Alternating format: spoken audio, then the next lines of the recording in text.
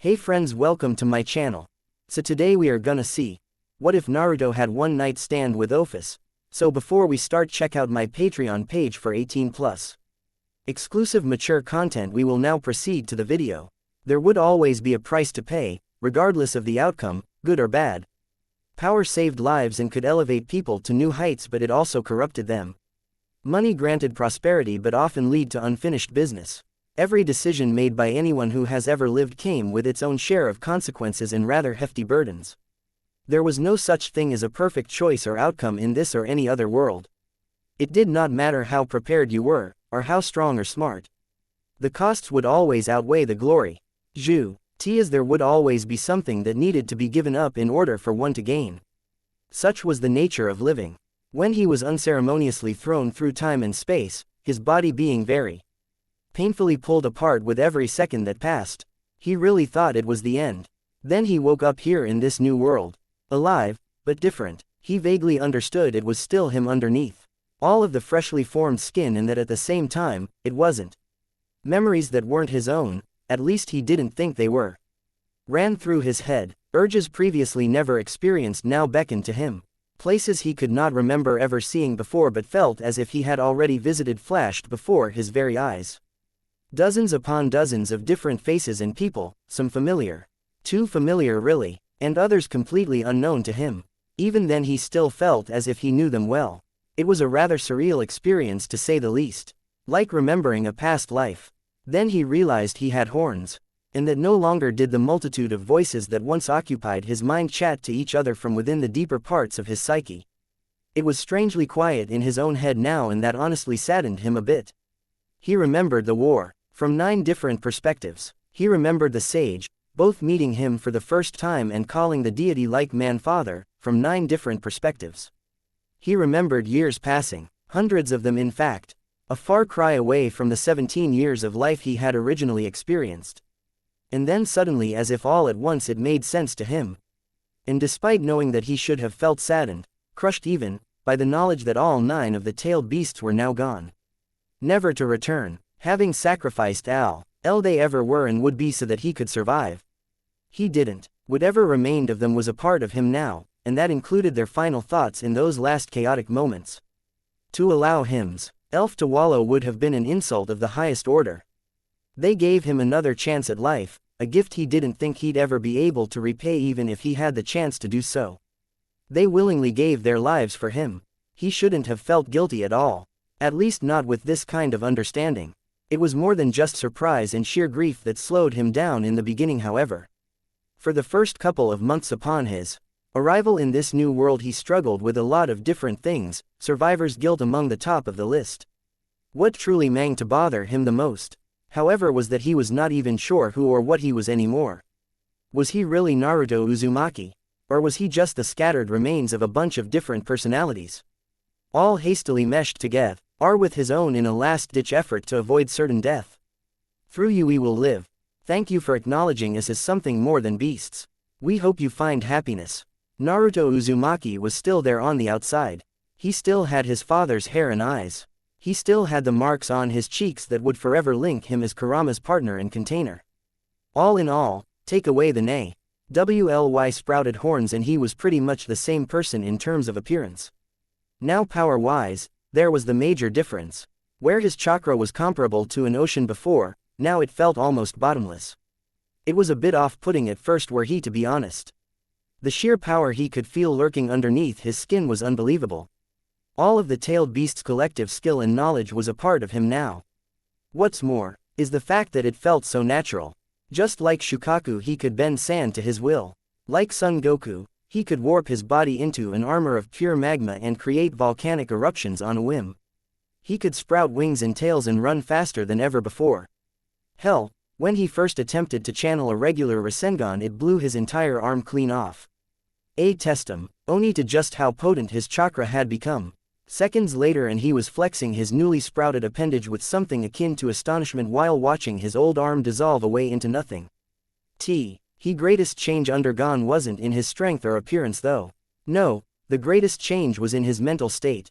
With 9 different personalities fusing with his own all at once. Yes, unfortunately, there would always be a price to pay. Chapter 2. Issei Hyodo was down in the dumps. Luck was on his side today. But not the kind of luck he wanted. Being chased down by a swarm of NGRY women after he was caught admiring their beauty from behind a tiny hole he most definitely did not drill into the bathhouse walls was bad luck. Managing to escape the most likely brutal beating he would have received from the very same infuriated women, however, was good luck. Unfortunately, he would never be able to return to that bathhouse to continue his exploits for a long while after today. Not without some sort of invisibility cloak or the power to fly. Sighing in defeat, Issei rubbed a hand over the back of his head and began a slow walk home, his feet dragging behind with every step taken. Man, that was such a good spot too.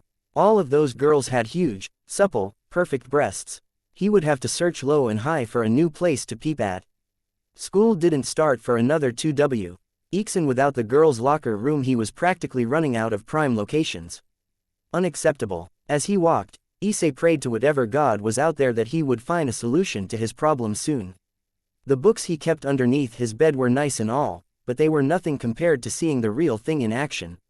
And as if answering his earlier prayers, Issei blinked when he ticked something particularly off about today. It was enough to stop him dead in his tracks even. For one, he never escaped the beatings, ever. A cold shiver ran up his spine at the thought. Was this some sort of conspiracy? Did the fates have something even worse in store for him? And two, since when did an odd brightly painted building set up shop in the Choi district? Orange. Who paints their store orange? Never mind the color. And what kind of name is the Gutsy Toad? The building wasn't anything too special. A typical 2-story shop with the living quarters most likely being upstairs and the actual store downstairs. The only thing a bit off about it was the bright color and the name. I mean, who would want to buy from a store called the Gutsy Toad? That didn't even make any sense. More so, it sounded disgusting. In spite of himself, Issei found his legs already moving without any given mental command, and by the time the chiming bells signaling his entrance died down, it was already too late. The inside of the store was even more eccentric than the outside, the youth noted. A vibrant mix of clashing colors. The counter was blue. The walls were an aging silver. The floor tile was yellow and the tiny oriental lamps hanging from the ceiling were a crimson red. Issei couldn't help but wonder if the interior designer who thought this all up was okay in the head. Probably not. There was no sense of balance or even a shred of normalcy. No matter how hard he tried, he could not even discern what it was the place sold.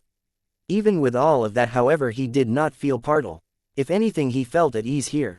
The store had a mellow, almost welcoming feeling to it.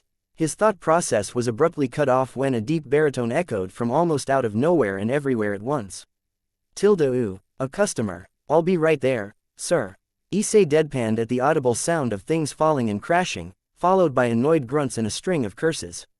The first thing he noticed, when an arguably tall figure stepped out from the now open door in the very center of the back wall, was that the floor tile matched his hair. It was blonde. No, it was yellow. Issei had never seen a striking mop of hair before in his life. What was even stranger was how it seemed to defy all aspects of gravity and spiked about in random directions. Then, muddy brown met ocean blue. At meeting the mont's gaze, Issei found himself strangely relaxed. His unintentionally tensed muscles loosening as a comforting aura fell over his entire person. That calming aura helped a lot in toning down High's surprise and fear when he noticed two very distinct things about the tall blonde's appearance. Namely, the horns on his head. What the hell? Two very sharp medium-length bone-white horns rooting from his forehead and pointing upward to be exact. Yo, name's Naruto Uzumaki, and I'm the owner of this place. Whatever you need I've got, but... At this point he delivered a devilish grin and winked. It'll cost you. Issei blinked, a shaky finger coming up to point at the two white horns over his blonde eyebrows. You have horns, he mumbled in disbelief. The demon seemed perplexed, blinking right back at him. You can see them, he asked. The blonde seemed surprised for a moment, before a wide grin spread across tan flesh. A grin so bright and so happy that Issei almost forgot about the horns and would have grinned right back at him. It was that infectious. Well, what do you know? You must be one of those special people. I got a visit from one of you guys when I first set up shop here. Can't really remember his name though. Axel. No. Azul. No, that ain't it either. Damn, any of those sound familiar to you, kid? Issei could not respond. He was too busy twitching on the ground. 5 minutes later and a lot of fanning on Naruto's part, Issei awoke to the now concerned face of his previous reason for fainting hovering above him. The horns on his head dangerously close to Issei's person. Gulping, he idly realized that they looked very, very pointy. See, could you not stand so close with those, you Uzumaki-san? The guy seemed reasonable, no need to be rude. Besides, pissing off someone with horns was the last thing he wanted to do. Another bright grin was his response, and the blonde stepped away, rubbing the back of his head rather sheepishly as he offered the downed Issei a hand.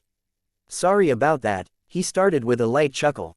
Normal people don't usually see my horns on account of an illusion I placed over them, but so far there's only been one person, the guy the first mentioned, who saw right through it at first glance. 2 if I count yourself. So, what are you, kid? Devil, angel, fallen angel, something else that I don't know about. I'm human, Issei stuttered out weakly. He took the extended appendage and shakily stood. Nope, don't think so, kid, not if you can see these babies. Naruto wagged his finger at him and then pointed to He bone matter protruding out of his forehead. Only the special people with their weirdo abilities can see these.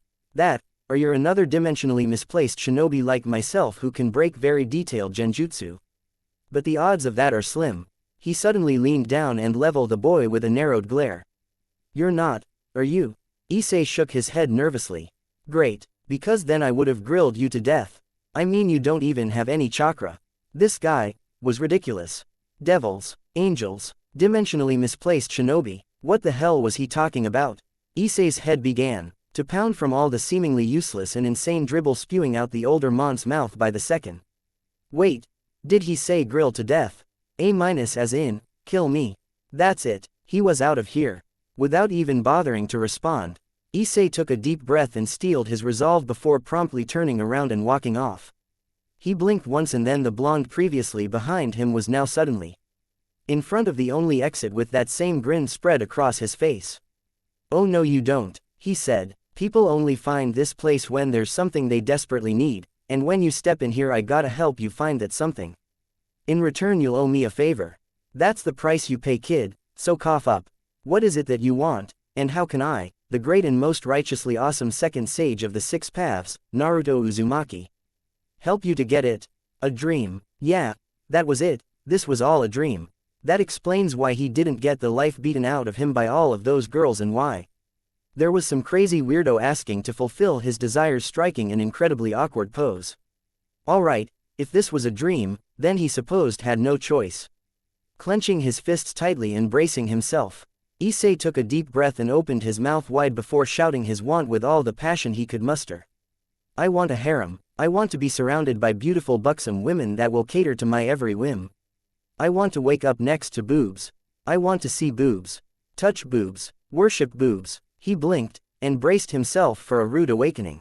Instead of taking a step back in absolute Hawker looking at him with disapproving eyes, however, Naruto Uzumaki did the exact opposite of what he had expected and what he normally received by other people on the daily whenever his glorious goal was mentioned.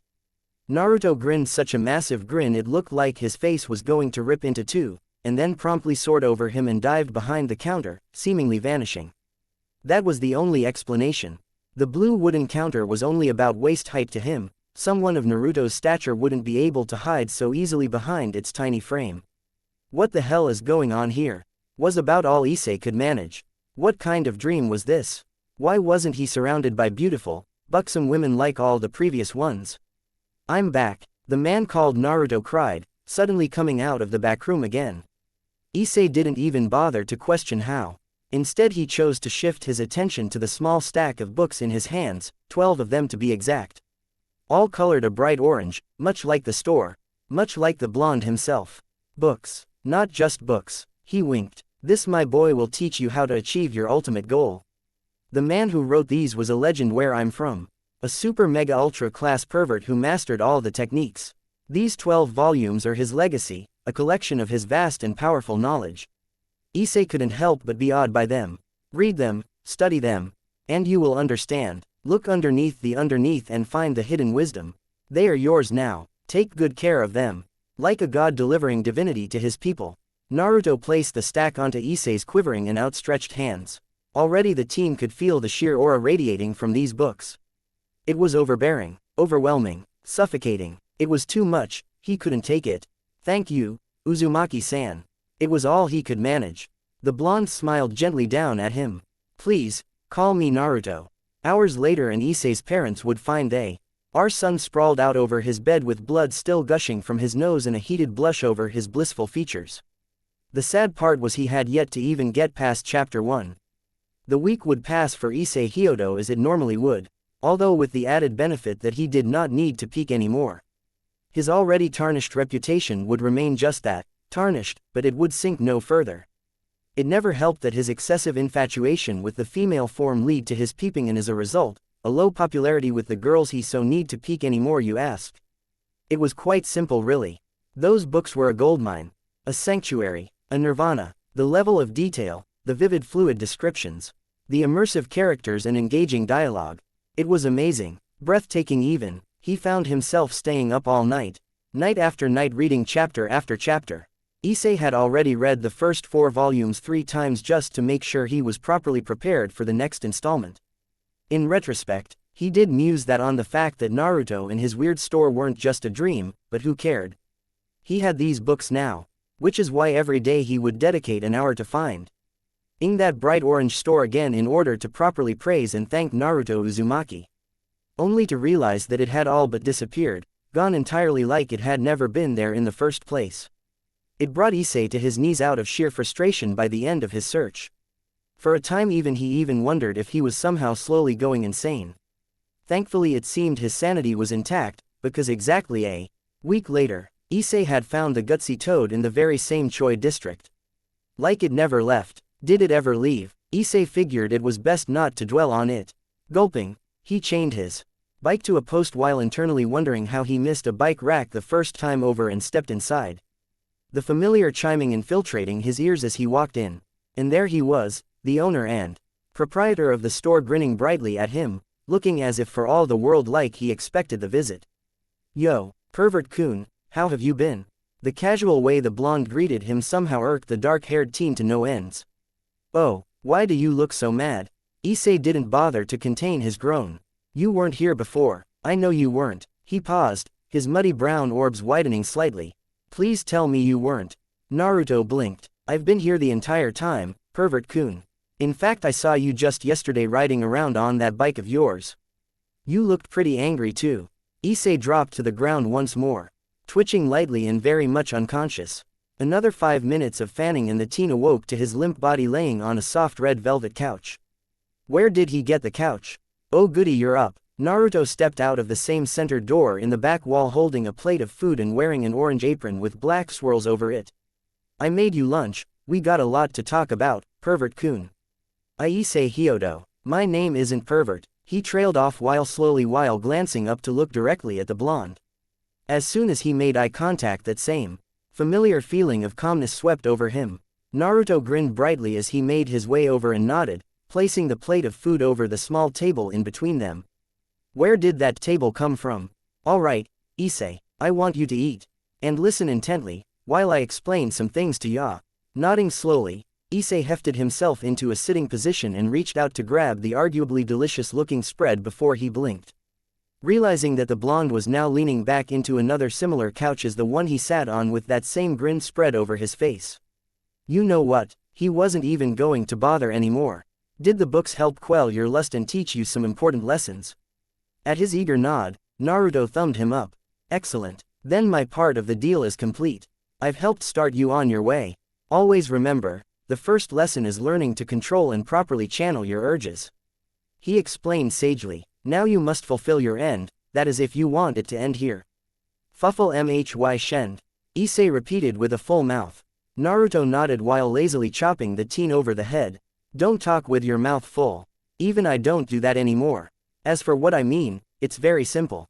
Last time I told you what this store is all about, right? Only people desperately needing something will find it. The fact that you found it again means your desperation was only increasing. Perhaps you wanted to oh so badly see my strikingly handsome face again. At Issei's dry stare, the blonde coughed. Right, too bad then. Either way you were led here again. Which leads me to believe you have more than one desire. The entire purpose of this place is to help the people that are too far from helping by normal means. So until I've cleared you completely, you won't owe me that favor yet. But know this, the more I do for you, the bigger the price you'll pay by the end of it all. Naruto suddenly leaned over the table and got uncomfortably close to him, their noses almost pressing. A wild look in his eyes. So tell me, Issei, would you like to end this now? All I will ask of you is a simple prize.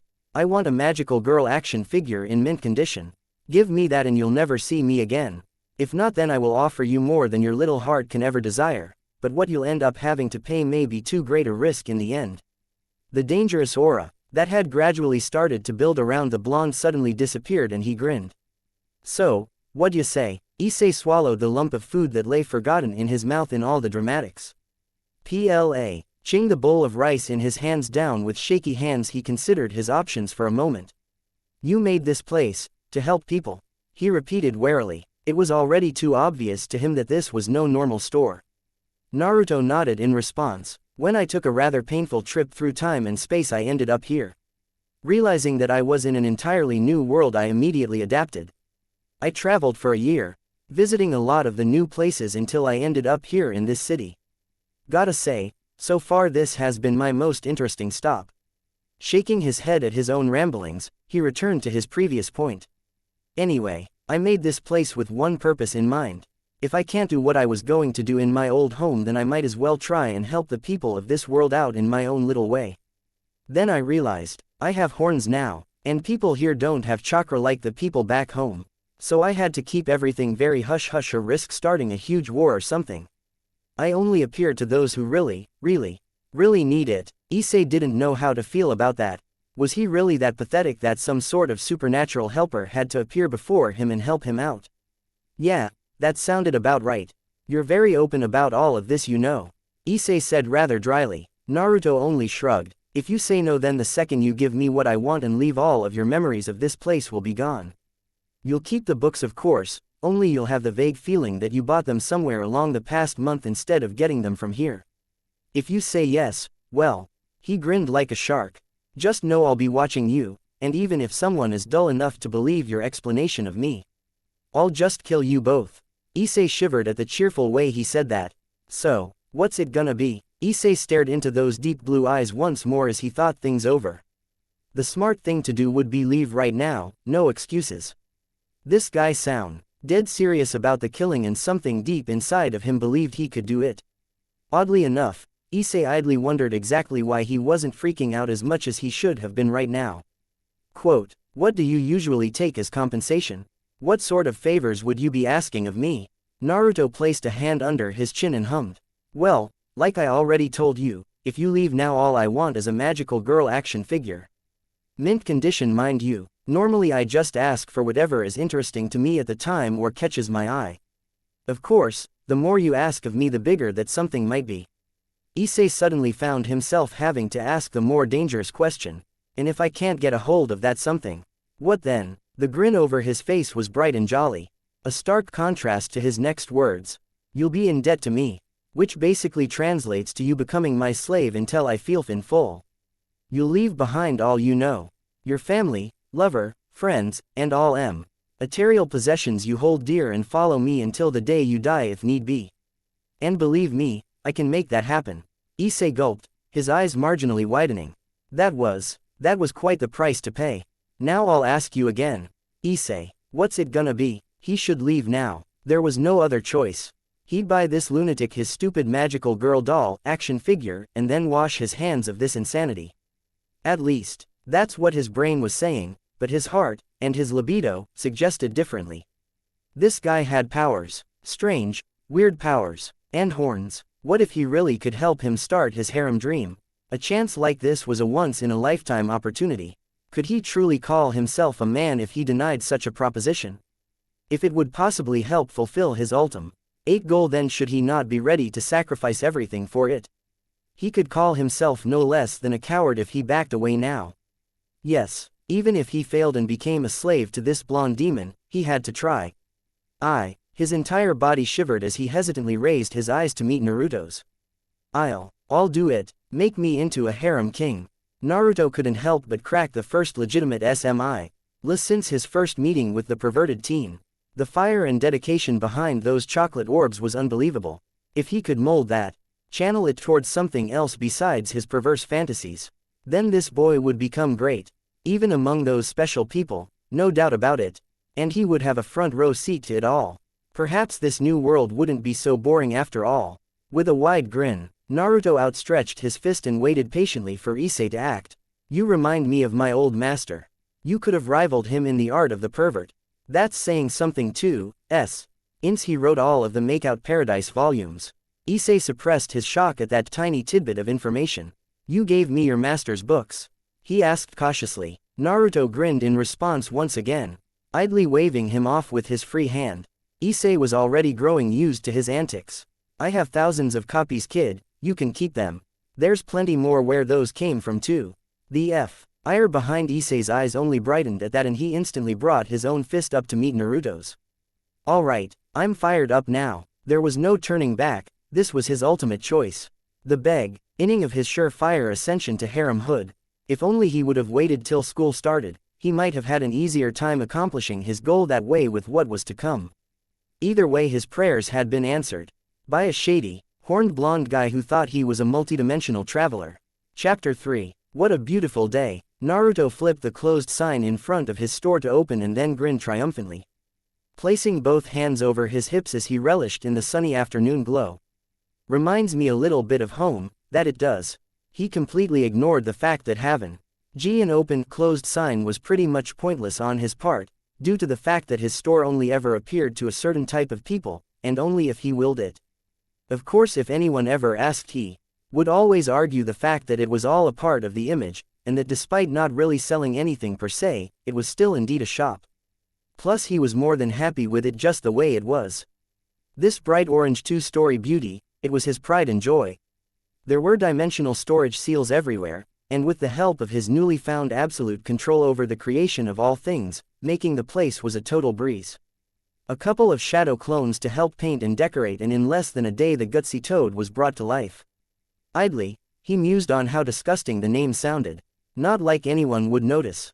The grin on his face sharpened maliciously as a new thought occurred to him. I wonder who'll visit me today. Azaza turned me down the first time he came by, so far the only other person that's visited me has been Issei. Should I check up on him then? He seemingly pondered the idea for a moment, before deciding against it.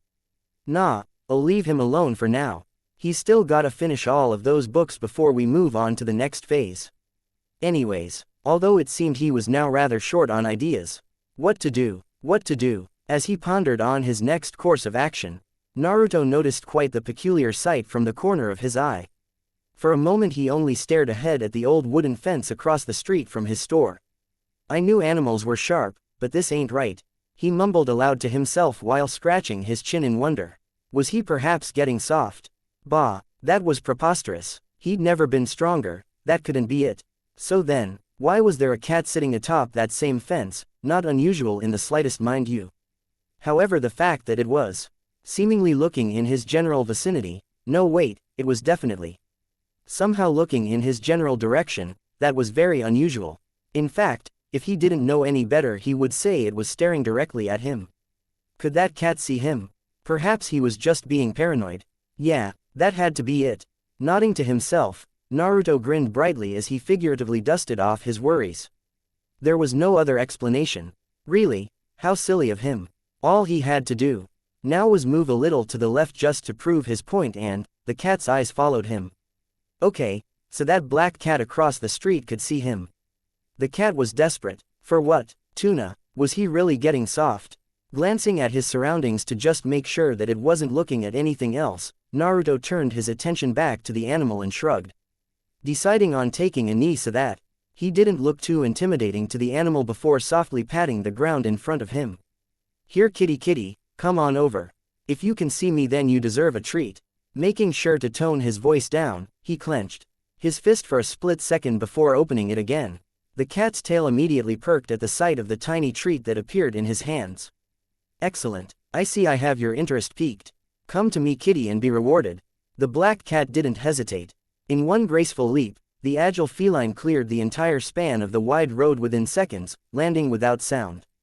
And prancing on light feet all the way toward the curious blonde's open palm. For a moment, it cautiously sniffed the treat, its slit pupils bouncing back and forth between the grinning blonde and the arguably delicious-smelling food. Finally it decided. With a thankful meow the feline happily dug in, purring all the while. All right, one more fulfilled. Leaning down so he was closer to the cat, Naruto went to gently pet the furry creature only to instantly freeze in place. His nose twitching ever so slightly. Is that, oh my, he blinked down at the seemingly very pleased black cat.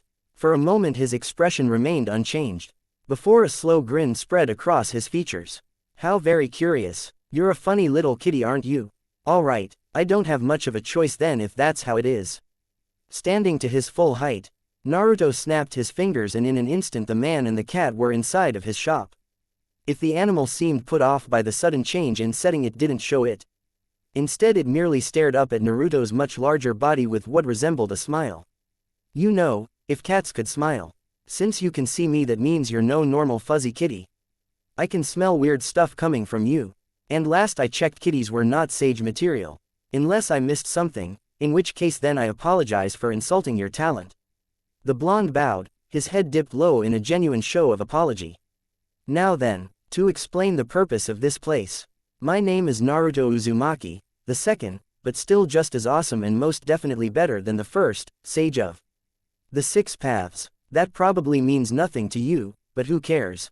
It makes me fort. The blonde grinned impishly while gesturing to himself. And you, my furry little friend, are the most desperate kitty on the planet if you manage to find your way here. See, my job's to help you, or anyone that manages to find me, realize their #1 goal no matter. But there's a price you gotta pay if you agree. He winked. So, what can I do for you? Can you talk or should we play the guessing game?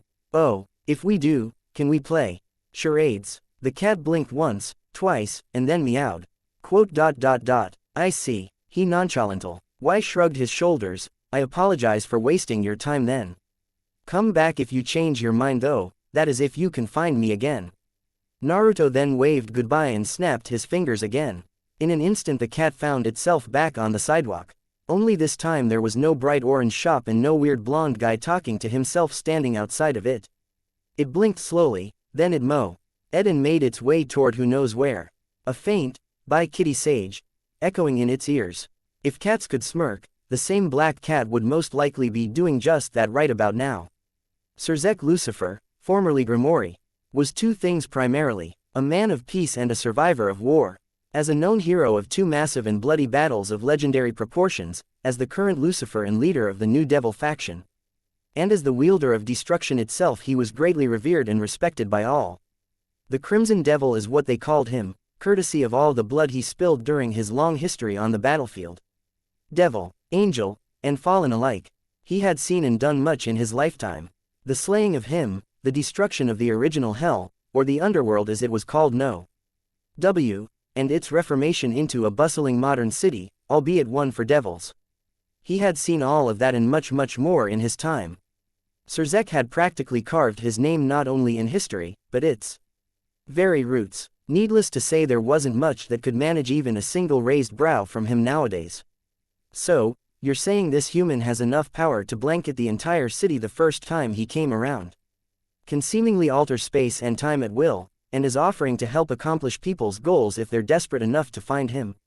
For a price. For a price. Sir repeated slowly, crossing his arms as a thin frown blossomed over his handsome features.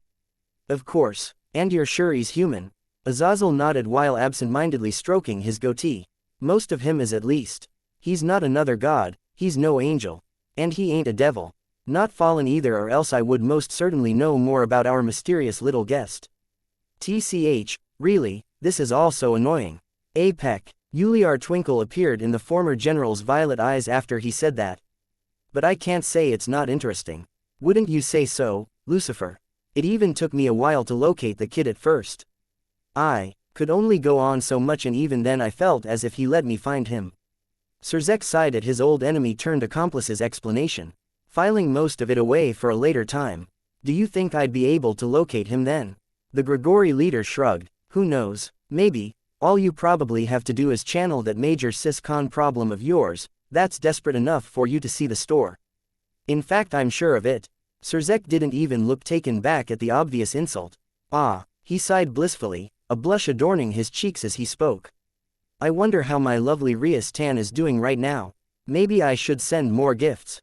Do you think I should, Azazel? What am I thinking? Of course I should send her more gifts. Azazel groaned aloud while simultaneously avoiding eye contact with the super devil. I think you should send yourself to therapy. A weary sigh escaped him after. I can't believe you were the same guy tearing through legions of my soldiers without mercy all those years ago. A cis-con, he chuckled. You devils and your obsessions are strange, but amusing nonetheless. The two powerful men sat in silence for a moment after that.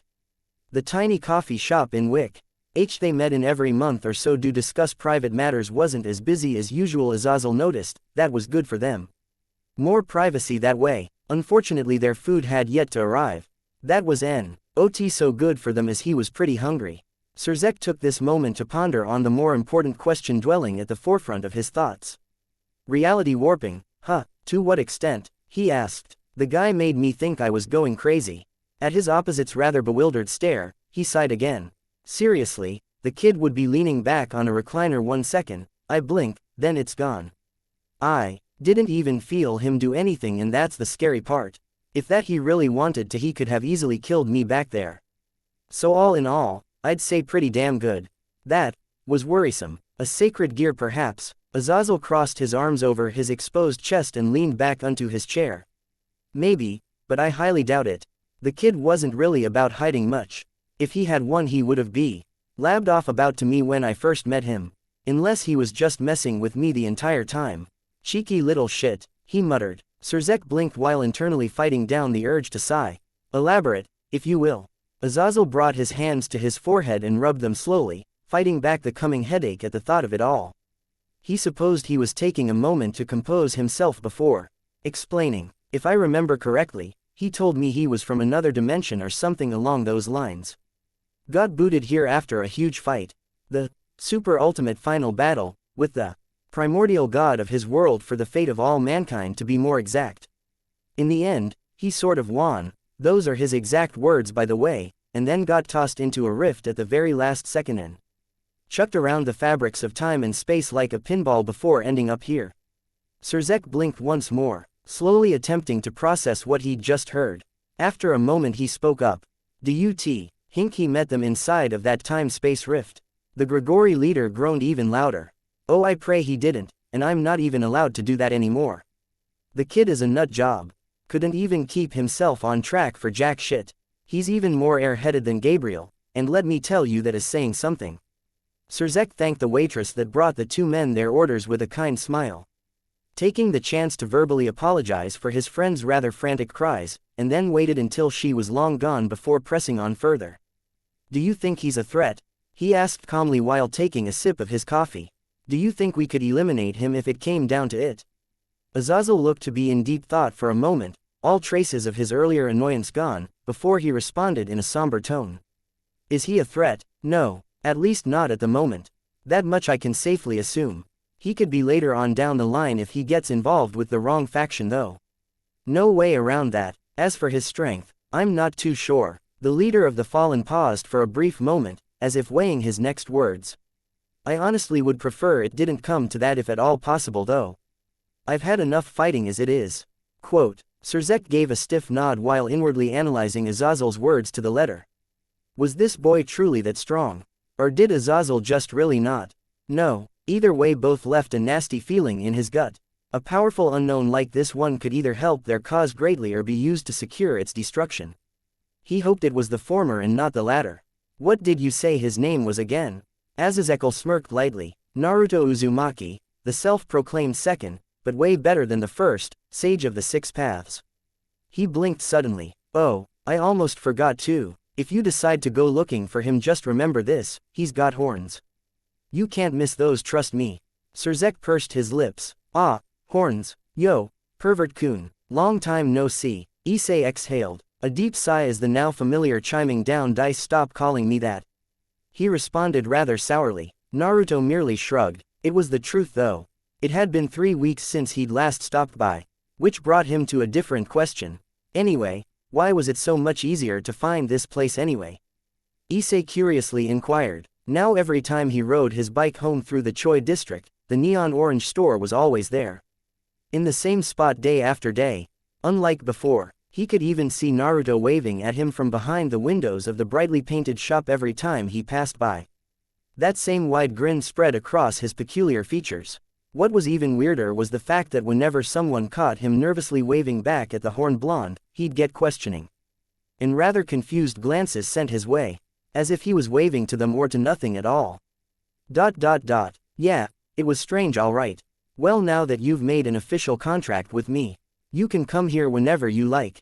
Just remember not to tell anyone else, or I'll kill you both. And anyone else they tell too. Just think of it, all that innocent blood would be on your hands. The blonde hummed aloud, stopping himself mid-sentence. Although you'll be the first I kill, so I guess that wouldn't matter to you now, would it? Naruto went to grin toward the most likely shell-shocked teen, only to find him already grabbing a hold of the door, with his entire demeanor clearly stating he was firmly set on leaving. Oh no you don't, the blonde cried, quickly slamming his hand through the blue counter. Yes, through the counter. Issei almost fainted when Naruto's hand suddenly melted through the wall next to the doorknob and slapped the back of his own. Scratch that, he did faint. 3 minutes later He'd awake to a cheerful Naruto hovering over him. Not just his face, but his entire body, weightlessly floating a good 5 feet above his prone form. Couldn't he land some kind of break? What the hell are you? Issei mumbled weakly after a brief moment of silence passed, in which his brain was working relentlessly to make sense of everything. Naruto merely winked from his position. The question here isn't what I am, Issei-kun. It's what are you? If you remember what I said 3 weeks ago. At Issei's blank stare, the blonde sighed. I explained that only special people can see my horns cause of my illusion. Unless you really are human, in which case you're a special human like me, and there's even more crap about this world I don't know about than I originally thought. Shrugging, he slowly elevated himself until he was rather casually lounging back against his ceiling. I am human though, if it'll make you feel any better, just not the kind you're used to. I don't see why any of this would surprise you though. I've already told you all about me, and I mean I do have horns too, so it should be a given that I'm capable of doing some pretty gnarly stuff. Issei fought back the fit of bubbling regret. He was right, he should have been better prepared. Was he already failing his newest teacher? Soiling his only chance at accomplishing his ultimate goal? Was he even worthy of the title Harem King? Perhaps he should just give up now and... No. Never. Besides, this was just more proof that Naruto could and would help him achieve his goal. I mean, if he could somehow learn to fly like that, the possibilities would be endless.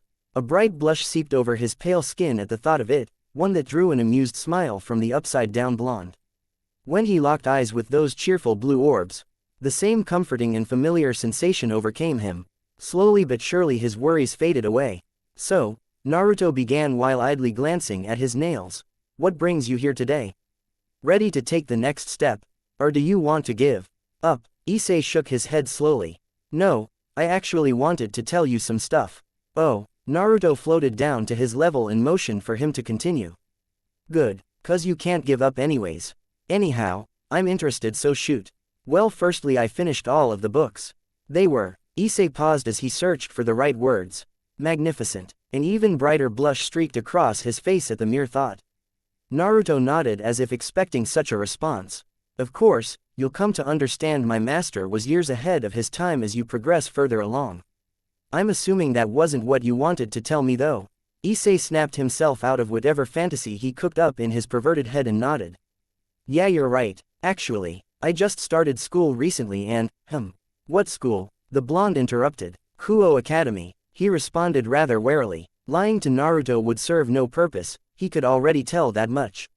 It's a great place, lots of pretty girls to look at, and it's the home of the two great big sisters. Legends they are, their beauty could strike you like a lightning bolt and leave you stunned. Turn you to stone even. I've even heard rumors of guys on the brink of suicide after being rejected by those two. Naruto couldn't help but grin in amusement at the younger teen's spew. Go on. Anyway, well, I guess what I'm trying to say is that things haven't been going too bad so far. Even better than I would have thought actually. Naruto-san, I have a girlfriend now. She's super pretty and has huge, perfect breasts. Her name is. A hand suddenly stopped him midway through his sentence. Congratulations. That's a worthy step toward your harem goal. Issei grinned brightly at the praise. Right, we're going on a date tonight too. But I also wanted to. Nice. Is this all you wanted to tell me? Well, I was just about. Nope, not hearing it, don't care. If it isn't about business, I'm not listening. So if you're here to babble on about your day, then get the hell out of my store. I got things to do, you know, like running a rather successful shop. Issei went to angrily retort when the Naruto blew him a raspberry and simultaneously snapped his fingers. Issei blinked, and then quickly realized that he was somehow now outside the front entrance to the Gutsi Toa. Directly facing a sorry we're closed sign. He blinked again. Suddenly, the familiar feeling of cold steel numbed his palms. How did his bike get here? Wait, where did the bike rack go? Screw it, he was going home. He had better things to do besides torment himself for that blonde demon's amusement. I've got a hot date tonight anyways. Oh yeah, things were really starting to look up for him. TPS. Naruto blinked down at the still body sprawled out before him, a sticky mess of gore outlining its prone form. Curiously, the blonde squatted down and then slowly poked the most likely deceased person's head a few times. Blue eyes narrowed in concentration for a moment as they beheld the torn and shredded remains of what used to be Issei Hyodo. Oh yeah, he's dead all right. Shaking his head in disappointment, the shopkeeper released a long tired sigh. Boy, is this what a date is like in this world? Consider me a bachelor for life then. He leveled the corpse with a blank gaze. Just as you almost went and unlocked something honestly cool, you go and die one me. Too bad for you, kid, you still owe me. Naruto blinked, and suddenly what were once blue eyes were now a tinted dull pure ple with multiple thin rings surrounding the pupil. You don't get to escape, not even in death. He whispered. Now, come forth, O great king. It was almost instantaneous. From underneath the hard, concrete ground, purple flames burst upward and high into the night sky. When the brilliant fires finally disappeared, a massive and terrifying being was left towering behind in their wake. Naruto grinned up at the giant that was visible only through his eyes. Idly musing on what a comforting thought it was that even in a different dimension the king of hell would always remain the same. If you old be so kind as to return this boy's soul to me, your grace. The king did not verbally respond. The only indication that it even heard his words in the first place was how quickly its massive ma's and opened wide.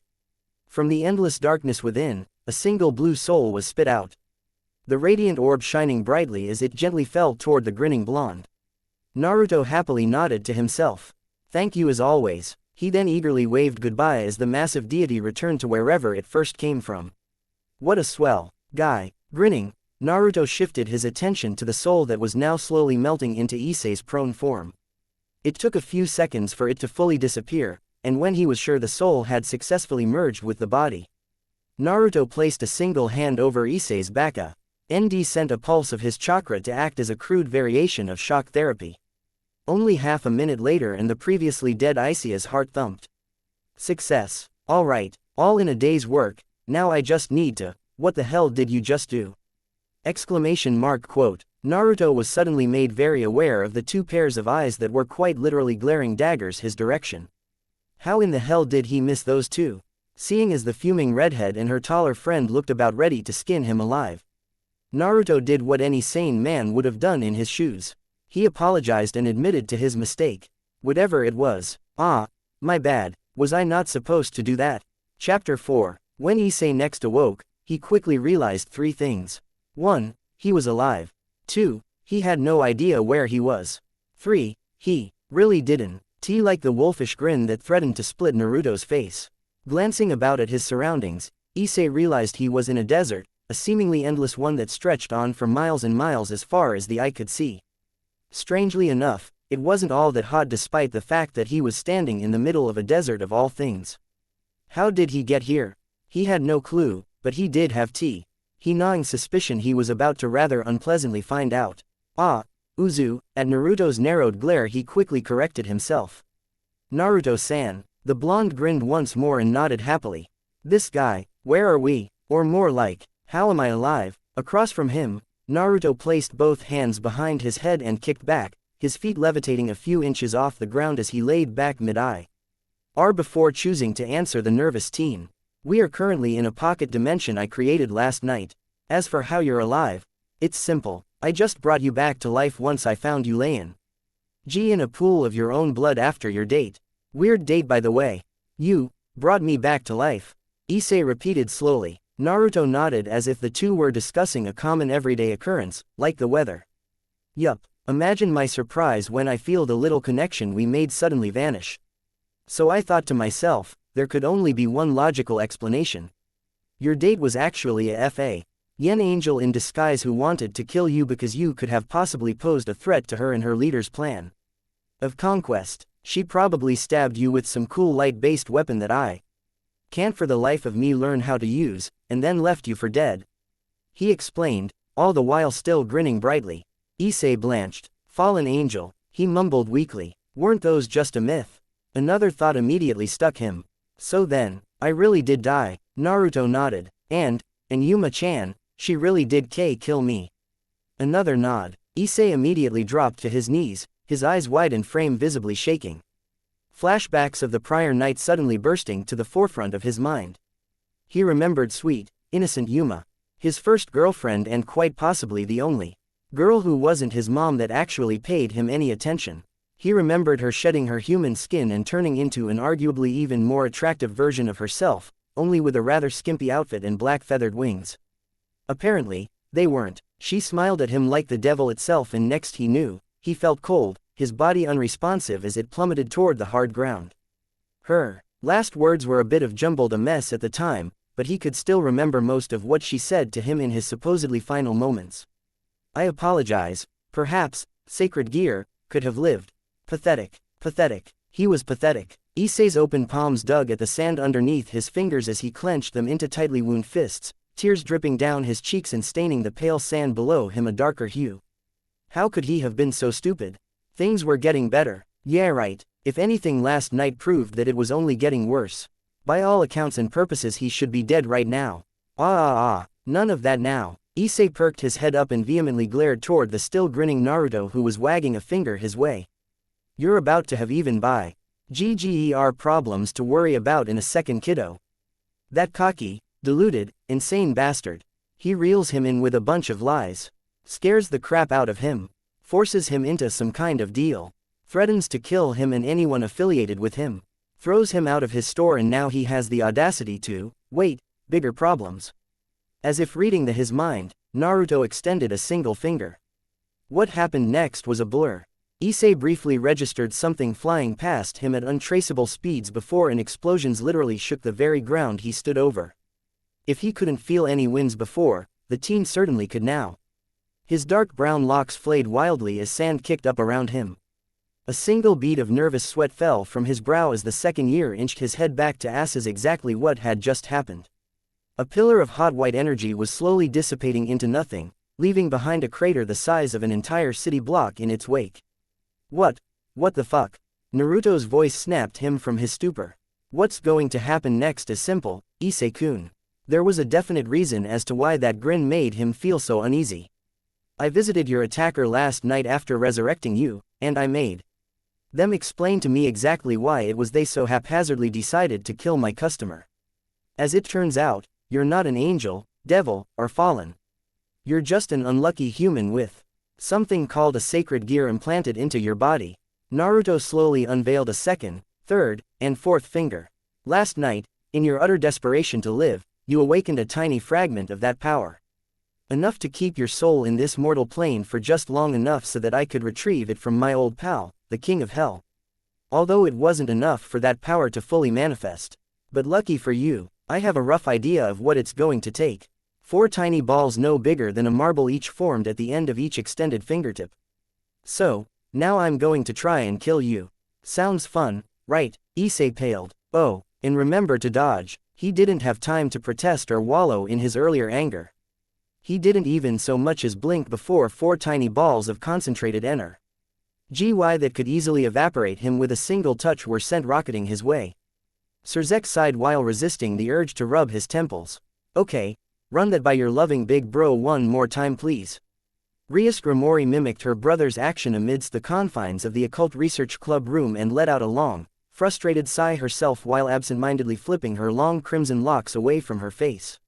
She hated having to repeat herself, more so when the subject involved her embarrassment. After last night's ordeal, Rias immediately sent word to her brother about what occurred and asked him to visit. Normally, she would never even dream of bothering the current Lucifer over something so trivial, but in all honesty, she really couldn't help it this time around. Last night she been made a fool of in less than 10 seconds, and it was a massive blow to her pride as the future head of the Grimori clan and as a devil overall. Unforgivable. He just showed up, resurrected Hu Do-kun with no clear indication as to how he did it, and when I asked him to tell me, Rias felt a bit of crimson seep into her cheeks. He called me, giving me the finger and then vanishing into thin air. She finished with a scowl. Surzek knew he should have been angry. Furious even. No one treated his beautiful, smart, attentive, prodigy of a little sister like that, no one. What's even worse is that same person had the nerve to respond with such a rude and immature gesture as the middle finger. What's even worse than that was the fact that this person sounded strangely too familiar. Could you describe him one more time? He had to make sure he was hearing this right. Rias nodded stiffly. He was fairly tall, blonde hair, blue eyes. As for his attire, it wasn't anything lavish. A long-sleeved orange shirt and black pants. Next to her, Akeno, the self-proclaimed sadist queen, spoke up. Bushu, don't forget about his horns. She added with an amused smirk. It was all too rare to find someone who could actually manage to get past her king's usually unbreakable calm facade after a single meeting. And the fact that he was human too. Akeno. Rias trailed off dangerously, her eye twitching. It wasn't hard to tell her queen found last night's incident to be somehow funny. Era, I apologize, my king. Neither of them noticed Surzek freeze at the girl's mention of the rest of the blonde's appearance. Horns. No, it couldn't be. There was no way. Naruto Uzumaki, Surzek whispered aloud to himself, blinking as he slowly realized his sister had come in contact with the enigmatic reality shifter Azazel previously warned him about, who apparently could now bring dead humans back to life on top of that. Naruto Uzumaki, Rias repeated slowly, the name all but rolling off her tongue. Is that his name? Surzek nodded, all traces of exasperation instantly vanishing as the reality of what occurred last night dawned on him.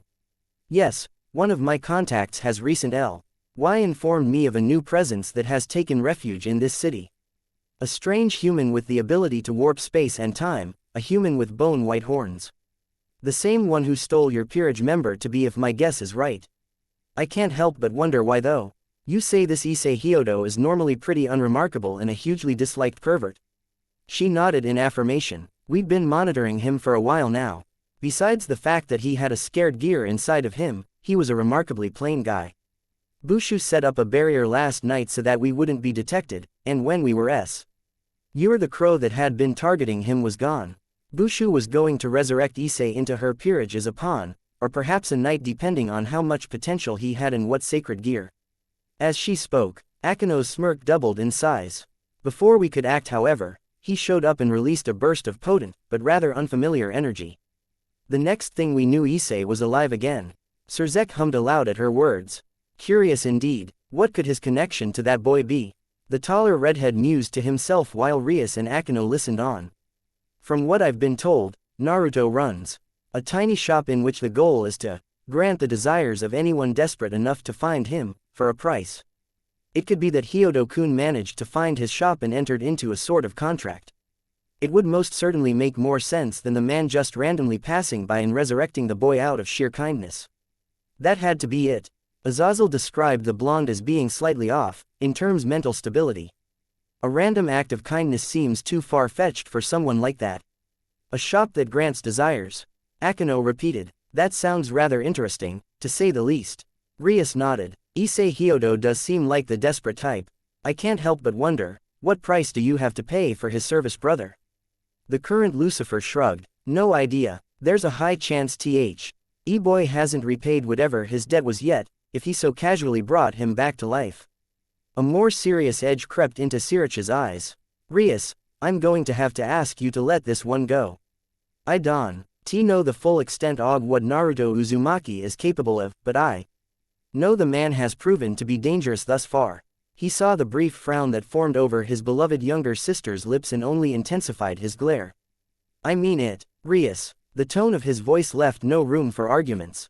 This guy could be on my level of power. Meaning he's very dangerous. You and your peerage won't be able to take on someone like that if you somehow manage to earn his wrath. Promise me. Rias held her brother's gaze for a while longer before caving, letting out a short nod. That was fine, she'd leave him alone. For today. Tomorrow she would make sure to immediately begin her search. That blonde bastard took what should have been hers and no one gets away with that. A devil's pride is important, that much was true. But their possessions were even more so. Issei could no longer feel his right arm. Mostly because he didn't have a right arm anymore. It was now buried in sand somewhere, never to be found again. That wasn't even the worst of it.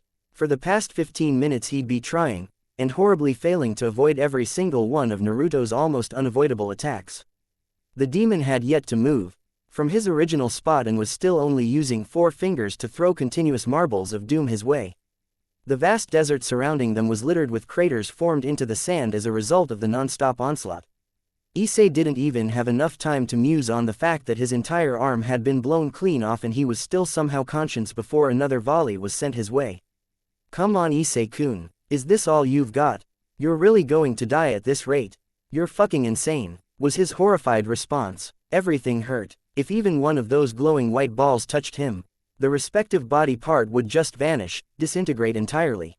If he even managed to dodge a marble of death, then the resulting shock wave from the explosion would send him tumbling along the sand like a rag doll. Unfortunately for him, there was no time to catch his breath, as the very second he managed to stand up, another wave was sent speeding toward his exact location.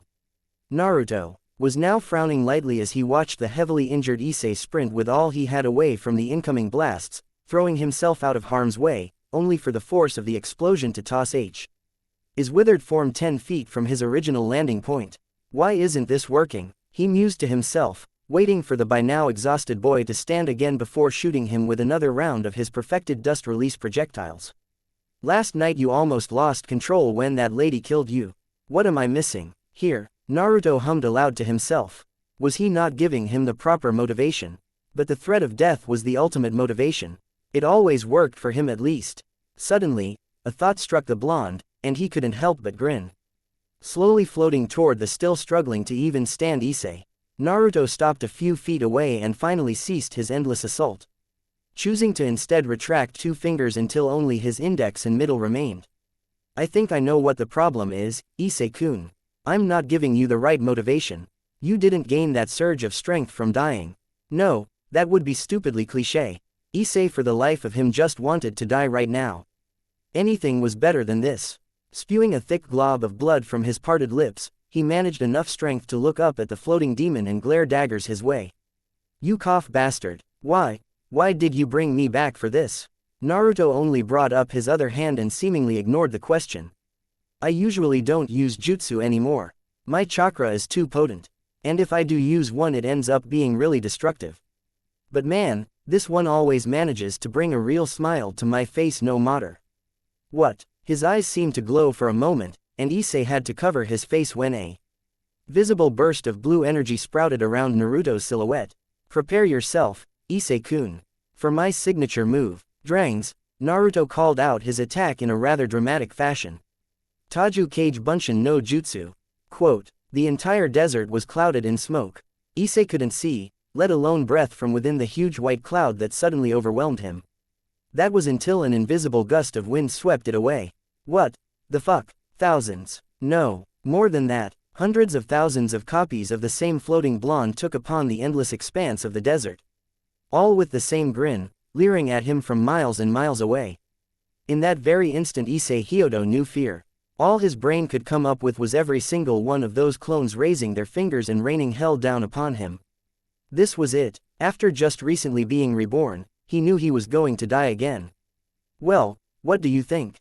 Was the massive chorus from every one of them. Issei winced at the noise. It ain't over yet, the apparent original stated in front of him as he drew in another dramatized breath before calling out his next, and most likely final attack. Warok no Jutsu. Quote, Issei shut his eyes and awaited the pain. Wait, sexy. Ooh. Issei-sama, won't you please look at us?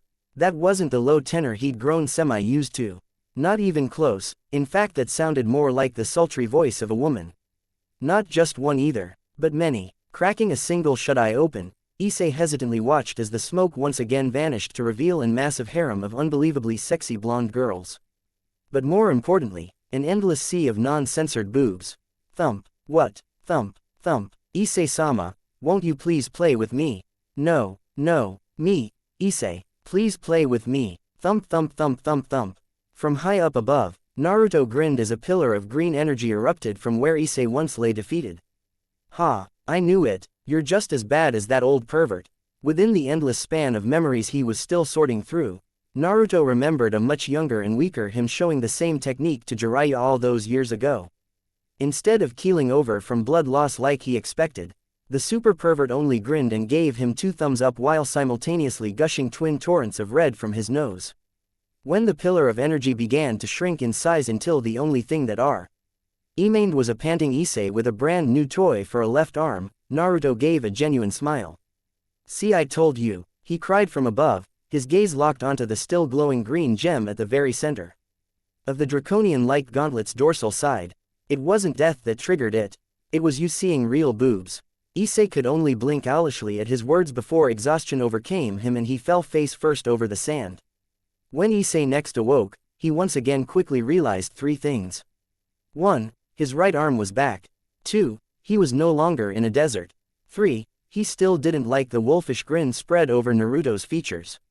Yo, welcome back, quite the show you put on for me, Naruto stated happily while leaning over the counter of his shop. I'd say you did a damn good job everything considered. Even if I had to slow my attacks down a bit for you to be able to react. Issei supposed he should have been angry. Naruto blew off his arm, tortured him for what felt like an eternity, and then scared the living daylights out of him by making an army of clones appear. Really, he should have been infuriated. But that last attack, Issei tilted his head down ominously, his bangs obscuring his eyes from view.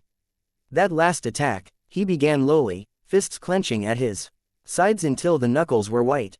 Teach it to me. There was a fire in his eyes that Naruto doubted an entire body of water could have doused. Oh man, that's awesome. I blow your arm off, put you through hell, and all you care about is that pervert jutsu of mine. You're a stand-up guy, Issei-kun. Hell yeah, don't you understand what you did? You could fulfill my desire right here right now if you teach me that move. With that power I could rule the world. Naruto shook his head in amusement at his ramblings. I wish it were that easy, kid, but that ability comes with its own set of drawbacks. In all honesty, I don't think you can even use chakra, so if I did teach you you'd only end up looking like a lame weeaboo pretending to be a ninja. Naruto crossed his arms over his chest and then proceeded to float, damn it all he loved doing that, toward the visibly excited Issei. What you do have however, is just a cool. Check it out kid, your very own sacred gear. Issei blinked down at the strangely weightless gauntlet encompassing the lower part of his left arm. Sacred gear, he echoed. Naruto nodded. When I talked to the dudes who killed you last night, they explained everything to me. More than that jerk Azazel did anyway.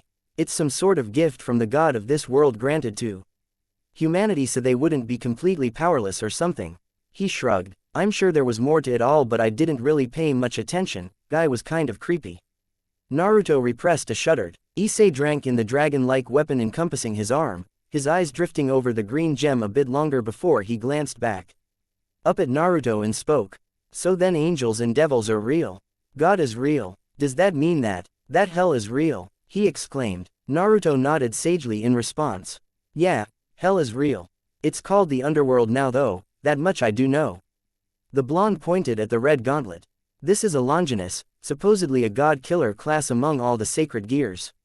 That creepy bird-brained guy said there were only 13 like yours in the entire world and that each was unique. Cool, right? Issei lifted his left hand up and admired the gauntlet.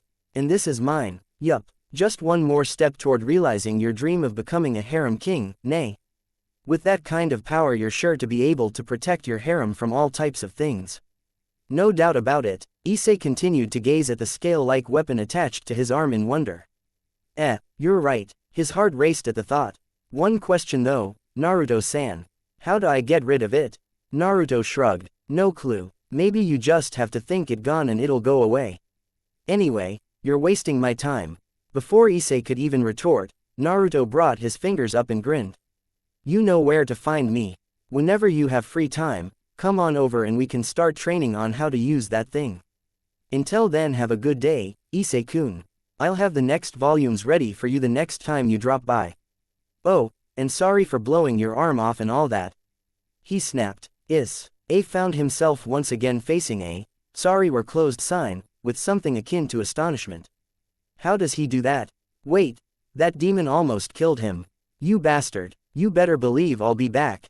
And when I learn how to use this thing, I'm going to beat the crap out of you for what you put me through today. Random passersby would find a rather peculiar sight to behold as they made their way down the Choi district. A disheveled-looking teen with what appeared to be a well-crafted cosplay arm of some type screaming rather obscene curses at an empty parking space.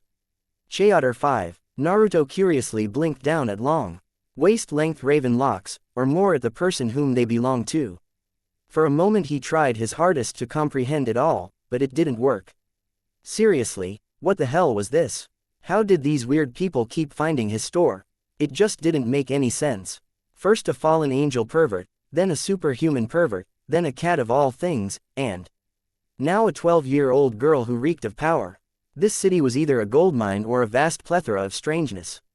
Probably both. How can I help you today, little girl? The child remained quiet, her dark lead orbs continuously staring blankly into his own blue pair with something akin to. Honestly, he had no idea what was going through her head.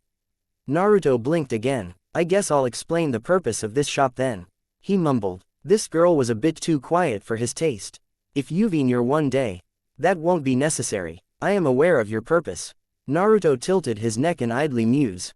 On the fact that her voice was surprisingly soft. It was to be accepted of course given her younger appearance, but still, the gentleness it carried was more than enough to catch him off guard. If it weren't for his advanced hearing he wouldn't have heard her at all from across his store. You already know. The petite girl nodded, her eyes never once steering away from his own. As a matter of a fact, Naruto was pretty sure she'd yet to even blink once. I guess word travels fast around here. Okay then, well, what is it that I can help you with, Loli-chan? Silence was her immediate response. Naruto raised a thin eyebrow. That's a new one. You know, I've only ever had about 6 customers since I've opened shop in total. Plenty of people have visited. Don't get me wrong here, but only 6 have ever agreed. No one really trusts a shop that pops up out of nowhere, I guess. He shrugged. Out of those 6, only one was ever able to actually repay their debt to me. Floating off the ground, Naruto crossed his legs midair and slowly hovered toward the seemingly unfazed girl. A wide grin spread over his whiskered face, unintentionally showing off his surprisingly sharp-looking teeth. What type of silence do you want, Loli-chan? Do you want someone silenced? Do you want to live in silence? If you do, what's the point of that then? It'd just be the same as being dead, really. We were born with mouths to speak and without words we would be, well, we'd be mimes. And mimes are creepy. He beheld her from above, playfully winking down while continuing. Or maybe I'm just trying to sound smarter than I really am. There's a saying, you ever heard of it? Silent as the grave, they say. That does not sound like fun to me. Oh crap, I got off topic again. He shook his head sheepishly, blonde locks swaying about. My bad, Loli-chan. Tell me, what type of silence do you want? The girl only continued to impassively stare for what seemed like an entire minute before choosing to respond. OPHIS. My name is not Loli-chan.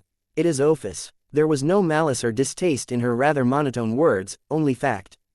And I want absolute silence. The dimensional gap, there is so nothing there that has taken up a rather unwanted residency there. It's overstayed its welcome. I want it gone. I want silence in my home returned to me. That is all. If you can do this, I will pay any price for this. Naruto lowered himself so that he was eye level with the expressionless raven-haired girl. He studied her tiny frame for a moment, as if searching for something. Dimensional gap, you say? He smirked while presenting OPHIS with a thumbs up. Alright, OPHIS-chan, I'm game. Take me to this dimensional gap and we'll see if we can't fix this little problem of yours. Although I never thought I'd see the day where I meet someone desperate for silence of all things. He shrugged nonchalantly. Not my place to judge. Let's do this. OPHIS nodded, then extended her hand. Within seconds, a rift appeared in the center of the shop between both of them. Naruto observed the dimensional tear with a subtle amount of awe. Oh, that's cool. I thought I was the only one who could do that. OPHIS managed a single eyebrow at his words, filing away that tidbit of information for a later time and merely motioned for him to lead. With a rather energized nod, Naruto plugged his nose in, proceeded to cannonball through the tear in space and time. The unknown to him infinite dragon god glanced around the quaint little shop and momentarily allowed a tiny smile to grace her childlike features. It was rather peaceful in here, as if this place was disconnected from the world around it. She liked it, not bothering to waste another second. The all-powerful being followed after the ECC. Entric blonde shortly after, and the portal shut behind her. Issei tried his best to hide the blush that was more than likely coloring his cheeks an impressive crimson while attempting to ignore his erratically beating heart from within his chest as the two most sought-after and well-known people in the entire school smiled at him. Rias Grimori, the first of the great ladies in the legendary Kree. MSON big sister was even more attractive up close, he noted, too attractive really. It was almost unbelievable. With every breath she drew, her chest seemed to magically bounce in a rhythmic, almost hypnotic fashion. Issei was in love. Next to her was the kind, gentle, and equally as beautiful but even more busty, Akeno Himehime. The perfect Japanese woman as she had come to be known as. The much taller, slender figure of the raven-haired girl was equally as arousing, and her massive chest managed to catch his eye for a bit longer than Rias's own fleshy pillows. Those have to be fake. There's no way. Wasn't she only like a year older than him? Screw it, let's be honest, real or fake, who the hell cares? All boobs were great. Even better was the fact that the two great ladies, the Legenda, Rai big sisters of Kuo Academy, were talking to him. About Naruto Uzumaki of all people. Oh, and they were devils. Grimori-san, I really can't tell you where that blonde Naruto-san is. Issei responded rather nervously, his eyes darting from back and forth between the both of them. I made a promise to him, and if I break it, well. A rather cheery Naruto popped up in his mind in a cartoon-like thought bubble. A bright smile spread over his tan features as the horned blonde gently hovered above the blue counter of his store while wagging his finger a no. Just know I'll be watching. Remember not to tell anyone else, or I'll kill you. The thought bubble then shifted to the thousands upon thousands of clones surrounding him not but 2 days ago over the endless desert. If Naruto willed it, he could make an army of himself, and all he needed to do was point one finger. One little finger, and Rias, Akeno, and himself would be reduced to ash in a matter of seconds. He gulped. I'm sorry, but for your safety and that of my own I absolutely cannot reveal Naruto's location to you. He then paused, as if mulling something over. Besides, I doubt you would be able to find him anyways even if I did tell you. There's really weird conditions to seeing his stupid little store. Rias and Akeno shared a glance. For our own safety you say?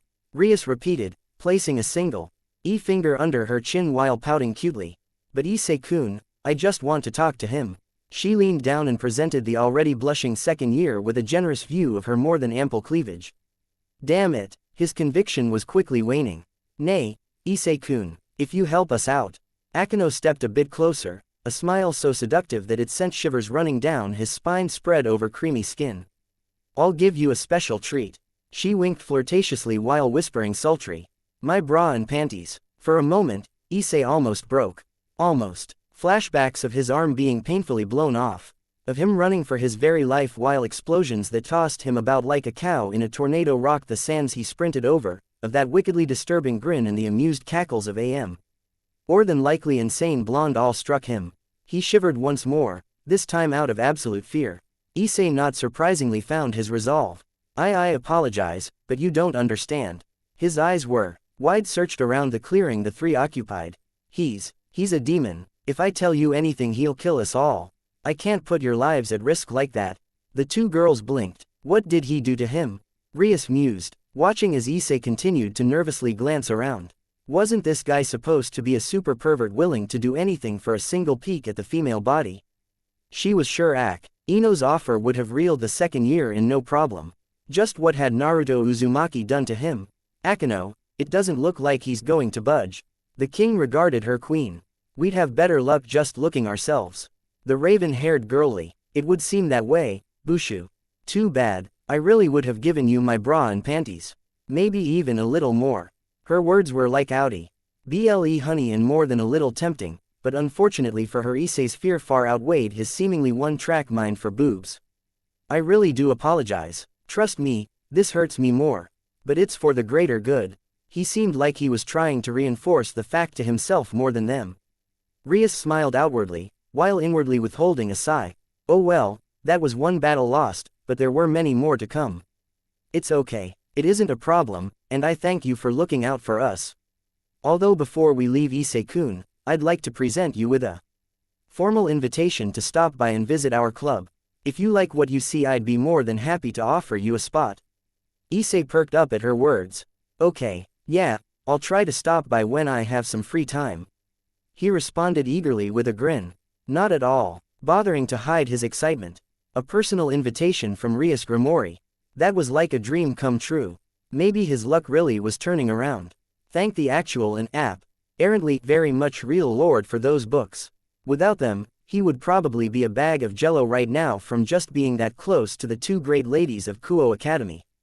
As the Issei ran off, Rias narrowed her eyes at his retreating form. Did you feel it? Akino nodded, another thin smile, this one more amused than seductive, curling at her lips. It seems Hyodo-kun has awakened to his scared gear. She responded, Era, I still say you should have just let me extract the information from him. Rias didn't bother commenting on her peculiar methods of extracting anything from a man. Instead, the redhead opted to only watch as Issei turned the corner and disappeared from her line of sight entirely. For a brief second she pondered on just what exactly it was that Issei Hyodo did AF. Tear school that would prevent him from visiting her club room as soon as possible. Frowning, the Grimori heiress sighed lightly, not bothering to hold it back this time. This is going to be rather troublesome. I can already feel it. She mumbled sourly. Akino wholeheartedly agreed. The dimensional gap was a vibrant mix of colors, primarily a royal purple, almost violet shade that matched the eyes of the childlike being next to him. Not only was it massive, but from how his sensory skills seemed to stretch on and on, it was also very much endless in its expanse. For a moment, Naruto only grinned and inhaled deeply, letting out a satisfied sigh while simultaneously placing his hand over his hips. Ah, I remember this place. Last time I was here I was being pulled to hell and back. He said rather casually, so this is your home, nay, OPHIS-chan. Man, no wonder you felt so strong. You have to be if you live here of all places. OPHIS raised another slender eyebrow. This strange, seemingly dense blonde goofball had been here once before. How did she not sense it? Was it because she'd perhaps been away dealing with the Chaos Brigade? If so, why hadn't Red informed her of another trespasser in her domain? That insolent, arrogant, pathetic excuse for a dragon. If it did know and chose to personally not inform her, then there would be hell to pay for that delinquent.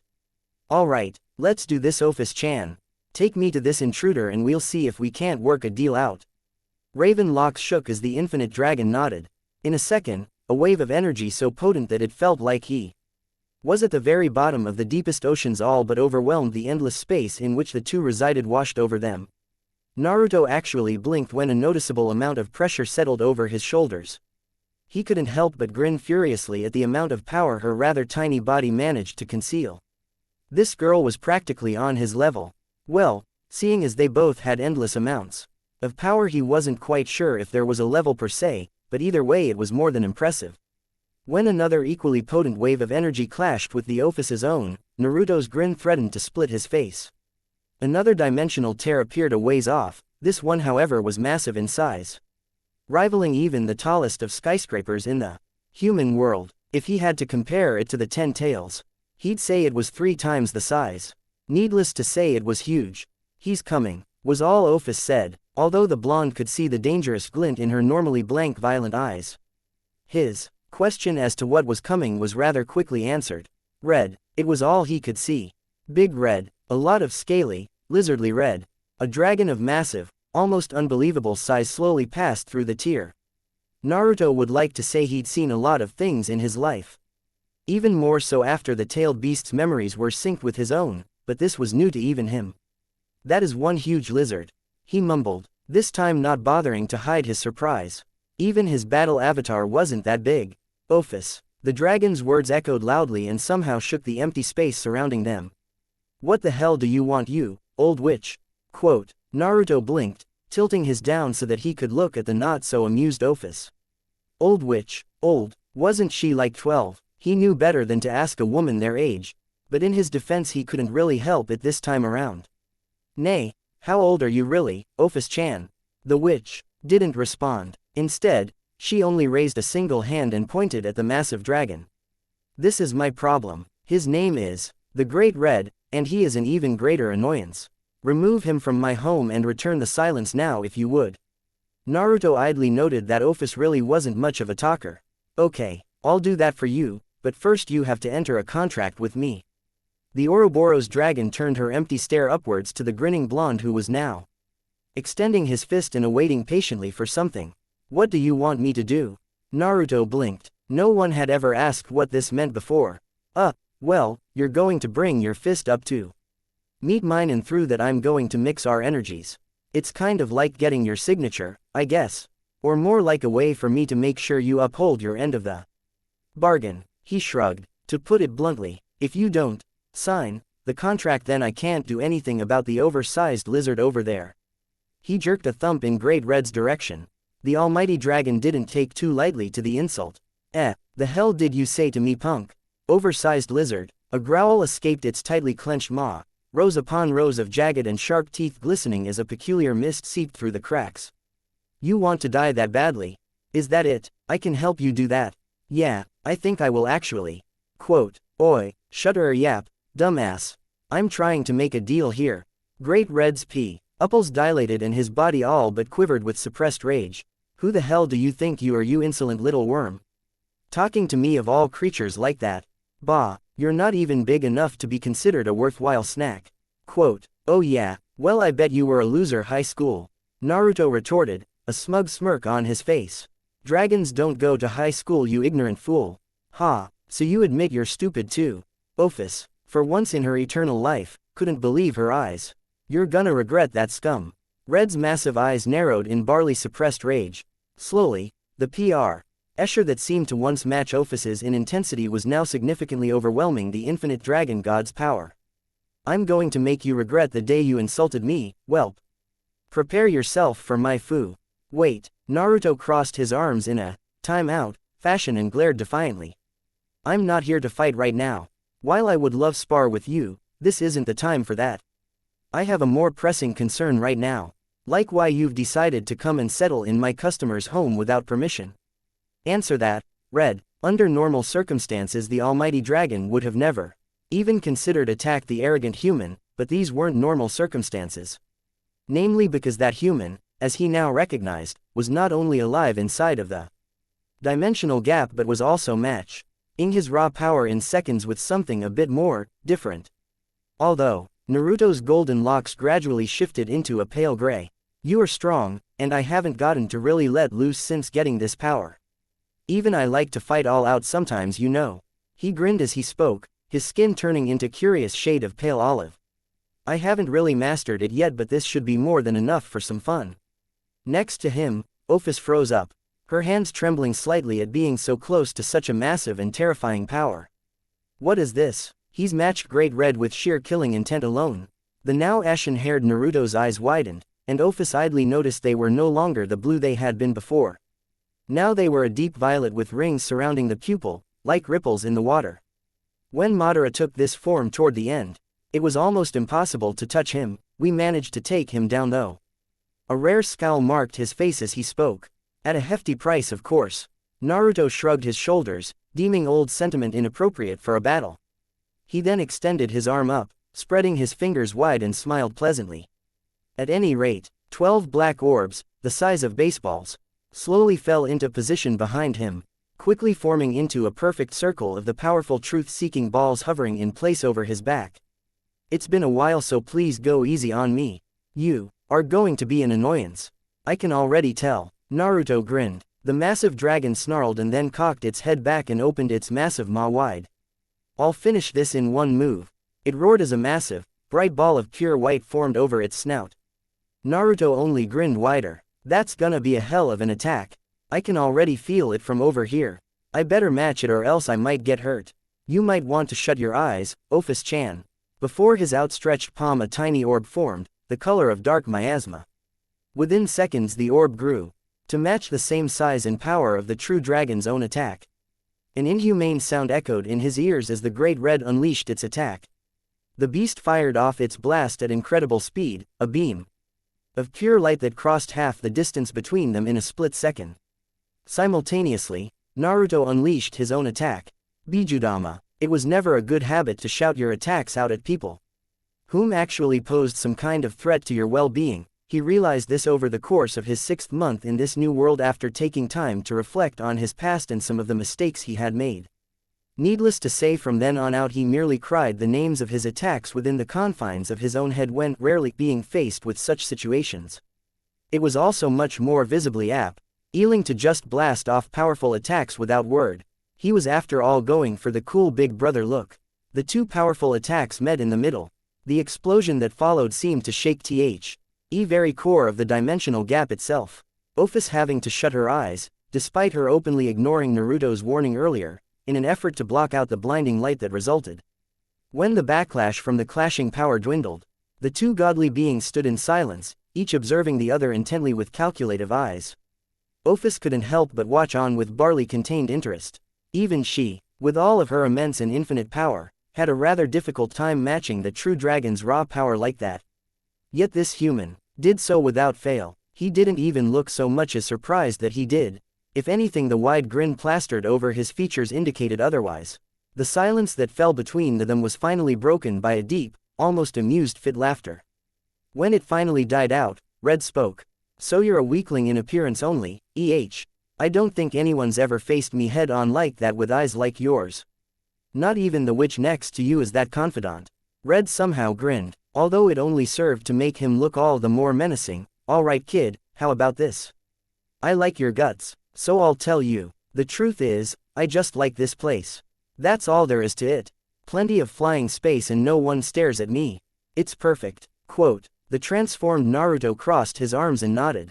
Alright, I guess can see the logic in that. How about this then? What if I make a new and better place for you to spread your wings in and have all for yourself? All you gotta do is leave this old dump behind to OPHIS-chan here in exchange. And you can provide me with something like that? Red asked, disbelief dripping from every word. Very well, I'll amuse you. Explain now before I lose my patience and eat you human. Quote, Naruto jerked a thumb over his chest and puffed it proudly. You're looking at the ultimate manifestation of awesomeness itself. The one and only, Naruto Uzumaki, the second sage of the 6 paths. Although I'm way stronger than the first, I just think the name is cool. He grinned up at the towering red dragon, holding its gaze.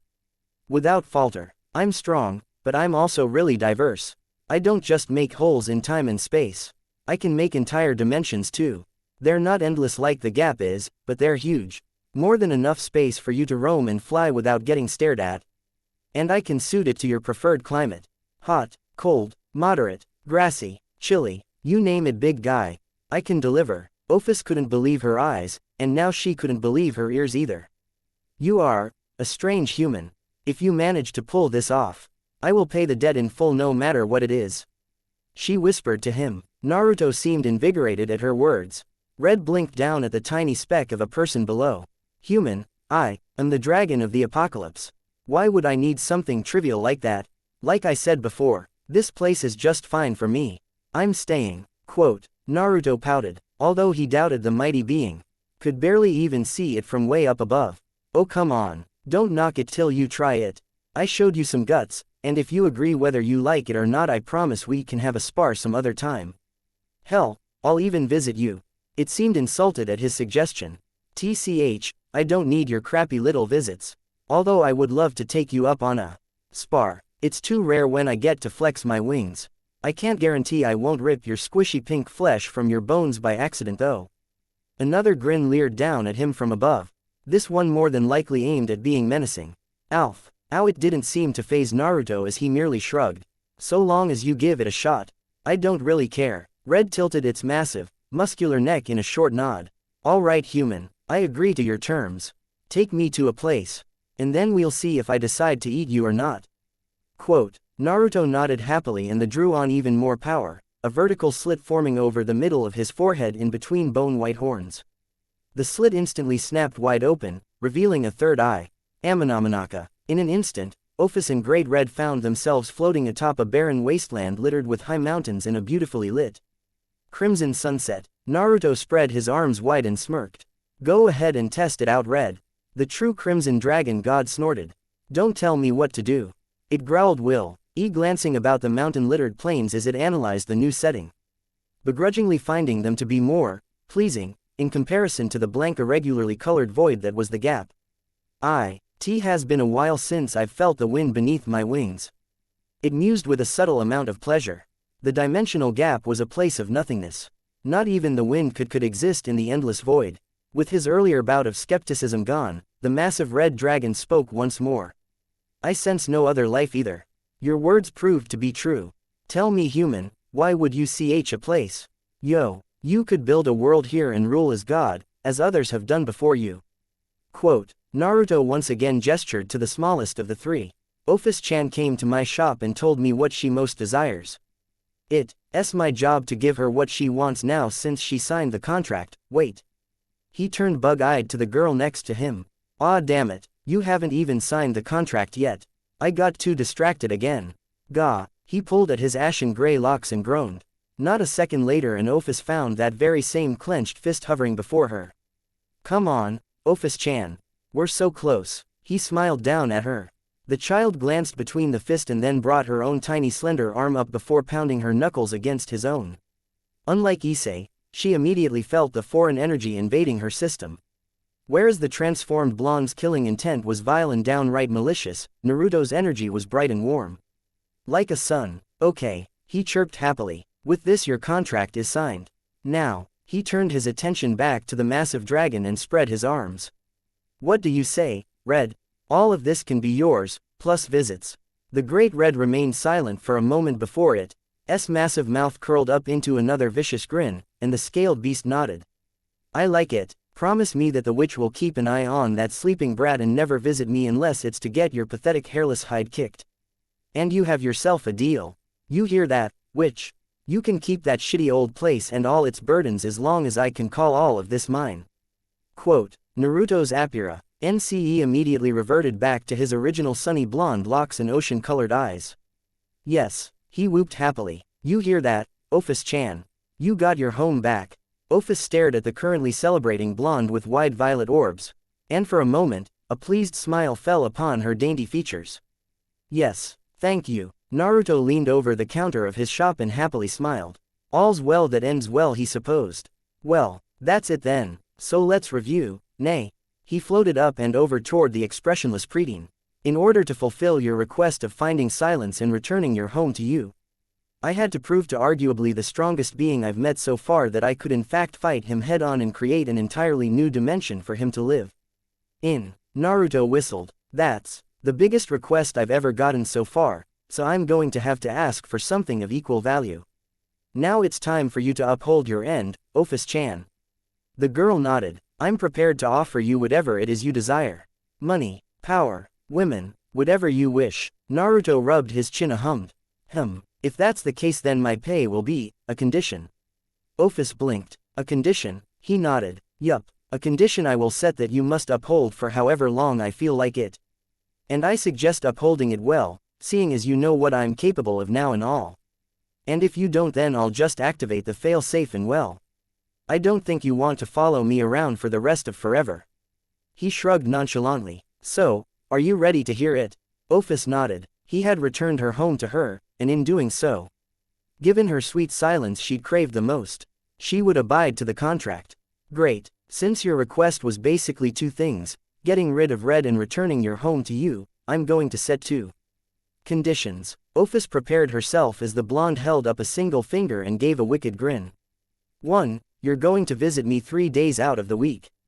No ifs, ands, or buts about it. She blinked owlishly at the first condition. And 2. You have to start calling me big bro. Excuse me, hey, I didn't hear a big bro in that. Naruto pointedly stated. Those are the terms of the condition and there's no negotiating. You're gonna have to deal with it, now. He grinned. Come and give your newly found beloved older brother a hug. What the hell? OPHIS, for the first time in her long-lived life, felt something other than nothing. Namely disbelief. When Issei next returned to the gutsy toad, he idly noted that Naruto wasn't alone this time around. Now there was a loli sitting over his desk with a rather sour expression over her frail features. Yo, Issei-kun, what's going on? He stated brightly, sparing a wave while casually leaning over the counter. Let me introduce you to my cute little sister, OPHIS. The girl looked absolutely livid at Naruto's words. I am the infinite dragon god. I was born within the vast void of nothingness. I am not your cute little sister. She whispered rather heatedly next to him. Naruto's ocean blue eyes flashed with something akin to a warning of some type, and the dragon of nothingness internally flinched. Beloved older brother. Issei couldn't help but deadpan. Meanwhile, outside of the gutsy toad, a certain crimson-haired princess who'd secretly been tailing one Issei Hyodo, with the hopes of finding the location of the blonde's shop, was pulling at her bright red hair while trying to figure out just how it was that Issei suddenly disappeared into thin air without warning. Troublesome indeed. Chapter 6. Naruto effectively ignored Issei's howls of pain while happily slurping up the last of his broth before slamming the noodle bowl down onto the table and releasing a long, satisfied sigh. The past 2 weeks had sure flown by, and I mean, how could they not? Despite the fact that he hadn't had a single new customer in the span of those 2 weeks, Naruto didn't even feel bothered by it. With OPHIS visiting him every 3 days and Issei coming in almost every day after school for training, although the teen would define it more as torture, he found himself pretty occupied. So what did they say after that, OPHIS-chan? He asked. I bet they were pretty mad, huh? Nay, is Red really that strong that you needed all that extra help in the first place? OPHIS nodded her head slowly and slid the ramen bowl away from herself while responding with her usual monotone. Red is the strongest being in existence, next to myself. His power could bring about the end of the world, so yes. I did require a bit of assistance in removing him. Until I met you, that is. She paused after that, watching as Naruto eagerly grabbed her unfinished bowl and downed the salty food in one go. How can you eat so much of this junk with regurgitating it? Naruto only grinned. Ramen and I go way back. I could eat this stuff for days. It's awesome, dare I say it? Of course I dare. It's the best food in the world. A warm bowl helps me keep my thoughts in check and reminds me of who I am. He explained while happily patting his stomach. OPHIS raised a delicate eyebrow. Remind him who he is. What a strange human. I've found you to be the most eccentric of all the creatures I've met so far. She caught a glimmer of something in those blue eyes, and she couldn't help but fight back a sigh. Older brother. Naruto perked up at that. Of course, I have a reputation to uphold after all. Where I'm from I was known to be a pretty unpredictable guy. Never knew what I'd do next to pull everyone out of a jam. Although, now that I think about it, they did call me a knucklehead too. Naruto placed a hand under his chin and hummed aloud. It wasn't until toward the very end that I got a cooler nickname. He shrugged nonchalantly. Someone please help me. Ha ha ha. Yes, flee pathetic human. Cower under my infinite power. Is this what qualifies a dragon is? Nowadays. Pathetic. I'll make sure to use your bones to decorate my newly acquired den. Quote. OPHIS didn't know when things had gotten so out of hand, but she did know that Naruto Uzumaki was a definite cause for change. Through lulled violet orbs, the infinite dragon god watched as the pervert child tried, to dodge the massive claw that was quickly closing in on his location only for his tiny body to be unceremoniously knocked across the expanse of the valley until it embedded itself into the dry and crater-ridden earth below. He's going to die, Naruto, definitely, if he doesn't manage to ache red blink by the end of the week. I'm going to rip his soul out of his body. And this time I won't be putting it back. Teach him a lesson is what it will do. Once again, OPHIS was reminded of the fact that this human was quite literally the most irrational, completely mad creature she had ever met. Why go this far for him? Fighting Great Red is suicide for anyone that isn't you or myself. His body was probably crushed by that blow alone. Why put him through all of this? It was a bit of a mystery to her. For the past 2 weeks she had kept up on their deal, if only for the principle of it. And every day Issei Hyodo would show up at the shop, whether she visited or not, and Naruto would effectively find some new way to utterly break his body and spirit until she was sure that the pervert had died. Then Naruto would resurrect the boy, and in spite all of the complaining that followed, he would still show up the very next day to do it all over again. Perhaps this was another mystery that somehow stemmed from humanity's lack of self-preservation. He's got a lot of potential. It's being channeled the wrong way, but he has potential. I want to bring that out of him. Stand, pathetic human. I've never had a toy to play with and it would be a shame if you died now. Quote, Issei couldn't feel anything. The booming cries of the gargantuan red dragon were almost lost to him as Rkness crept along the corners of his vision. In the past week alone he had died every single day. On Monday he was burned to death. On Tuesday he was drowned. Wednesday he was blown to smithereens. Thursday, and quite literally the worst day, Naruto summoned that endless army of copies and beat him to death. A part of him knew the demon enjoyed it. Needless to say, Issei had died and been resurrected more times than Jesus. Today was taking the proverbial cake. At least that blonde demon holds back. This guy, he crushed me with one blow. His arms and legs were bent at unnatural angles and he was pretty sure that his ribs were broken and that one of them punctured a lung, otherwise he wouldn't be choking on his own blood. This is the worst pain. With that last though, Issei Hyodo died. Red snorted as he felt the last of the human's life force fade away. Why you had that pathetic creature attempt to challenge my might is beyond even me. It said, fires spewing out of its nostrils. I even held back and he's still nothing but a broken mess. How pathetic. Is this really a scared gear user? I'll never understand what he saw in these squishy bastards. Quote, Naruto floated up next to that dragon's head and crossed his feet while leveling Red's massive eyeball with a sour glare. Hey, I'm human too, ya know. And why make him fight weaker beings when he can fight people like OPHIS-chan, you, and me? I bet if he tried fighting anyone else in this world it would be a breeze by now. I don't think that's how it works. Besides, there's always an exception. You are the exception for humanity. Human you may be in appearance and scent, but you're a lot more than just that everywhere else. Quote, OPHIS floated up next to the blonde and nodded. I have to agree. She watched as Naruto extended a hand, and Issei's battered form rose up from the crater it lay in. Putting the child up against beings of our level won't make him any more stronger. If anything, you're just giving the boy nightmares. Naruto easily waved off her concerns. Nonsense. This is how I got strong. I mean, yeah, I trained and stuff, but most of the time I was just throwing myself head first against people far stronger and more experienced than me. He took a moment to evaluate the floating corpse's damage. Man Red, you sure did a number on the kid. I didn't even know someone's spine could bend that way. The true dragon only shrugged. A rather comical gesture due to its massive size. You said he could take it. Although, I never expected to find the Red Dragon Emperor sealed away into a child. A pervert to boot. Quote, Naruto blinked. Red Dragon Emperor. Why do you guys have all these flashy titles? He pouted. No one's given me any cool titles yet. Red ignored the blonde's antics. Drag, the Welsh dragon. A powerful being in his own right. Last I heard the Welsh dragon and the albino dragon were having a nice little get-together before the three factions intervened.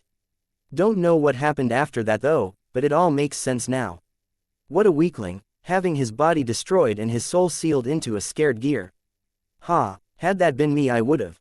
Before true dragon could begin yet another monologue of his greatness, Naruto intervened.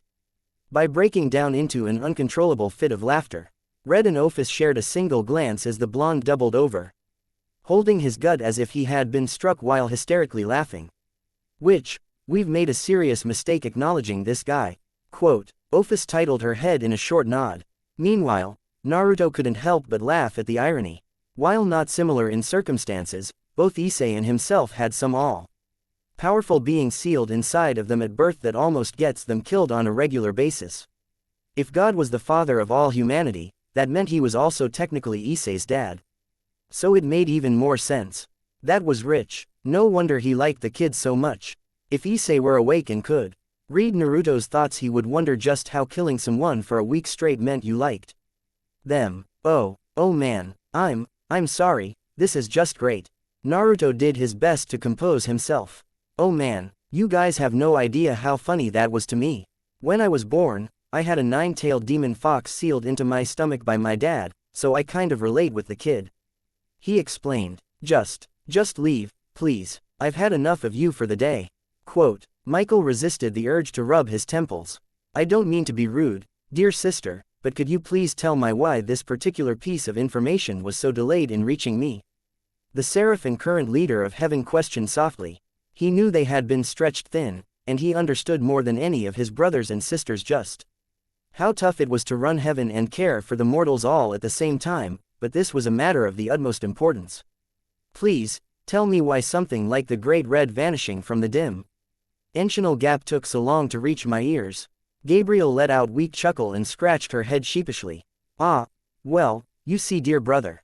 The news had long ago reached my ears, but I forgot to tell you. She explained, her voice squeaking toward the end while light blue eyes glimmered with unspoken apologies. Please forgive me. Gabriel bowed before her brother and prayed for forgiveness. Had it been anyone else, Michael might have been able to refrain from sighing, but this was his sister and equal in power and status. So he sighed. Gabriel, you and I share this responsibility equally. Whomever told you this rather disturbing information told you with the hopes that you would do something with it. You and I are the rulers of heaven now, which means you don't have to ask me for permission. His sister looked to almost be in tears. Be you, but what if I mess up? I have to ask you dear brother. Michael shook his head softly, long silky blonde locks swaying behind him as he did so. If you insist on being this way, then remember to approach me next time. The seraph said, now, please tell me someone is at least making sure that what the Great Red was holding back is still being held back. If any of those monstrosities managed to escape and that vile creature began to spread its taint, then there would truly be no hope for any of them. Not with him being dead at least. Such was the power of that beast. Ah, well, apparently the infinite dragon has taken the dimensional gap back from the Great Red. Its power is more than enough to keep those empty shells at bay. So we don't have to worry much about that. Michael nodded while inwardly going over his sister's words. The void dragon. It wasn't defeated. So then, how was the true dragon removed from the very same place it was sentenced to by the Great Will himself? Although there was something else. Gabriel blinked as she tried her hardest to recall what it was. Oh, that's right, remember that strange power we felt a year ago? Well, it turns out that same power was picked up entering the city where those two devil heiresses are, and was once again felt from outside the dimensional gap by the Watchers. She finished cheerfully. Michael felt the headache coming. After a moment of contemplating, banging his head over the heavenly throne and internally cursing, then apologizing to his beloved father for leaving him behind to deal with this entire mess, the seraph spoke. Do we have a specific location? If this being was strong enough to subdue the Great Red, then we have no choice but to seek an audience. Gabriel nodded happily. Yup, we found the place, but we can't seem to actually find the place. Michael blinked curiously at his sister's words, motioning for her to explain. Ah, well, you see dear brother, we have a general idea of where this being is, but whenever we get close we always end up in the same spot. An empty lot. Michael's eyebrow twitched. An empty lot, you say? We can't seem to find exactly where. Although we do know it's there. Some of the Watchers took it upon themselves to search for whoever is responsible and have noted that a human boy visits the same empty lot every day. We have no idea what happens to him though. According to them he just vanishes without a trace, then shows up hours later in a very disgruntled state. Her lips parted into an "oh" as she recalled another bit of information. Also, the sister of the current Lucifer has been sighted near the lot as well, apparently stalking the human boy. Michael blinked for a second time, his lips forming into a thin line as he took a moment to process things. The Great Red disappearing was bad enough, but add the younger sister of Amau to the mix and things just got needlessly complicated. Yup, there it was, the headache. I suppose I'll have to be paying a visit to the Earth very soon. Gabriel only beamed, her eyes lighting up like a starry sky. Michael could already see where this was going. Oh, can I come along, brother? Fighting down the urge to rub his temples once more, Michael released a long exasperated sigh and hesitantly nodded. Yes Gabriel, you can come along as well. Yay, road trip, why father, why? Naruto grinned brightly as he waved Issei away. You can take tomorrow off. I'm going to be busy anyway. He cried to the retreating teens back. Make sure to catch up on your reading. Issei weakly raised a single finger in his direction and then promptly shut the magical, because there was no other way to explain it, door behind him. When he was gone, Naruto turned his attention away from the door and toward his cute impromptu little sister. Her outfit had changed from the more revealing one she previously wore on their first meeting. Gone were the thin strips of tape that protected her underdeveloped modesty. Now she wore a long sleeveless Gothic-styled dress instead, and strangely enough, no shoes. She'd practical. Why shifted her clothing right in front of him in fact? Something Naruto had no doubt she would never do again, seeing as he was still pestering her to teach him how. Just another thing he couldn't do besides those stupid light spears. So lame. So, what do you want to do now? Play cards? Discuss the meaning of life? Help me come up with different ways to train Issei?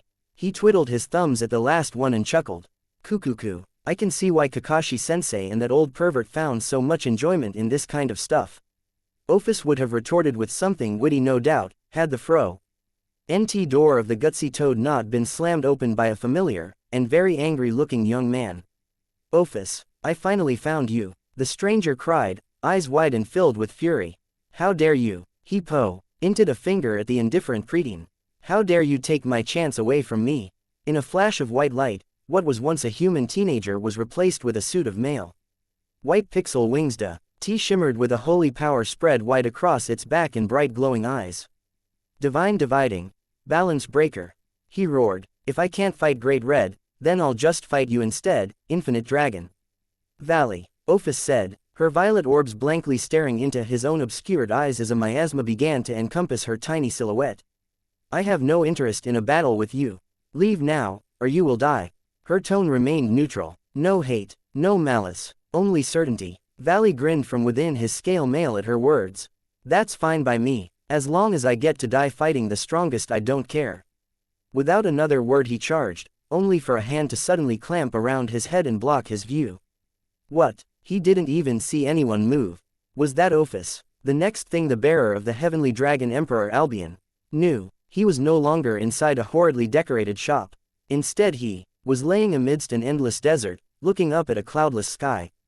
A grinning blonde leering down at him with a massive fanged grin. Wait, are those horns? Hey there, I'm Naruto Uzumaki, and normally I wouldn't attack my customer to be, but I can't have you outright assaulting my cute little sister, you know. Little sister. Before she could speak up, Naruto beat her to the punch. Zip it sis, or I'll make you say it in front of that overgrown lizard too. OPHIS wisely kept her mouth shut. One idiot with blackmail was bad enough, two was, well, she almost shuddered. Of course, she would remember this. Now then, he began again, turning his attention back to the transformed valley. Why not tell me who you are? And what you're so desperate for that it would warrant starting a brawl in my shop? Valley would have spat curses back in response had Naruto not spoken up again. No wait, don't tell me, you wanna fight, right? I can see it in your eyes. You want to beat the strongest and be the strongest. Naruto nodded his head. I've met plenty of people like you. Nothing wrong with that, although, what would you say if I told you that I was stronger than OPHIS over there? That even Great Red acknowledged my strength. What would you say? He leaned in closer, a vicious grin replacing the normally cheerful one.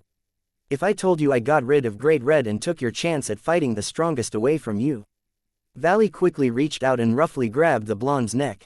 Skay, easing it tightly as a grin matching Naruto's own spread over his pale features.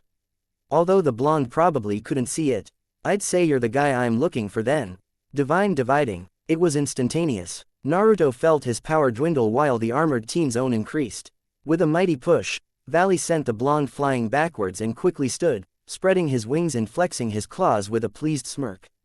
Amazing. That's some potent energy you have there. I can't wait to take it all from you. He smirked while reveling in his newly acquired strength.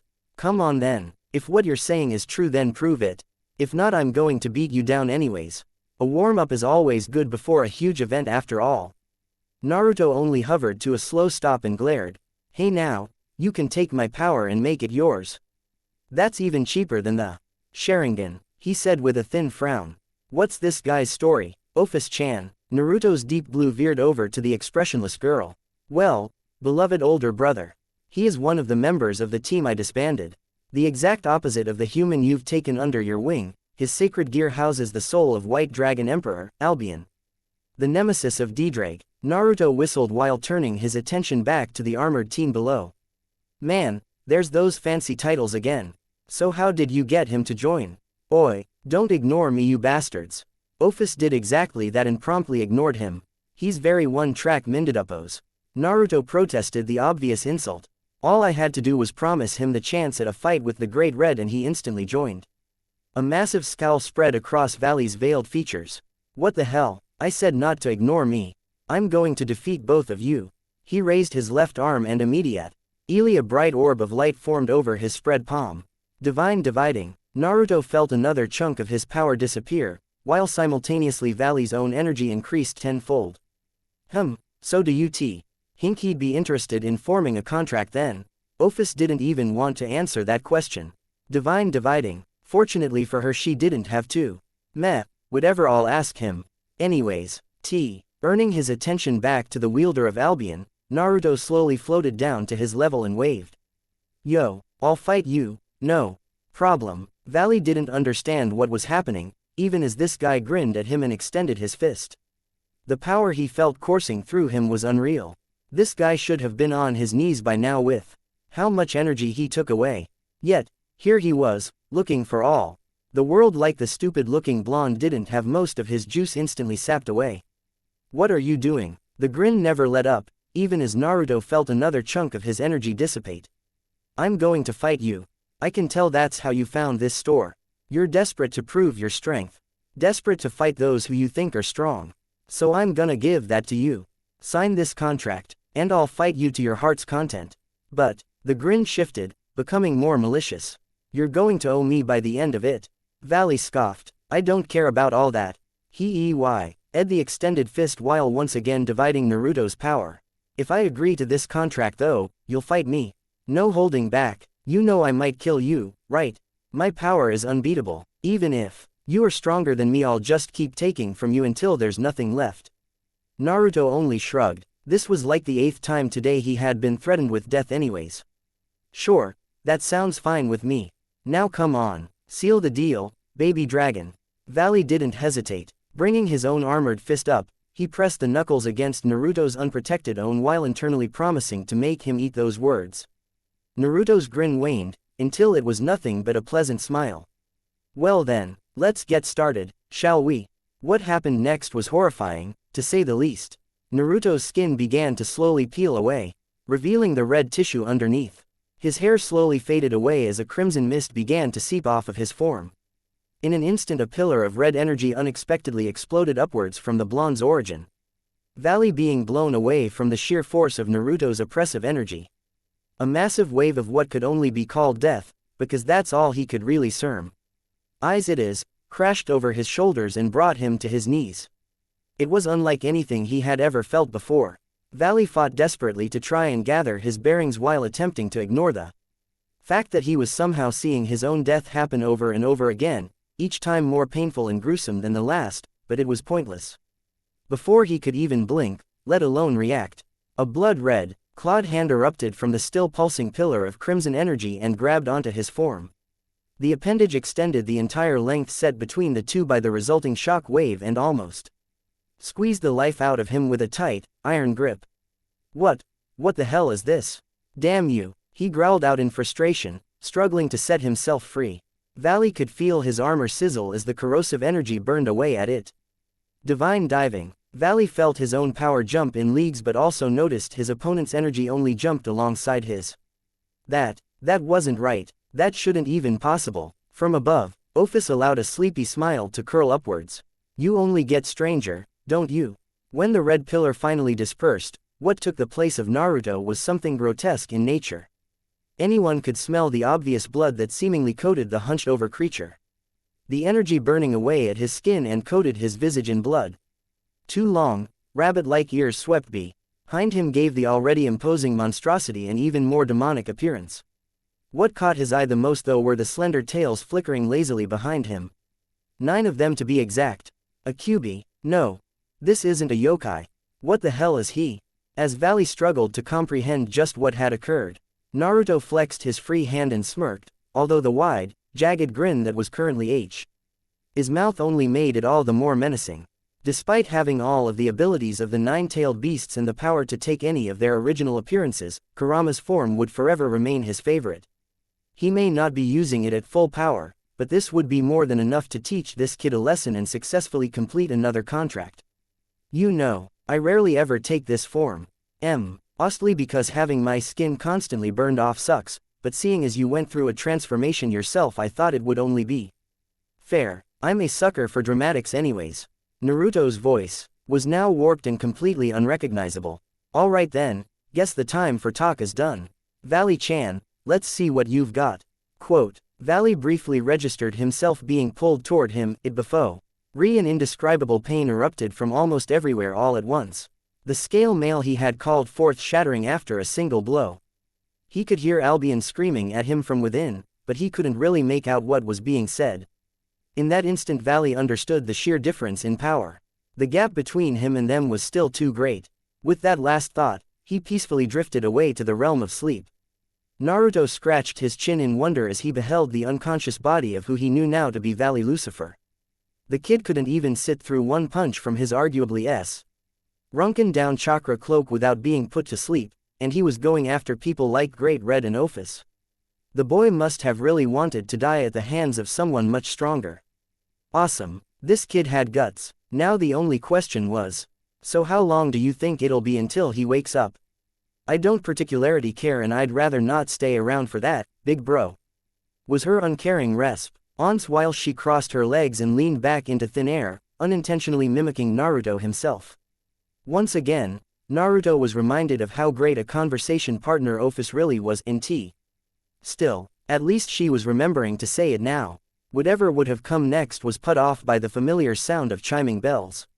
At the sight of the same black cat from before, who had somehow found its way back to his shop, Naruto blinked. How peculiar. Not only did he get a new visitor today, but he also got a reoccurring one. Today really must be his lucky day. OPHIS on the other hand instantly recognized the furry creature. Or more like, who the furry creature really was. Kuroka, she spoke up, nodding toward the tiny animal's direction. The blonde turned to her, and then back to the cat. OPHIS-chan, did you name Kitty? Not that there's anything wrong with that, of course. I like that name, it suits her. OPHIS only shook her head at how dim-witted Naruto could be, despite his rather cunning personality. Why was it that all-powerful men were either incredibly corrupted or just outright strange? Truly, it was a mystery. The black cat smirked. If cats could, you get the idea. Before his very eyes, Naruto watched as the four-legged feline underwent a metamorphosis and transformed into a very naked, very attractive girl with cat ears and two thin, black furred tails lazily flickering behind her. Hi there, I don't believe we've properly met. My name is Kuroka, and I'm interested in your services. She winked his way flirtatiously, and Naruto's only response was to grin. Cool, I have two cat tails too. From his laural bone, two much larger blue tails sprouted. Light blue flames licking away at the tips. Well, what do you know? Chapter 7. It was a beautiful day. The sky was clear and the sun seemed to shine brighter than ever. A cool wind contentiously swept through the streets. Birds sang, children played, and the various parts of the city were all bustling, more than just a bit crowded. For even the people who lived there could sense the peculiar serenity that came with this gorgeous day. Today was just one of those special days that would have seemed wasted if one chose to spend it inside. Which is exactly why Naruto decided to close shop for the day and wander about without a clear objective in mind. If only to unwind for a few. Let it be known that Naruto rarely leaves his shop. And when he does, well, say, OPHIS-chan, what do you wanna do today? He grinned, a smile as bright as the sun. We could do whatever really, I just don't want to spoil such a great day by spending it in the shop. Too bad it didn't blind her. The darkly dressed youth spared the much taller blonde a dull glance.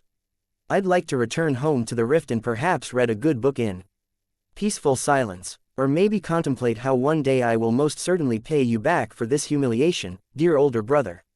Somehow, even as toneless as that was, he could still almost taste the bitterness. Naruto for his part only grinned wider. However, seeing as both of those options are more than likely out of the window, I'll just say this, her lips settled on a thin line. I don't care, just keep me out of any weird situations you will most likely get into, if you would be so kind. Naruto placed a hand under his chin and hummed. Well, you're not wrong about that. But are you sure there's nothing you want to do or try? Arcade, pizza, amusement park, We have a whole day here, ya know. With every suggestion he uttered, OPHIS found herself resisting the urge to wince. Arcade, she'd rather die. Amusement park, more like torture. Pizza, tempting, but not enough. I'm sure. Naruto shrugged in response. Alright, fine, we'll do this my way then. Vey, a friend I haven't visited in a couple of weeks. Not since him and his goons killed Issei, that is. He nodded to himself in affirmation. Yeah, I need to get an update on how things are going anyways. So that's what we'll do. Maybe you know him, OPHIS. Chan. He turned to the infinite dragon. Tall guy, dark hair, kinda looks like a vampire. Oh, pointy ears. He's got really pointy ears.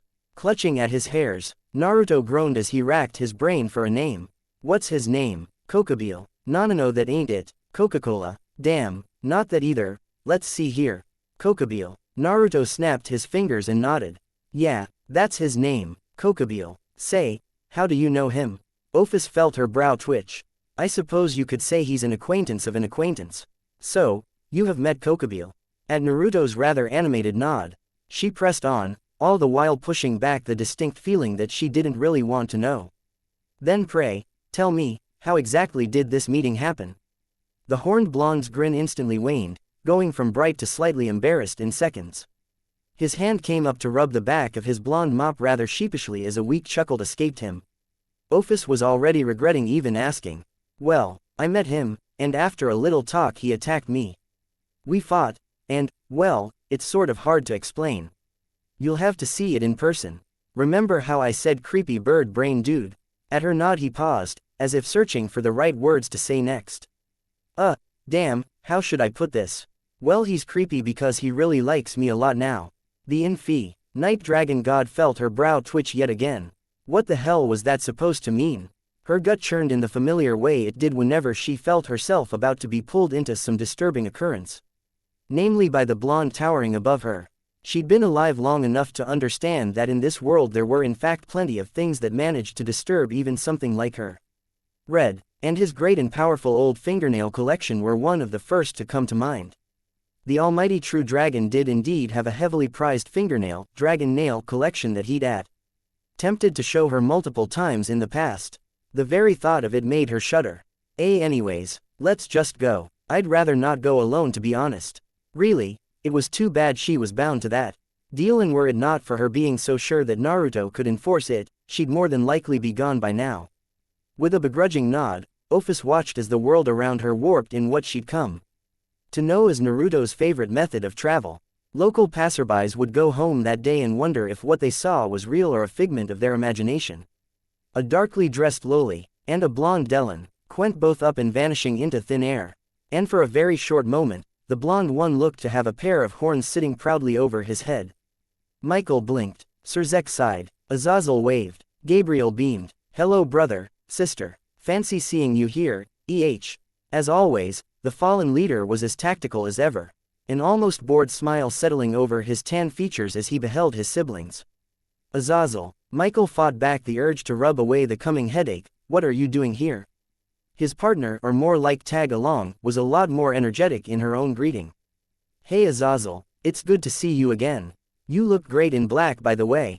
Gabriel gave a brilliant smile and a thumbs up, unrestrained joy all but filling her bright blue orbs at the sight of her brother. Fallen or not, he was still very much dear to her.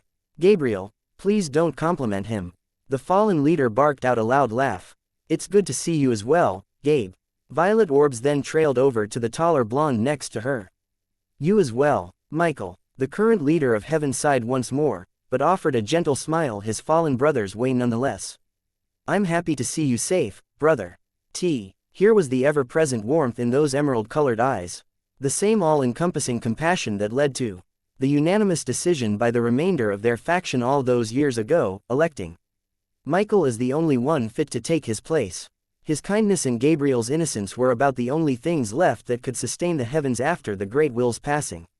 Azazel's bored smile shifted to a tiny sad one. A pity really, because the death of their father hit Michael the hardest of them all. A family reunion. I always love these. I would have dressed more appropriately had you told me, Azazel. Surzek turned an eye his companion's way. But judging by the look on your face, this wasn't planned. May I ask, Michael, what someone of your stature is doing here of all places. He gestured to the empty lot beside them all. I could ask the same of you, Sir.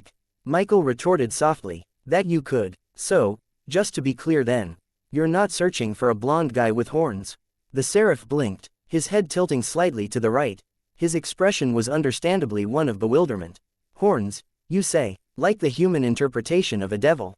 Sir nodded. Yup, 'cause if you were, then I'd have to regrettably ask you why exactly it is you're searching for him. I say regrettably because of the way things have been going as of late ever since this enigmatic character made his appearance.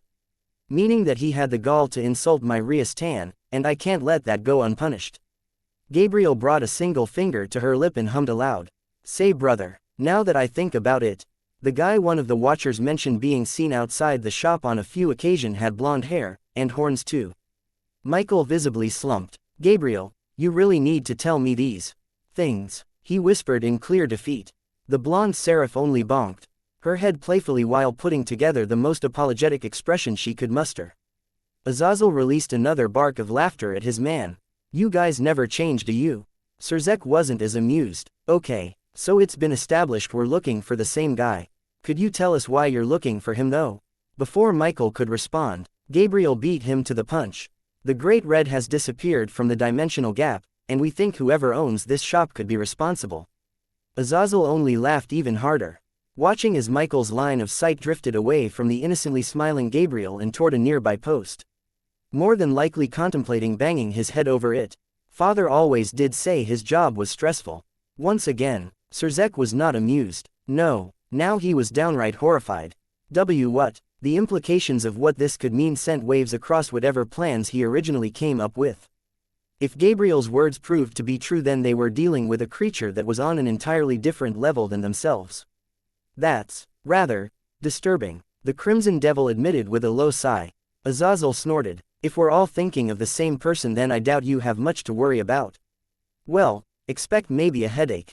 That was bad news for Michael. He doubted he could take many more headaches. Have you by chance actually met this being? Brother, Michael locked eyes with the fallen. A notable edge lurking behind those kind emerald orbs. The man nodded while simultaneously bringing a hand up to rub his goatee. I visited this shop a couple of weeks back when he first settled here, found him by pure luck it feels like, and a major part of him actually wanting to be found. Weird kid, told me this was a place that grants desires. For a price of course. He's got even weirder abilities, but they're without a doubt interesting ones. Besides having some personality, why issues he never struck me as a threat though. Strong, really strong and crazy as all hell, but not a threat. He paused. What's even weirder though, is that he seemed like the most out of place thing inside his own shop. It was all empty, save for a few decorations in him. The corner of his lips twitched slightly and he gave a light shrug. I have a soft spot for kids though, so don't take my word for it.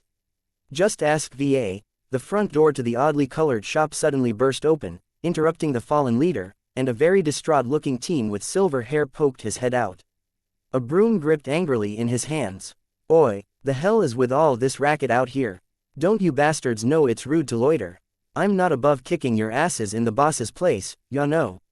Icy blue eyes locked onto the four very familiar and very powerful beings standing outside the gutsy toad, all with varying expressions over their faces. Valley, what are you doing here? Azazel leveled his ward with an even glare.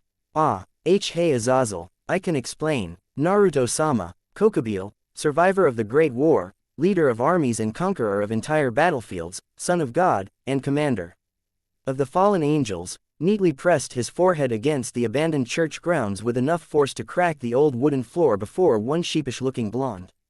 Kokobile, the fallen conqueror, who bowed before none but his father. Bowed before Naruto. Why was he doing that? OPHIS was starting to believe in a greater power that she wasn't even sure Naruto himself knew he had. Some thing she was beginning to dub the Uzumaki effect. Hey Kokobile-kun, I'm here for an update. Got anything new for me? Without lifting his head to meet the blondes, Kokobile eagerly responded. Yes, Naruto-sama, the preparations you requested have been made.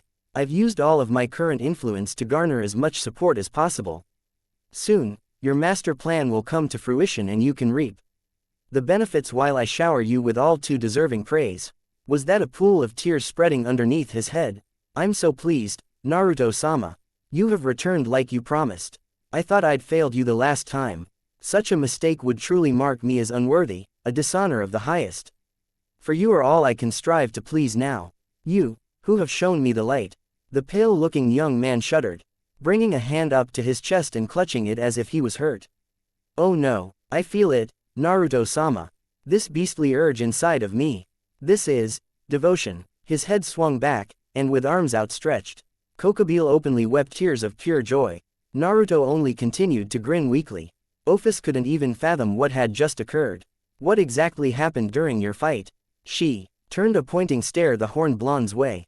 Naruto shrugged as he recalled the events of the rather one-sided, at least in his opinion, battle. Well, like I said, I came to ask why Issei was killed. He attacked me. We fought for a while. The rest is history. I guess somewhere along our fight he started having so much fun he swore his allegiance to me or something. A battle so pure. It was heart-wrenching. Kokobile spoke up from his position, bringing his hands down to his chest as a peaceful smile spread across flawless skin. I hadn't felt like that in battle since fighting father himself. Not even my dear brothers and sisters could provide such entertainment. The feeling, it's indescribable. I knew then that my previous goal was for naught, pointless. Even more so it displeased Naruto-sama. Unforgivable. I have found something better in Naruto-sama. Something I'd forgotten long ago. OPHIS didn't even know what this was. Well, thank you. Anyway, that's great news, Kokobile-kun. I really appreciate all the hard work you're doing for me. Do you need anything before I leave? Kokobile looked to be struck once more. I'm unworthy of such kind words. All I ask is that you visit me again, Naruto-sama.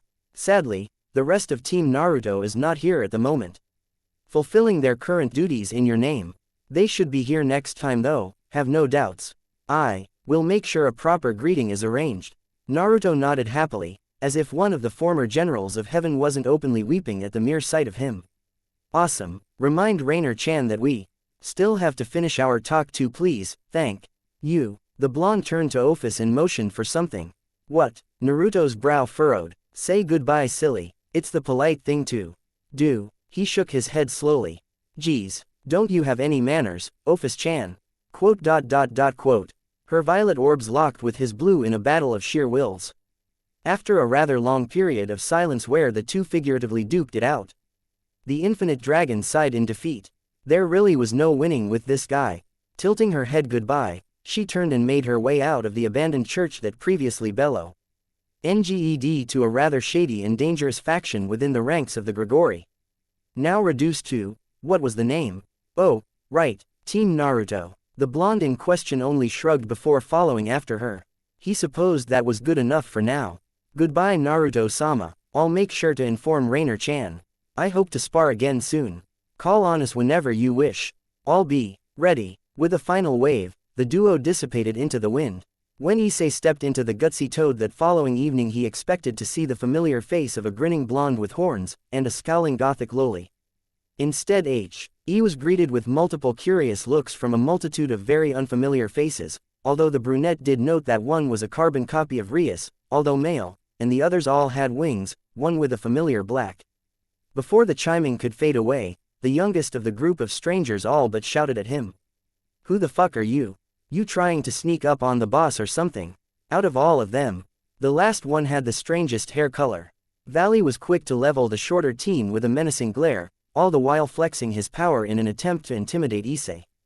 If only Issei wasn't subjected to the combined killing intent of Naruto and Great Red on a daily basis, then maybe it would have worked. I'm Hyodo Issei. Who are you guys? Where's? Gabriel leaned in, closer to her brother's ear and attempted to discreetly whisper into it. Brother, that's the boy the watchers mentioned. Michael's eyes rested solely on the visibly nervous-looking teen, while Inwar DLY mulling over his sister's words and simultaneously ignoring her shabby attempt at being sneaky. His muddy orbs were not so discreetly jumping between all five of them with a nervous glimmer. Come to think of it, why was he so nervous in the first place? Relax, kid, no one here is going to hurt you. Azazel was quick to grasp Valley by the collar and sit him back down. It's not you I'm afraid of, Issei mumbled softly. He couldn't help but think this would be a new tour training method devised by that nefarious blonde demon. Surzek instantly beamed at the sight of Issei's uniform. In the blink of an eye he was next to Issei, gingerly holding his hand with hearts in his eyes. A student of Kuo, do you know my Rias Tan? Bah, what am I saying, of course you know of her. She's perfect in every way, isn't she? So honestly it'd be more strange if you didn't know her. Haha, don't you agree that she's the best though? Nay, isn't she? The two were practically cheek to cheek now. Issei was growing visibly uncomfortable and highly disturbed. More so the latter. Why, you're Grimoire-san's brother. The brunette managed out despite the close proximity of their faces. You guessed it, Surzek, leave the kid be. You're scaring him. Before the conversation could proceed any further, a small pop resounded throughout the shop. All eyes immediately turned to the spot that was now being occupied by two people, one familiar and one not so much. All four of the faction leaders immediately recognized the blank facade that belonged to none other than the infinite dragon god, OPHIS. The scowling face of the blonde, however, was unfamiliar. Who the hell are you people? What are you doing in my shop? There was one clear defining quality in the blonde's appearance that instantly caught their attention and helped to shed light on who he was. Mainly the milk-white bones protruding from above his eyebrows. If the spiky blonde hair didn't give it away, that most surely did. Boss, I tried to stop them. I really did, but these guys, they're monsters of their own. Valley hung his head in shame. Naruto only waved his hand dismissively. It's all good, Valley-chan, I don't care about that. Want to know who the hell you people are. If you're here on business, sorry to say I'm closed today. Bright blue orbs caught sight of a now ghostly white Issei from the corner of his eye. Oh, hey Issei-kun. Missed you yesterday. Issei only whimpered at the sight of that grin. The great red blinked down at the three gaping, and one amazed, expressions of the four people before him. He could smell angels and a devil. That wasn't any bit strange though. What was strange was the fact that the two opposites weren't currently trying to kill each other.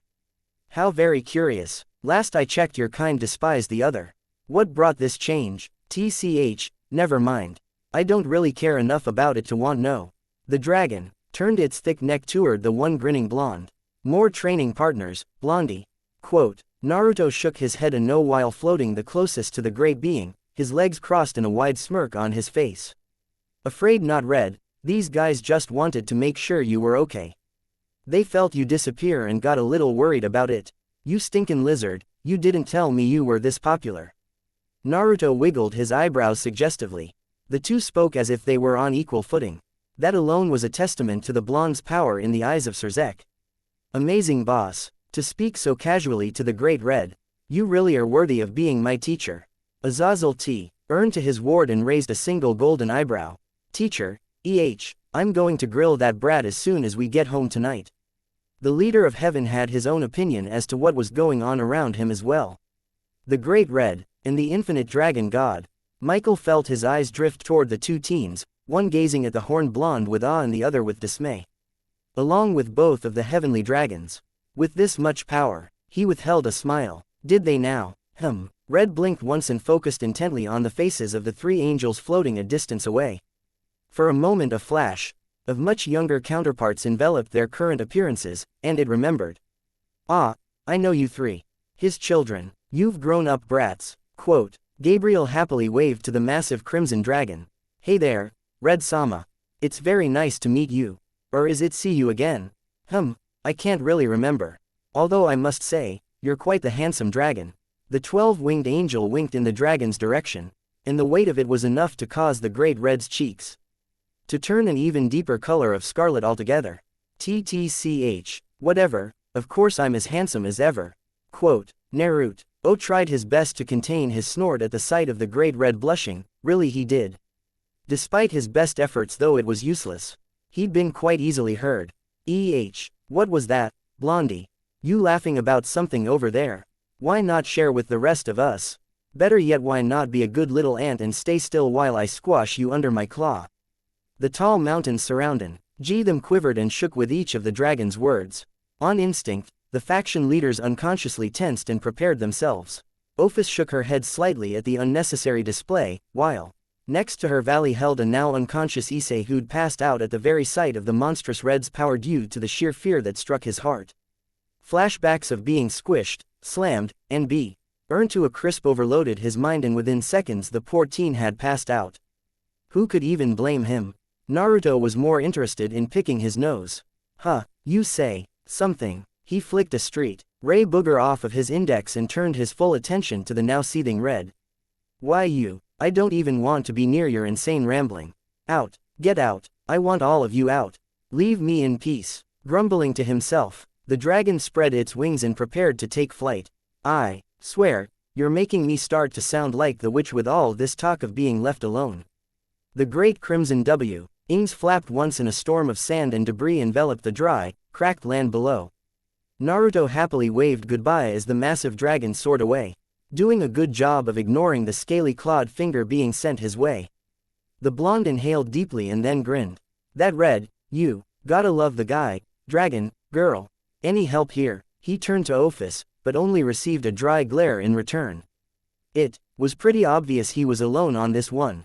TCH, figures. Stupid author can't even bother to think up any more decent lines anyway, so it doesn't matter. Releasing a low sigh, he rested a cheek agai. NST his palm and waved his free hand dismissively. Fine, whatever, next scene. So here we are at last. Now that you've gotten what you came for, let's get to what really matters. Naruto spread his arms wide and gestured to the varying races occupying his various couches that were most definitely not there before with barley-contained glee. Seriously, they weren't. The blonde reached over and gladly accepted the fruity drink being handed to him by a more than willing Valley, who then quickly proceeded kneel next to him in a similar fashion to how a Yakuza thug would kneel before his leader.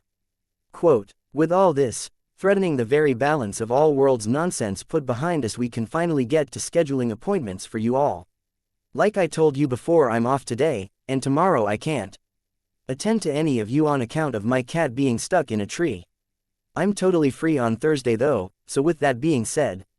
Who's first? Azazel, Siscon dude, anyone? At the multitude of blank stares he was receiving, Naruto could already gauge their responses. It didn't mean he'd give up though. Ah, come on people. We're talking about your whatever you're desperate for. I can do it, really I can. I promised to make Issei-kun a harem king. And I've already fulfilled my end of the deal with OPHIS-chan over here, so there's my credibility.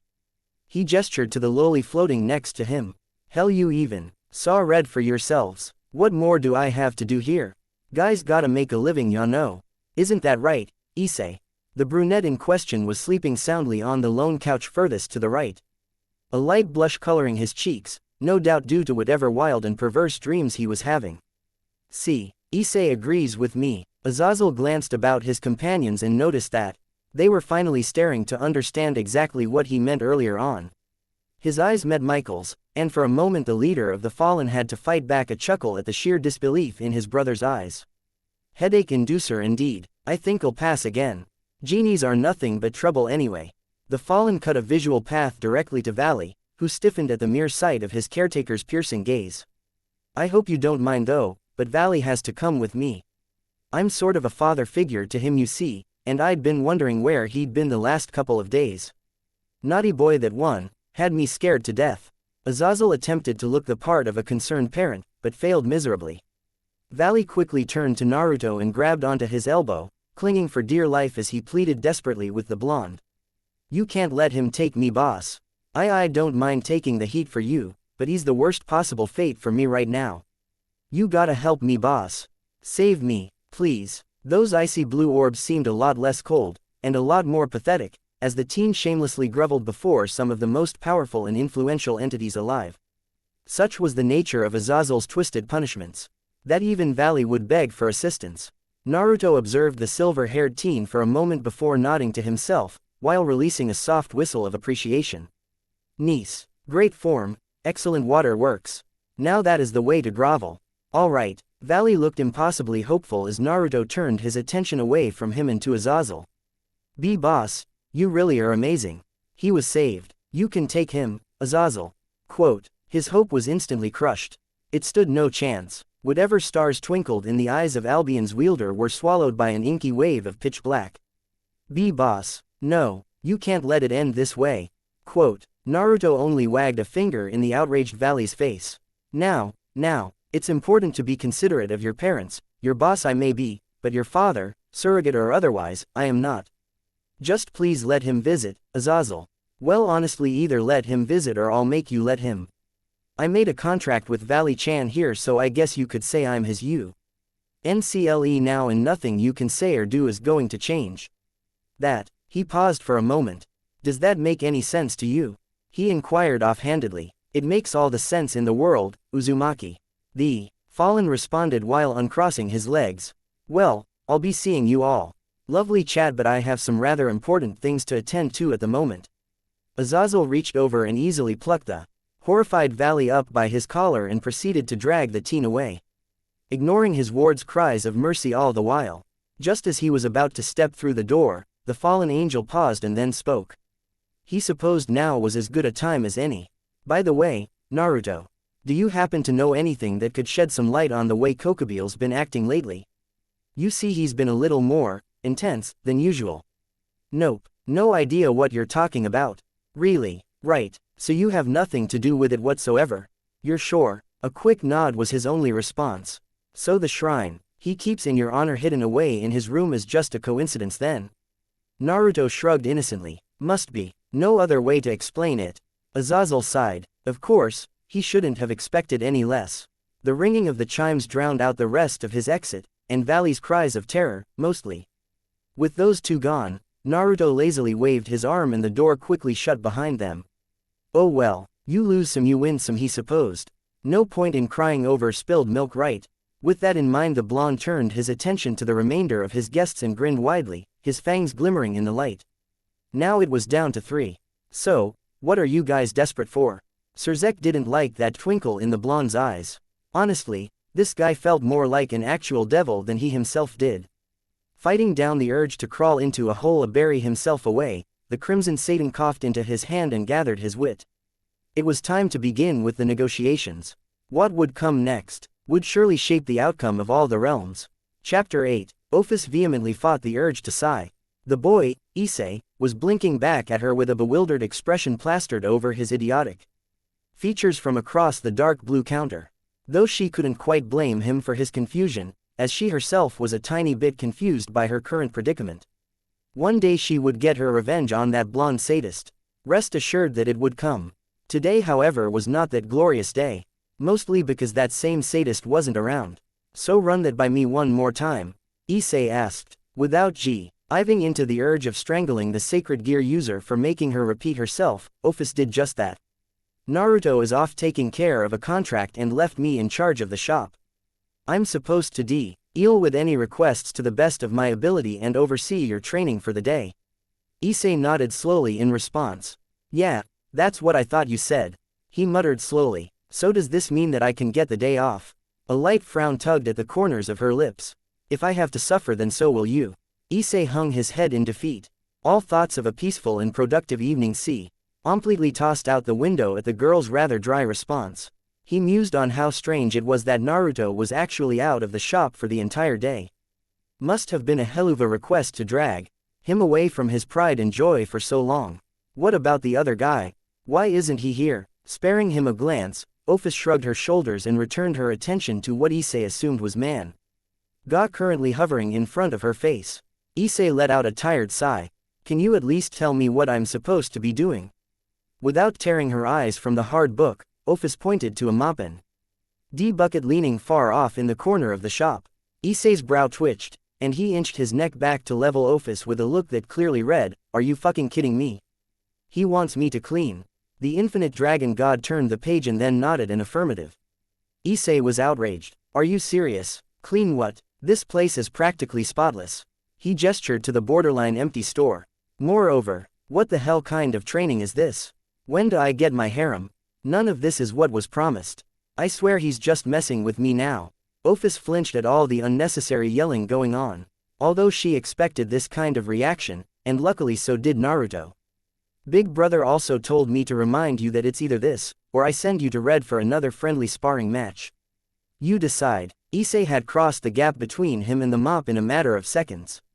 After a minute or two of nervously mopping the same spot while attempting to not pass out due to flashbacks of having his body crushed and spine shattered, he paused, and then hesitantly turned his attention to the still reading Ophis. Biting his lip, The teen considered his next words for a moment before nodding to himself. Oh Office-sama. Could I maybe ask you something? Issei deadpanned. Alright, well, I'm just going to go ahead and ask anyways. Just how long did it take the demon to grant you your desire? Since he had to take on Red to give you back your rift, or whatever, it had to have taken a while, right? Daytonly burst into stars at the thought. Naruto probably had to duke it out with Red, didn't he? Oh, that must have been such an awesome fight. He quickly realized what he had just said. Wait, what? No, why would a fight like that interest him? Were he actually there, Issei had no doubts he would have turned tail and ran at the first sign of conflict. Still, lately, he couldn't deny the thrill of getting stronger. The feeling of coming closer to mastering his scared gear and the satisfaction. 12 minutes. Come again. OPHIS spared the flabbergasted teen a glance. It took him exactly 12 minutes. 5 to talk to the overgrown lizard. 2 to impress it. 1 to create the pocket. 4 to actually convince it to take the deal. Issei twitched, the mop in his hand snapping in half as his rage consumed him. That lying, lazy, good-for-nothing bastard. Kuroka blinked owlishly, partly in curiosity and the other in mild amusement, as she watched Naruto hang upside down from the tall tree they were currently, and very discreetly, occupying. A pair of binoculars were pressed against his eyes and he was curiously humming aloud while mumbling incoherently to himself. Do you really need to use those? She asked. Naruto removed the binoculars and faced her. A wide grin spread across his oddly marked cheeks. Nope, but this is a stakeout, and I'll be damned if I don't look professional while doing it.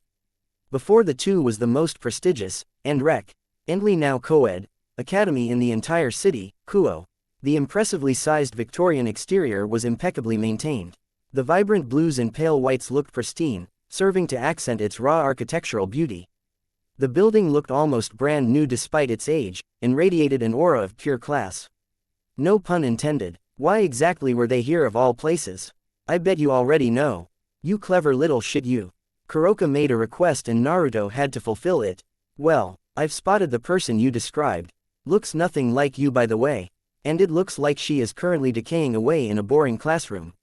Oh, the poor soul. I don't think she's gonna make it.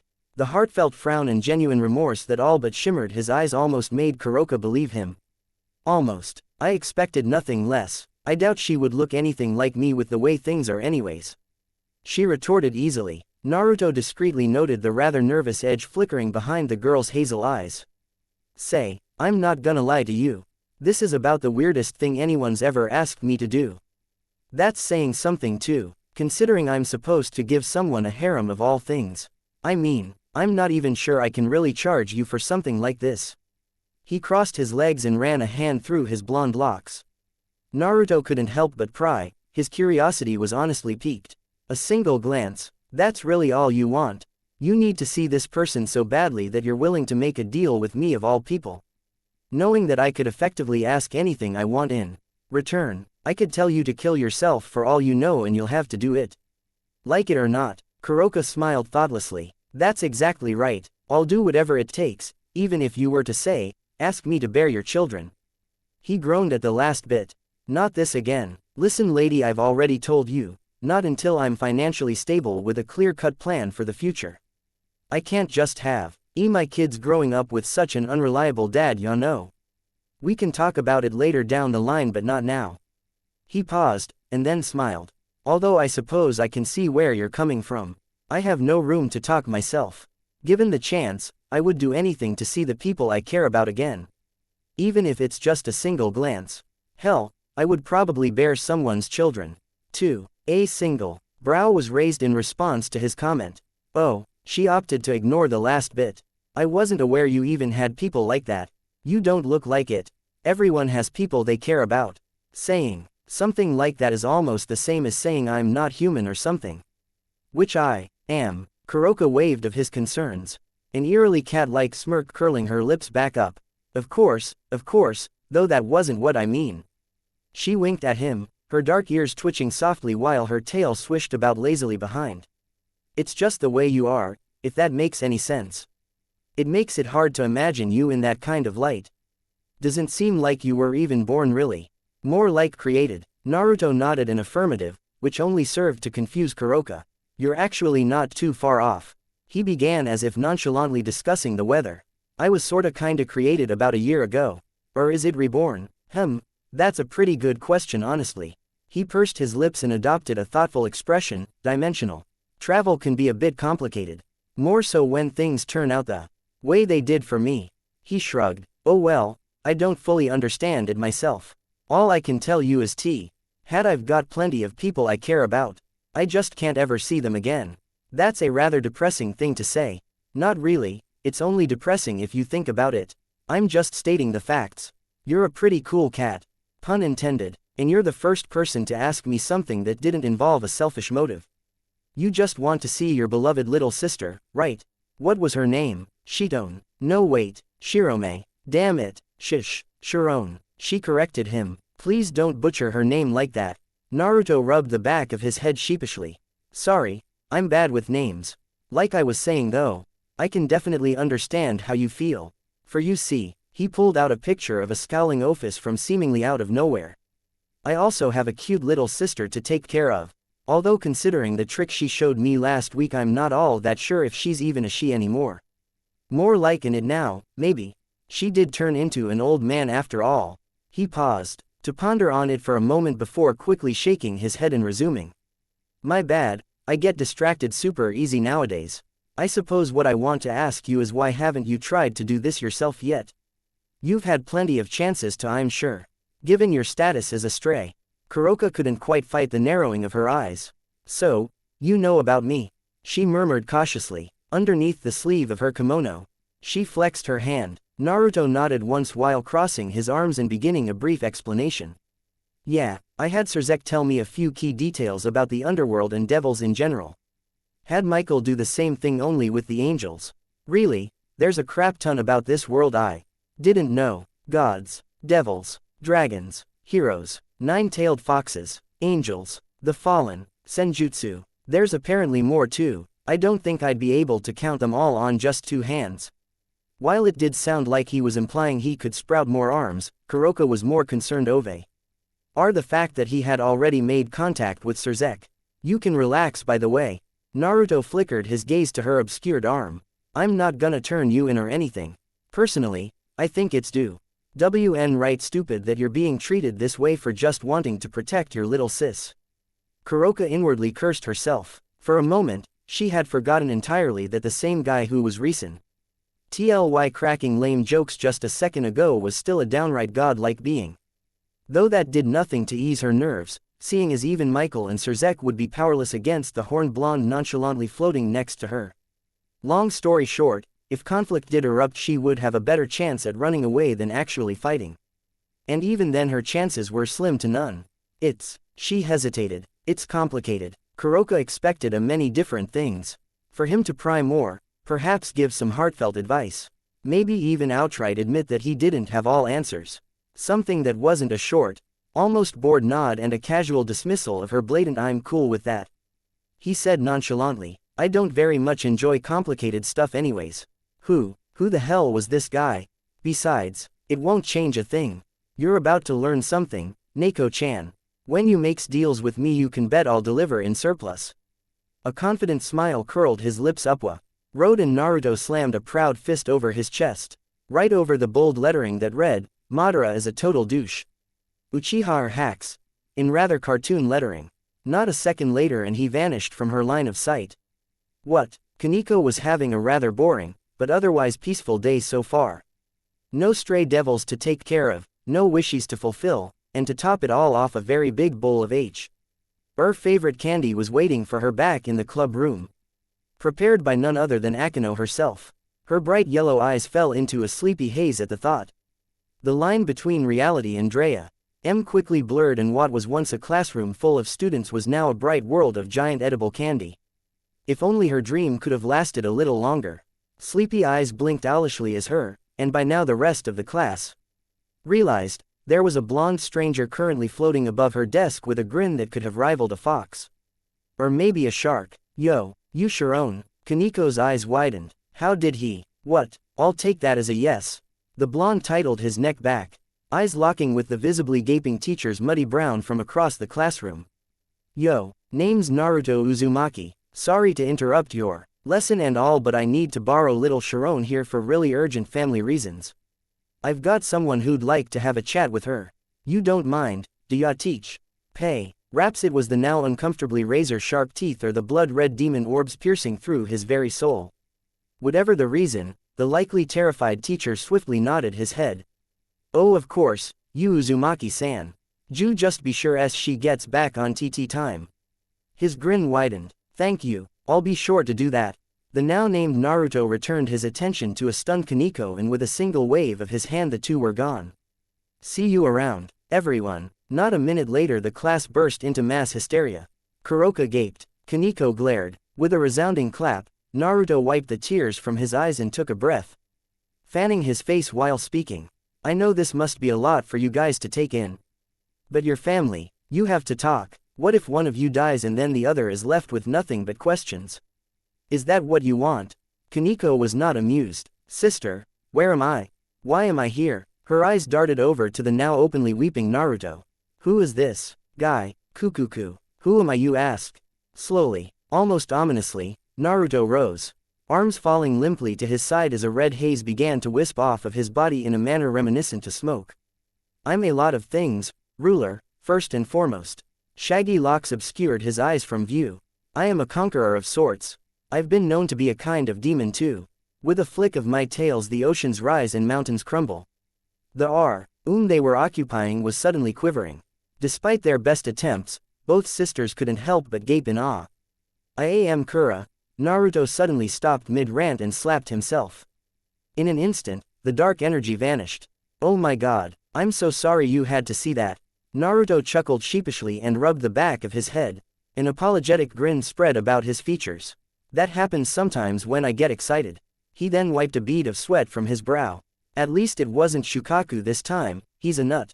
Kaneko deadpanned. You're the nut. Kuroka had to once again refrain from tearing the blonde's face off. She nearly had a heart attack. You know, she shifted her attention back to her bound younger sister. I never told you to kidnap her. I just wanted to see her. Naruto easily waved off her concerns. I didn't kidnap her. I saved her. Trust me, she would have ended up dead with how bored she was. I'm still right here, you know. Naruto brought both hands up and slapped his cheeks. My god, there I go again. Forgive me please. I'll go ahead and give you two some privacy now. I'm sure you have a lot to talk about. A fanged grin threatened to split his face. If you'll excuse me, I'll be taking a tour of this place, for practical reasons of course. I'll be back in say, 30 minutes. Maybe an hour. Naruto shrugged. Screw it, I'll see you when I see you. With a final wave, he vanished without a trace, leaving behind two sisters to, as he so promptly stated, talk it out, between each other. A task that was much easier said than done. Kuroka, despite herself, couldn't help the small smile that sprouted over her soft features when she could no longer feel his presence. Yeah, Sharon was glaring daggers her way. A clear spark of resentment in her younger sister's eyes, but damn it if he wasn't right. It was nice to see her again. Well, Kaneko's glare intensified as she spoke up. This was a lot more than I bargained for, but I suppose it isn't too bad. I don't want to waste any precious time. So let's talk, Shiro-chan. NYA. At the older sister's happy chirping, the younger of the two quickly realized that her peace and quiet had come to a rather unsurprising end. Issei was sure he'd cleaned the gutsy toad inside and out at least 4 times now. A feat that took him the majority of the past hour. And throughout this entire time, OPHIS hadn't spoken a single word. And the same 2 words continued to echo from within him.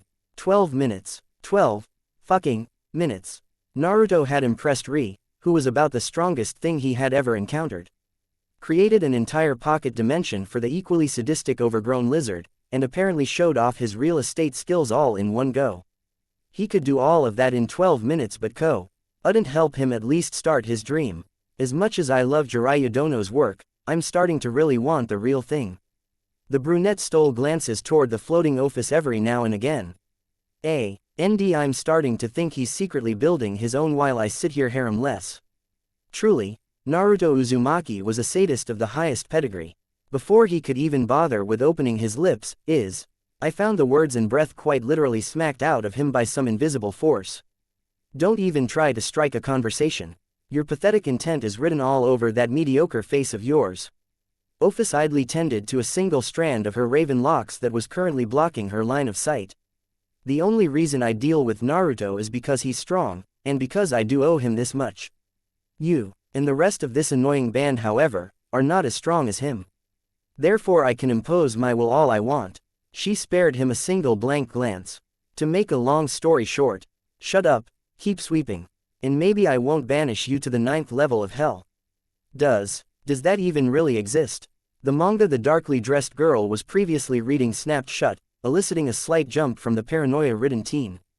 Perhaps. Care to find out? A venomous, snake-like aura surrounded her, and once again Issei was reminded of the fact that everyone around him could instantly crush him like a bug. He was thankfully saved by the doors of the shop bursting open. A confident, if not slightly bruised Valley swaggering in shortly after. "Boss, I'm back, when do we start my training?" As soon as his eyes landed on Issei, a scowl swiftly replaced what was once a wide grin. "Oh, you're here, Still trying to upsurge the boss's power? Well, I won't let you. That's a job reserved only for me. And I'll kill anyone in my way." A fire burst to life in Valley's orbs. "I'll be the one to defeat Naruto-sama." His closed fist met Chi's chest. And then oof. His rant was cut off mid-o. I as a clean towel and a bottle of spray collided with the snow-colored teen's stomach. Naruto wants everything in here to sparkle by the time he comes back. Not a single speck of dust, you hear? Otherwise a certain fallen angel will be so, and everyone else in my little group was really doing behind his back.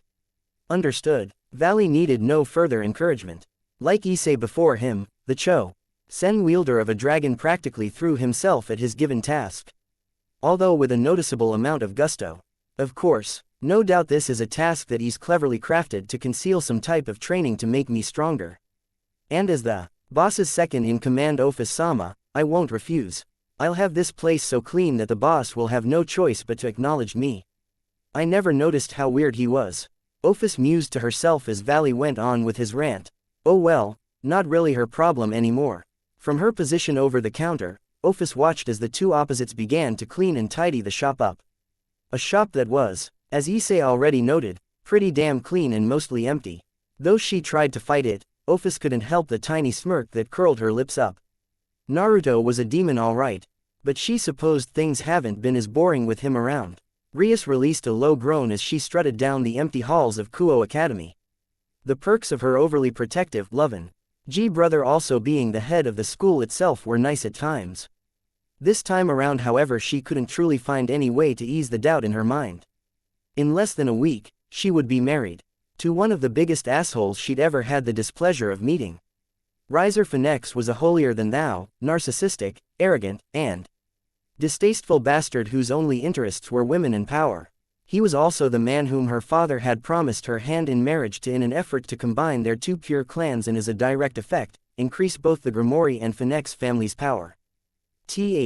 Only problem was that she didn't want to marry him, or anyone at all. At least not at the moment. Rias didn't even want to think about what would befall her peerage were this to happen either. To put it bluntly, she was desperate. Very desperate, and entirely out of options. So when word and panic spread around the school about some blonde devil kidnapping young women, well, she had a pretty good idea of who it was. Where the hell is he? I've set up wards and seniors everywhere and I even contacted the student council, but there hasn't been another sighting of him. Her own thoughts began to slow when her bright blue eyes locked with a pair of shiny, bone-white horns and a mop of arguably familiar shaggy locks. All of which were connected to a somehow perched sideways over the LL blonde who was currently decked out in the male variation of the school gym uniform. There was no mistaking it. That was Naruto Uzumaki. Naruto seemed to have noticed her as well, because he was ALR. Edie waving animatedly in her direction with a wide grin on his face. "Oh, is that you, Tomato-chan? I didn't know you were a student here too.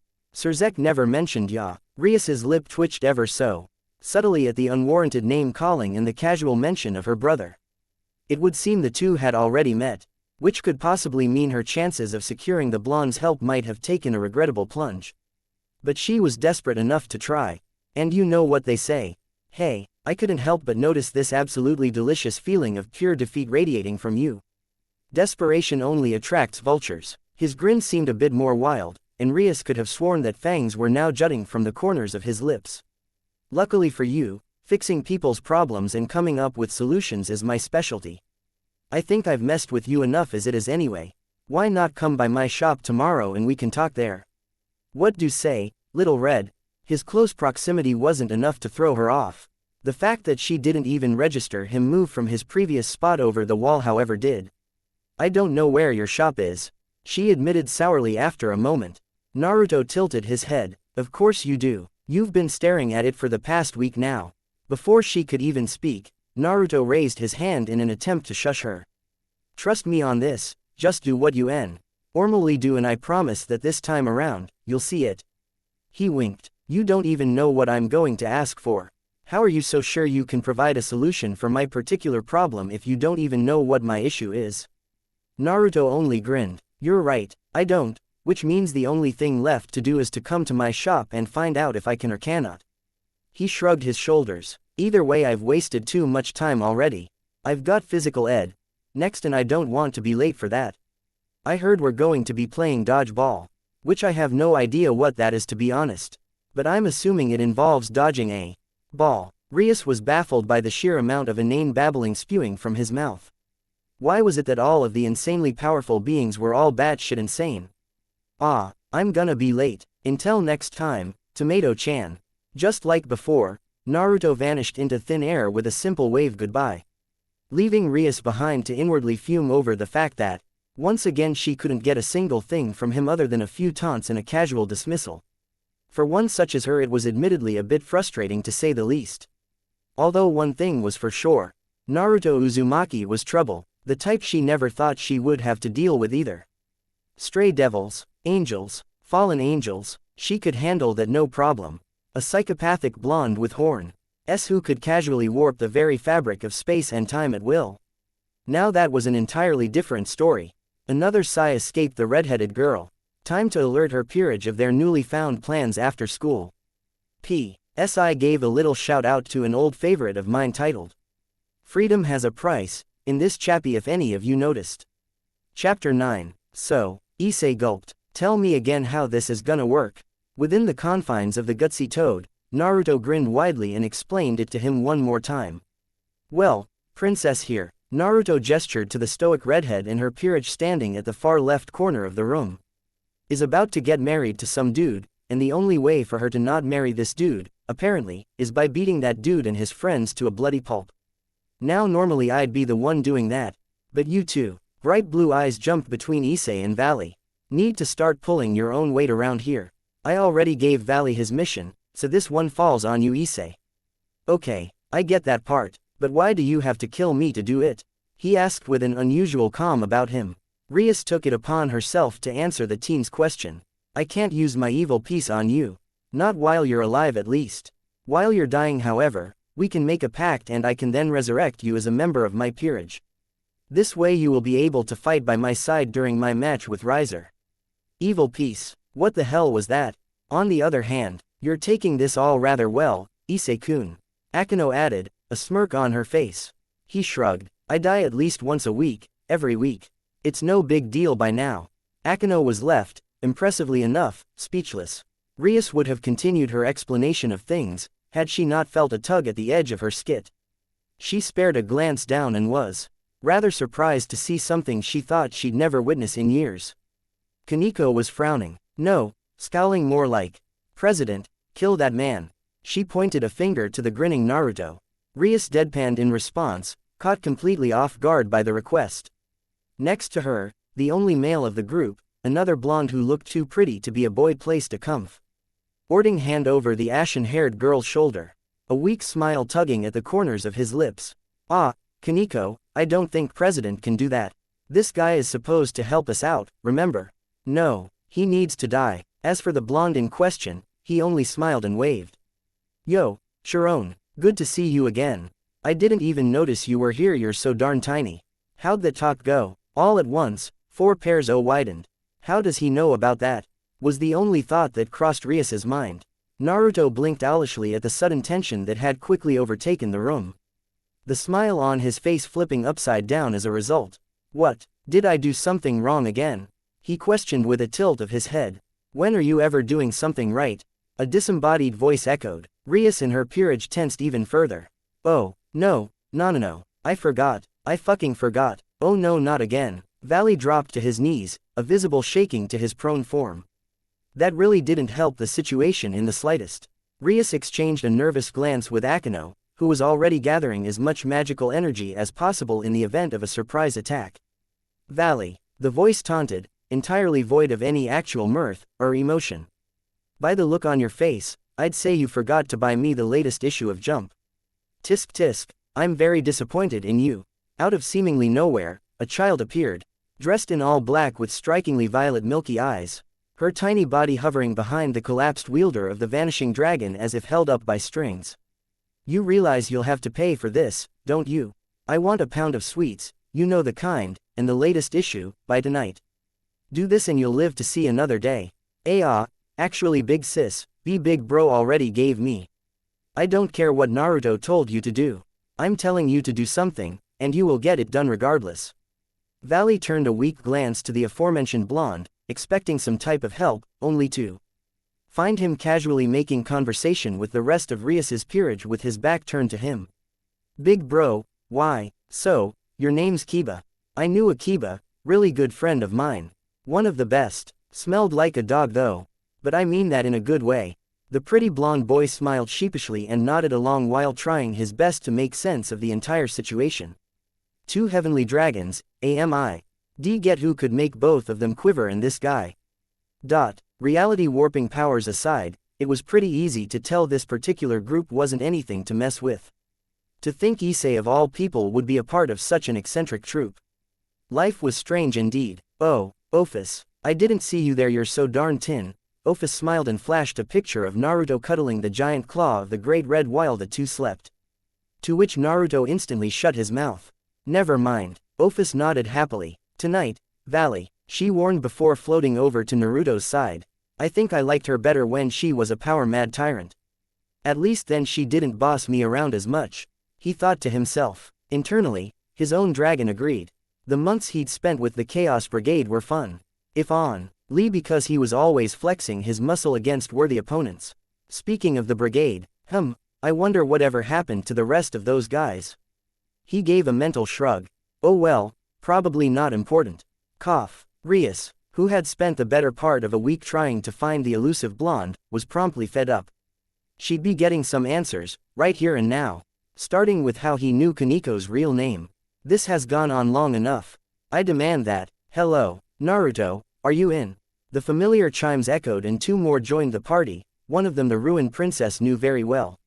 Primarily because it was her older brother, the current Lucifer himself, dressed in a casual but still very much classy red suit. I found this cool taco stand by the north end of the city, the locals love it. Now I know what you're thinking, tacos. In Japan, preposterous. No, but seriously, you should come check it out with us. Oh, hey Rias. Surzek swooned and forgot all about the taco stand. The second his eyes fell on his beloved younger sister. It was enough to make Azazel sick. We really have to work on that sister complex of yours. The Fallen commented offhand. Highly disturbed by the sight of one of the most powerful beings in existence rolling over on his back like a well-trained dog for his younger sibling. Thousands of years alive and he was still seeing new things every century. What a grand gift life and all its freedoms were. Hey yo, did you guys say tacos? I haven't had those since my trip to South America. Hell yeah, I'm tagging along. Brother, Rias's brow twitched. What kind of sick joke are you playing at here? Wasn't that the super dangerous guy who she should stay away from at all costs? He was asking out for authentic Mexican cuisine right now. Well, you see Rias. Naruto isn't really that bad of a guy. Batshit insane, maybe, but not a bad guy. Surzek said whilst blinking down at his peeved sister with wide, suspiciously innocent eyes. She'd probably never let him live this down. Maybe, Kiba echoed. More like definitely. Yeah, Surzek and I bonded pretty damn well the last time he was here. He even made a contract with me. Naruto grinned. At the mention of the contract, the redhead devil winced. Quote. I thought we weren't going to talk about that. Surzek mumbled weakly. Oh come on, it wasn't that bad. My clones and I really enjoyed it. And Azazel. Was too drunk to remember and doesn't ever want to talk about it again. Thank the Lord, he trailed off, brow furrowed as he thought back to the other night's events. Surzek, plus karaoke, equals a very bad headache for his alcohol-induced brain. Throw in a room full of cheering clapping Naruto clones as the audience and it was all just a little too much for him. His only conciliation to his pain that night was the fact that OPHIS was idly torturing Valley by making him dust the same spot on the counter, over and over again. Yeah, something about seeing that boy suffer after the lies he had been telling was more than just a good time. It was the sort of righteous justice only the likes only Raggle herself could have delivered. This has gotten rather off topic, hasn't it? Akeno said aloud, her arms crossing underneath her ample chest. Next to her, Kiba wholeheartedly agreed with the queen piece.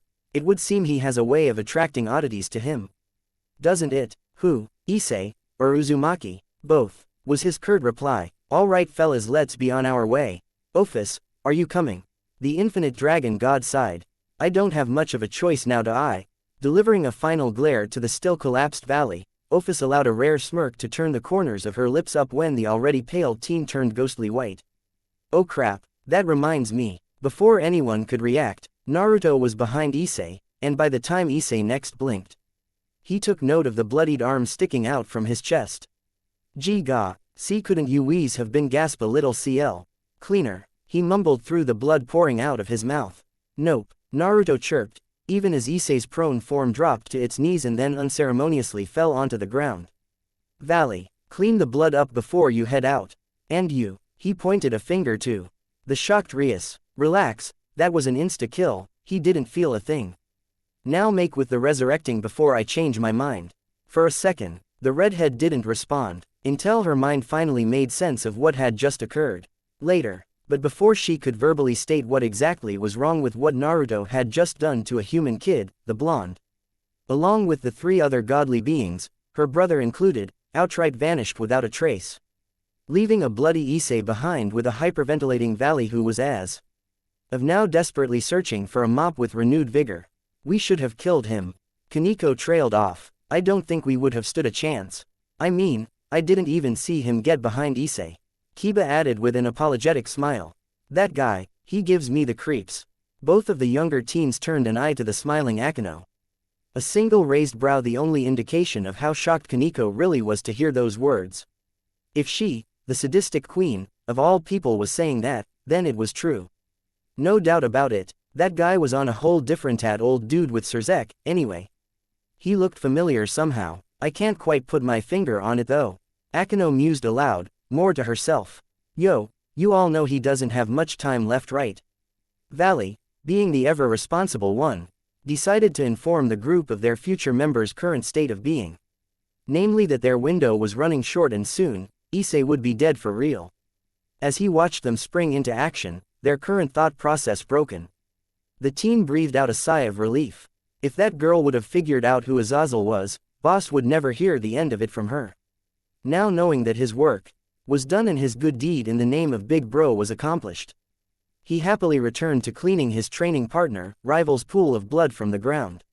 I really hope this won't stain. Did you really have to do that? Azazel asked the horned blonde sitting across from him. Of course I didn't, but 3 of the 9 voices in my head said I should. So I did. He grinned, and the fallen leader groaned in response. Why did I even ask? The 4 were now chilling out, maxing, relaxing all cool. OPHIS sat to Naruto's left, an authentic Mexican sombrero over her head that did an excellent job of blocking the sun's rays. Surzek and Azazel sat across from them, side by side, the redhead mimicking the infinite dragon god's choice in hat attire. Man, this place really is great. And pretty damn cheap too. I might bring Graphia and Milikas here sometime. He let out a blissful sigh. Ah, times of peace sure are great, aren't they? OPHIS spared the current Lucifer a glance. Peace. Last I heard the devils, fallen angels, and heaven were at the standby awaiting the next great war. Not even the minor gods are making any moves right now with how tense it is. Surzek blinked, and then frowned. Ah, of course you'd know that. I forgot what it was you were up to before Naruto took you under his wing. The girl frowned. First off, I am not under his wing.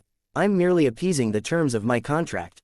Here, her eyes narrowed. And second, Don't think you can speak to me so carelessly, little devil. I could easily annihilate you and the whole of your army on my worst day. Remember that. The threat would have normally put Surzek on edge, much like before when he knew nothing of Naruto and the Great Red disappearance. However, it was exactly because of Naruto that he knew that threat would remain just that, a threat. For now at least. There's a war happening, Naruto asked through a mouthful of burrito. Azazel elaborated. It's more of a stalemate now. The only reason the Great War ended in the first place was because both sides took too many losses. Throughout the years, however, all three factions have slowly regained some of their power. Now, it's just a waiting game to see who deals the first blow. Surzek nodded, not to mention the newer players. Some of the other gods have already made moves, all of them vying for dominance over humanity. At that, Naruto allowed a rare frown to turn the corners of his lips down. Dominance over humanity. Why? Because humans, believe it or not, amplify our power. Devils and fallen angels grow stronger with each sin and angels with prayer. It's the same for everyone else as well. The more humanity believes in, or fears us, the stronger we get. Surzek sighed. Of course we're already strong enough as it is. I don't see why most of our kind dream of more power. It only breeds destruction. Naruto clicked his tongue, his eyes closing as he spoke. How many of your kind think like that? Unfortunately, a lot. Surzek trailed off. It can't be helped. You're devils, by nature you will always lust for more. Azazel said. The devil faction is currently split down the middle, although not everyone in the underworld is aware of the fact. And I myself may be the leader of the fallen, but we are exactly that, the fallen. I can't keep them all in line and they have their own agendas. You fixed this with Kokobile and Valley. But there are many more. Naruto put a hand up to stop him. Say no more. Being a leader doesn't mean you or the people you lead are perfect.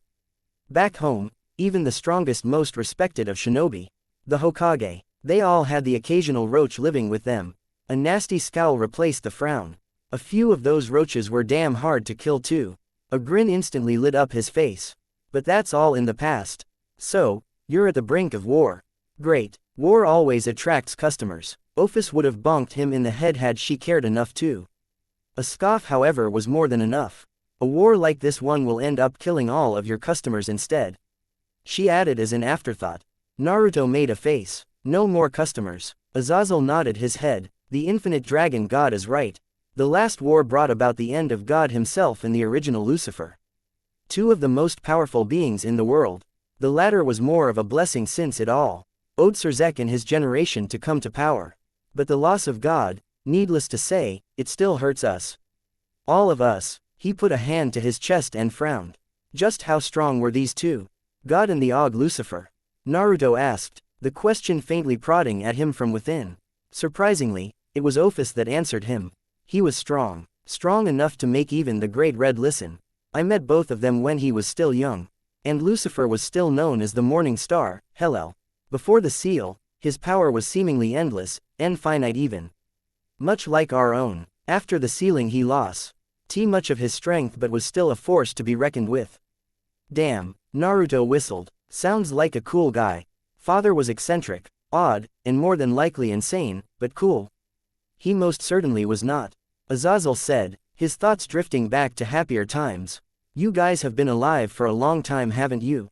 Surzek shrugged. I'm actually the youngest here besides yourself. Azazel's been around since the birth of time, and OPHIS was one of the very first beings to ever even exist in our universe. Naruto glanced at the 12-year-old. You know, now that I know just how old you are.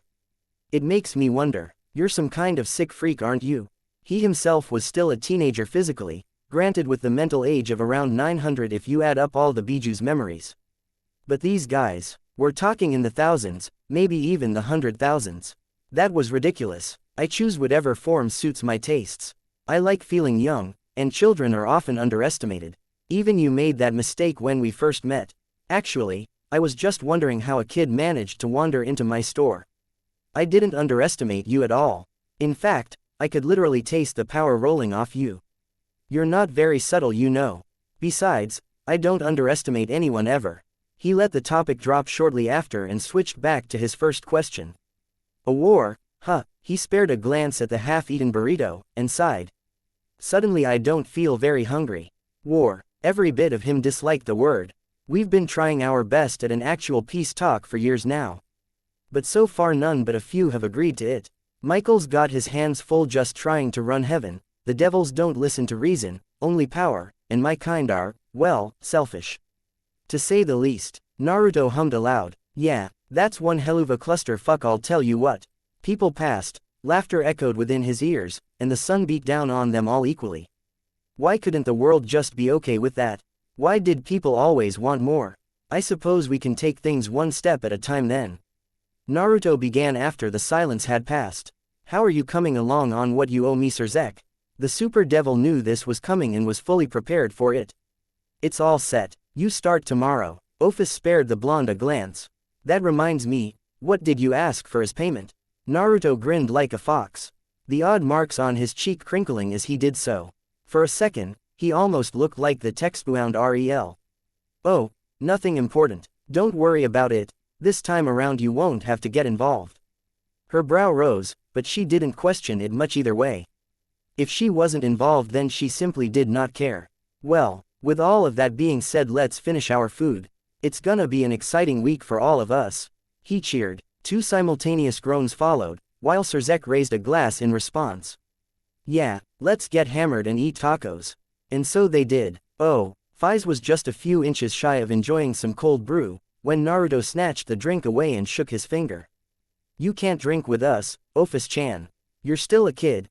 He playfully taunted the preteen. With a frown, OPHIS clapped her hands. One very odd, very disturbing session, that none of them would ever be forgetting for as long as they lived. Later, and a brand new, much older and much more developed OPHIS sat in the same chair. She gingerly reached out and took the drink from a shell-shocked Naruto's hands and then gave a sultry smile at the sight of their flustered expressions. I'd say I'm old enough now, nay, beloved older brother, she purred. Neither Naruto nor Sir Zek could speak, both for different and yet disturbingly similar reasons. The latter was trying his best to pick his loosened jaw up from the ground all the while. Nice jugs, Azazel said with a half grin, raising his drink up in appreciation. Thank you. A few feet away, an old man had a heart attack at the sight. Whether it was because of the morphing or the cleavage, we'll never know. Issei straightened his posture as the chatter of the classroom slowly dwindled. The room door slid open and in stepped the current chairman of the school, which was an odd, but not entirely foreign event. This can only mean one thing. A new student. I hope she's a beautiful girl with even more beautiful breasts. Stars grew in his eyes as his mind began to wander to more inappropriate places. No doubt it would be a nice change after last night's events. Getting another hole blown through his chest and being reincarnated as a devil of all things was a far cry from his ideal day. Hopefully his luck would soon change. Already the excited chatter filled the room as the rest of the students discussed who the student could be. Or more importantly, their gender. When the arguably short man in a gray suit stepped onto the podium at the center of the classroom, he coughed one time to gather everyone's attention before speaking. Hello class, I regret to inform you that Takasugi-sensei has been transferred to a different school. It was a rather last-minute and unexpected decision, but we were able to accommodate nonetheless. So there's no need to worry. Your new teacher is very young, and highly recommended by our board. I've heard he's a prodigy. So you're in good hands. In addition to this, you'll also have a new student joining you. Now then, please give a warm welcome to your new classmate, Valley Lucifer. And to your new teacher, Naruto Uzumaki. Issei paled. Boss, why the hell do I have to fucking do this? I'm smart enough as it is. I don't need no stinking school. Shut it. Think about the future, damn you. How are you ever gonna beat me if you can't even graduate high school? Together, two familiar faces entered the room. And all at once Issei's entire world came crashing down on him. This was it. Game over. Naruto showed up in his room without warning. He ate breakfast with his family. Hung out with his mom for Christ's sake. The only safe place he had left. His only haven, it was here. At school. And now, hey everyone, you can just call me Naruto-sensei. I don't really like formalities and all that, so if you don't, I'll fail you. He grinned. Anyway, I trust we'll all be getting along nicely, so please treat me well. Next to the blonde in the dashing orange and black suit, the ivory-haired teen wearing the standard Kuo uniform scowled. Don't talk to me. Don't even look at me, and if any of you disrespect big bro here, I'll kill you. The now deathly quiet classroom was broken out of their stupefied states by the loud thunk of Issei's head unceremoniously dropping over his desk. Oh God, why? A sharp pain shot through his head at the mention of him. Oh, that's right, I'm a devil, even God won't help me now. Chapter 10. No. Here's the really good part. So then she turns around, right? And she's all like, will you die for me? And then Issei's face. Oh Red, you should have seen it. Quote, get off of me you brainless idiot. Naruto pouted. Oh come on Red, be honest for once in your life. You totally dug that and you dig me. I can see it in your eyes. You're both idiots. 3 odd entities floated high above the skies of the true dragon's domain, 2 very tiny ones and 1 gigantic. The Great Red let out a sigh that resulted in a sandstorm below. What the hell do you want anyways? I was napping before you came over to dick around. Quote, I need a favor. Naruto cut straight to it, a wide grin on his face as he beheld the biggest beast in this universe. A favor, the Great Red repeated, and why in the 9 hells would I do that? Quote, Naruto glanced at the darkly dressed woman next to him. Is that a thing now? Was that always a thing? OPHIS merely shrugged her shoulders and then attended to her tea, in which Naruto did the same and returned to the matter at hand. Cause I'm your bro, Narubro, is what you used to call me. Remember college together? You got so drunk on your 21st, I had to carry you back all the way home and you missed your chance with. Shut up, damn it, why do you do this to me? I just don't understand you, meatball. You said I would live in peace. This is the exact opposite of peaceful. Quote, fine, if you don't want to play along then I have another idea. How about a bet then? In the span of a second a great golden arm the size of Red's very own with black prints suddenly sprouted from the blonde's right arm, with massive claws for fingers and flames licking away at the edges. Let's arm wrestle. If I win, you have to do me a solid. If you win, what do you want? I want cows, was the dragon god's immediate response. Naruto blinked. Come again, you heard me fool, I want cows. Dozens and dozens of them. A field of cows. I haven't had any junk food in literal years, Uzumaki. The last time I bothered with any affairs in the human world they regarded me as a go. And constantly fed me cows all the time. I had to leave of course. I was losing my figure, if you catch my drift. Quote, you were getting fat, OPHIS commented with a thin-lipped smirk. Watch your tongue witch, I wasn't getting fat, I just lost sight of myself for a bit. Besides, that was ages ago. Before even he came into his throne and the power of Ball ruled the lands. Quote, power of Ball, Naruto echoed, his interest piqued.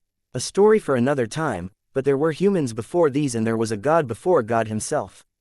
Quote, Naruto whistled, there was still so much about this world that he didn't yet understand. It actually served to make him a little excited. Okay, another time then. Right now, Naruto clenched his arm and the wispy specter responded accordingly. The Great Red merely glared for a moment, before finally it nodded its head. Alright, I want those cows. You're on. Quote, its massive arm latched onto the ephemeral figure and the dragon grinned, showing off its rows of menacingly sharp teeth, each one as big as a house. In between them OPHIS raised a single hand, her attention still on the teacup in her hands. Despite this, she still lowered it in the universal signal for them to begin. A dull smirk over her lithe features. The very ground underneath them rattled and shook, small hairline fractures forming and cracking the surface as a result of the sheer force being exerted above. At least she wasn't bored. The week had gone by terribly for Issei, as predicted, in spite of the fact that he didn't even attend class once this entire week. In fact none of them did. In their place Naruto would leave clones behind while they took to Red's Daning, for the entire school day. Then, the clones would burst after school was done and Naruto would persona LLY tutor the 2 heavenly dragons right after. The only bright side to all of this was that OPHIS was officially really hot now and great to look at. I mean, her breasts. They were even bigger than Rias's. It's almost unbelievable. Issei practically drooled as his thoughts began to wander onto the darker road. It wasn't until an invisible force slammed into his gut and knocked the wind out of him that he snapped out of it.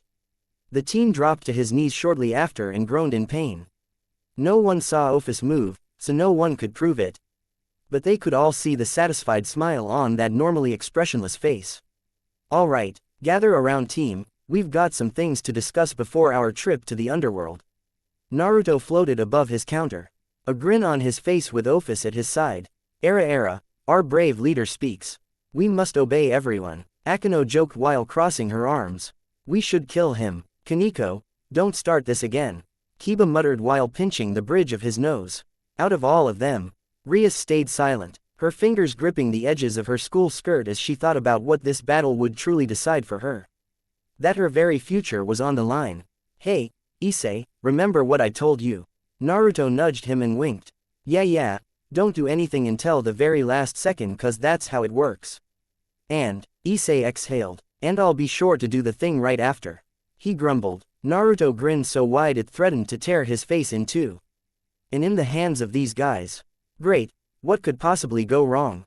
Everything could go wrong. Alright kids, hold on a sec while I make sure Surzek is ready. You know, we could always just open a portal ourselves and, Akeno spoke up, only to be interrupted. No, this is for your own good, trust me.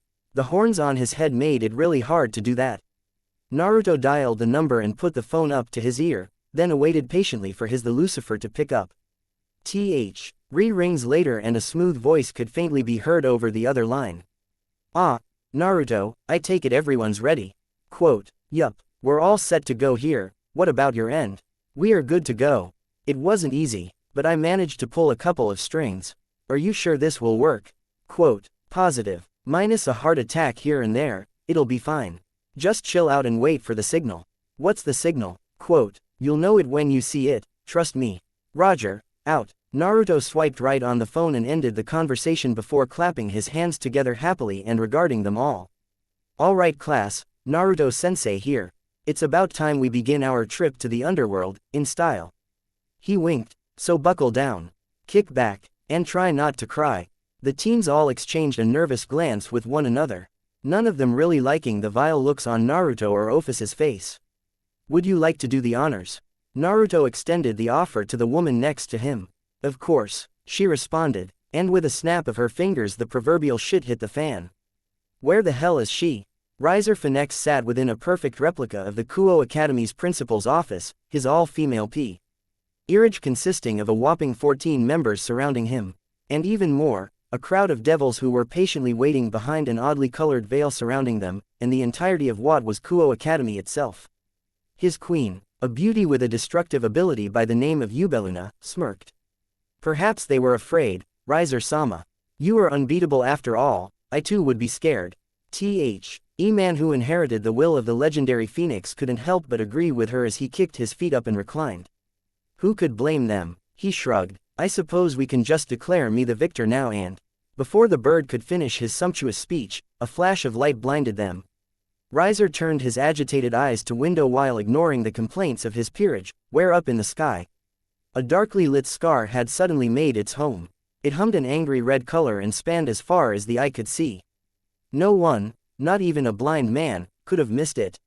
All at once the attention shifted. What the fuck? What in the nine hells is that? Are we being attacked? The crowd voiced their concerns as they looked on at what was happening above, waiting with bated breaths as the crack in the sky widened. As if something were about to come through. 5 minutes ago. Alright, so, here's the plan. We're gonna swoop in, scare the ever-loving shit out of them, kick their asses, impose our will. And then head back to the Grimoire estate for dinner. Naruto explained. Everybody clear on that? Clear, Issei said. Ophis merely nodded in return and returned to her manga, which had now taken the place of her tea. What the hell is that? Kiba pointed up with wide eyes at the massive, no, at the enormous red dragon circling them from above. Or more like, where is this? Akeno mused while her gaze swept over the desolate, dry landscape and distant mountains beyond. That's Great Red, he's my friend, and this is his home. Naruto gestured first to the dragon and then to their surroundings. He's going to help us make an entrance, of sorts.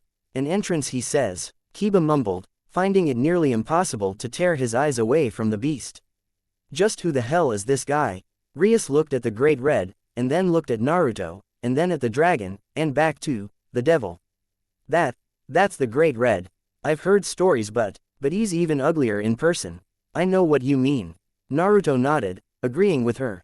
Somehow the true dragon must have heard the blonde as a gust of wind so powerful that it managed to create a crater where he stood slammed down over him. To which Naruto promptly flicked the dragon off in the now universal, "Fuck you." He's a great guy, a bit shy and can come as off rather thuggish, but overall really cool. Naruto thumbed up in spite of him standing in a hole 2 times his size. You're insane. Yes I am. He waved his hand, and suddenly they were all floating up without the use of wings. Now when we show up, you need to show out. Get super serious. I want to see your best Uchiha face. Here, look at mine. The blonde sneered and pretended to look down on them while glaring daggers. See, it's all in the stare. If you can manage to master that, everything else comes naturally. Brother, I think you've told them enough. We're running a bit late. Oh, damn it. Naruto checked his wrist, which had no clock, and paled. Shit, we are running late. Like a super elevator, they rose higher and faster until they were face to face with the true dragon himself. Its eyes somehow piercing through them, and when it spoke, their entire bodies rumbled. I will seriously never understand how you get into these damnable situations. It grumbled. Naruto merely shrugged. Who knows, Red, I've always had a knack for trouble. I can see that. Remember our deal, flesh bag? I want cows. Lots and lots of cows. And if anyone other than you and the witch comes and bothers me, I'll be you. RN your world to the ground until there's nothing left. Quote, yeah, total annihilation, get on with it. Naruto ushered him along. The great dragon took a moment to return the universal, "Fuck you, B." E4, bringing up that single extended claw and tracing a line through seemingly nothing. Present time. Graphia, get the camera out. The high maid looked at her husband as if he'd grown a second head. Inwardly disturbed by the giant smirk on his handsome features. Excuse me, she asked, are you not seeing this, Lucifer? Quote. She stressed the title out. Surzek didn't really seem to care. Please, for the love of all 9 hells, get the camera out, I'm begging you. Next to him, his father narrowed his eyes. I hope you don't have something to do with this. The head of the Grimoire family sighed.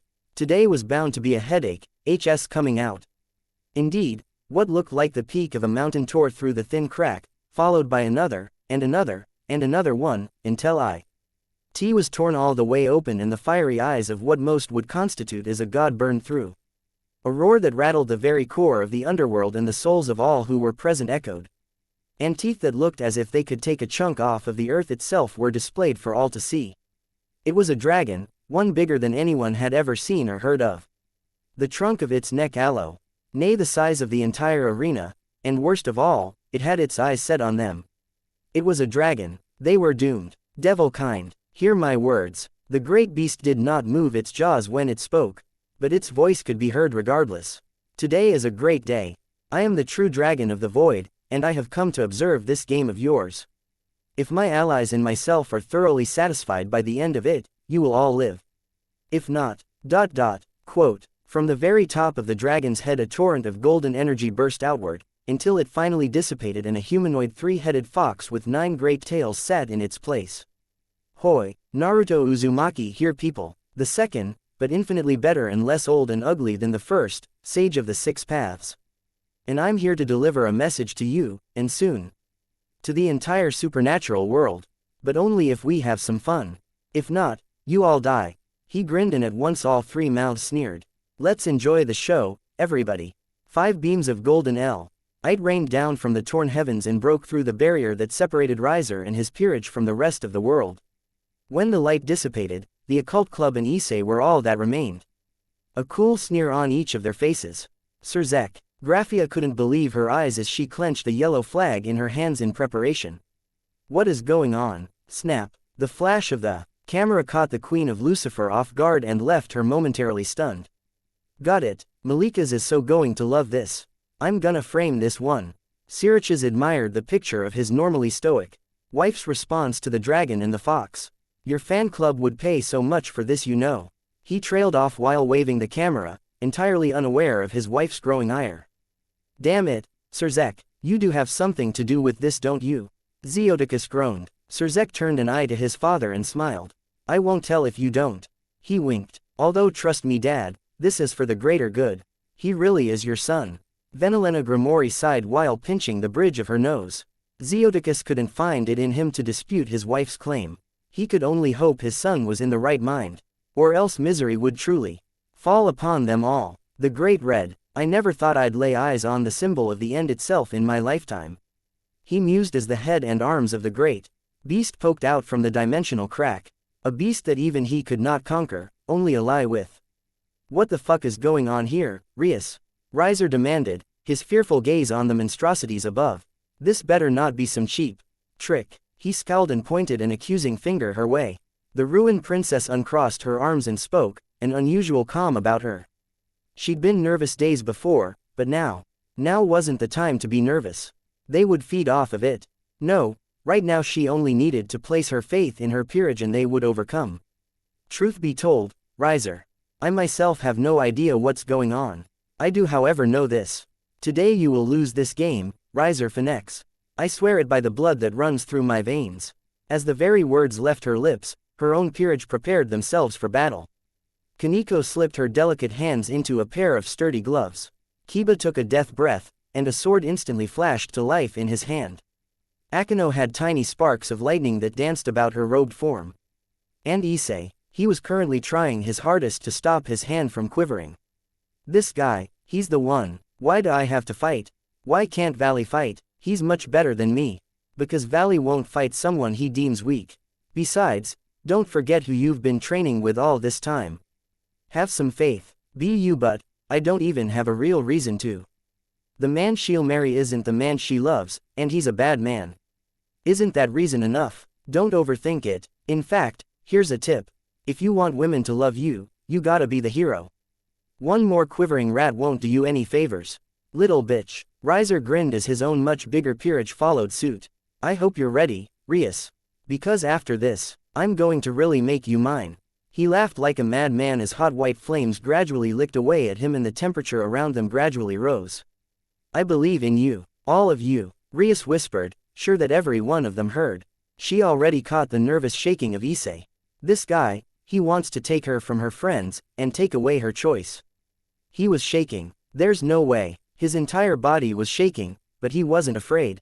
Boost, boost, boost, boost, boost, boost. He was excited. Boost, boost, boost, boost, boost. There's just no way. Issei spoke up, his eyes a much darker green and practically glowing.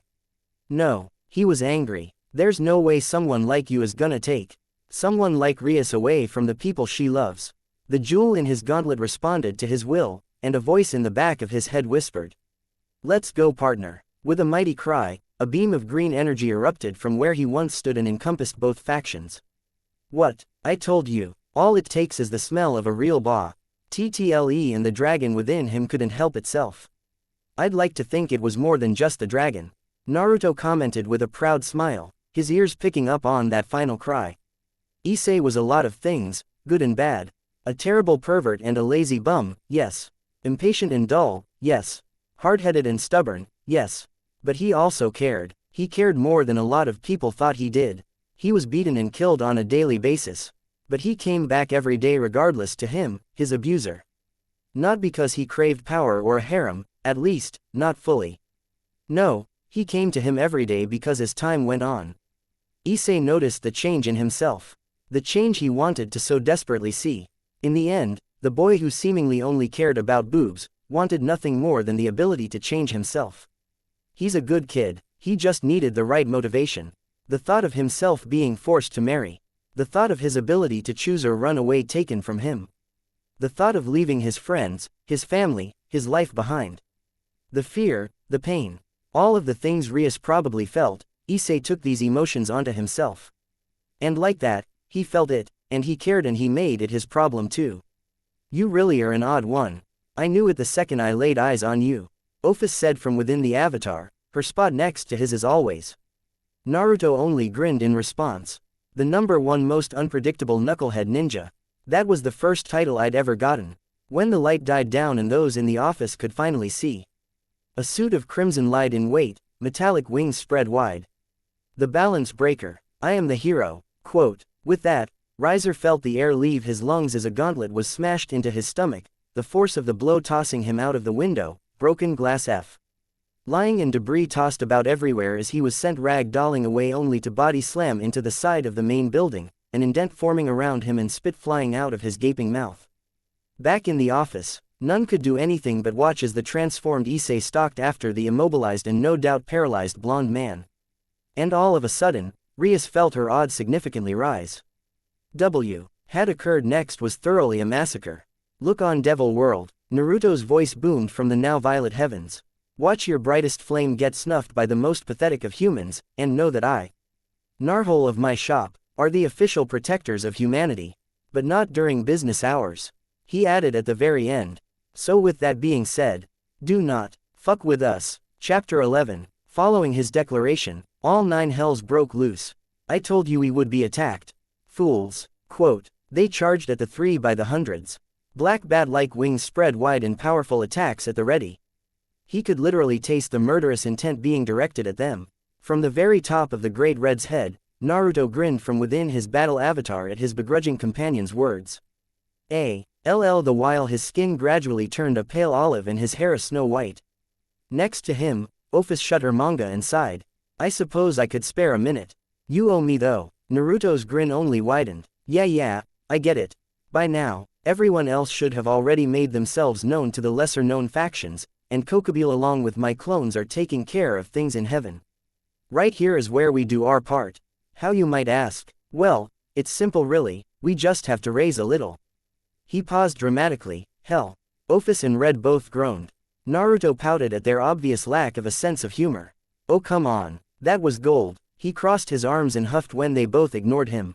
Fine, if you won't appreciate my humor, maybe they will. He jutted a thumb due.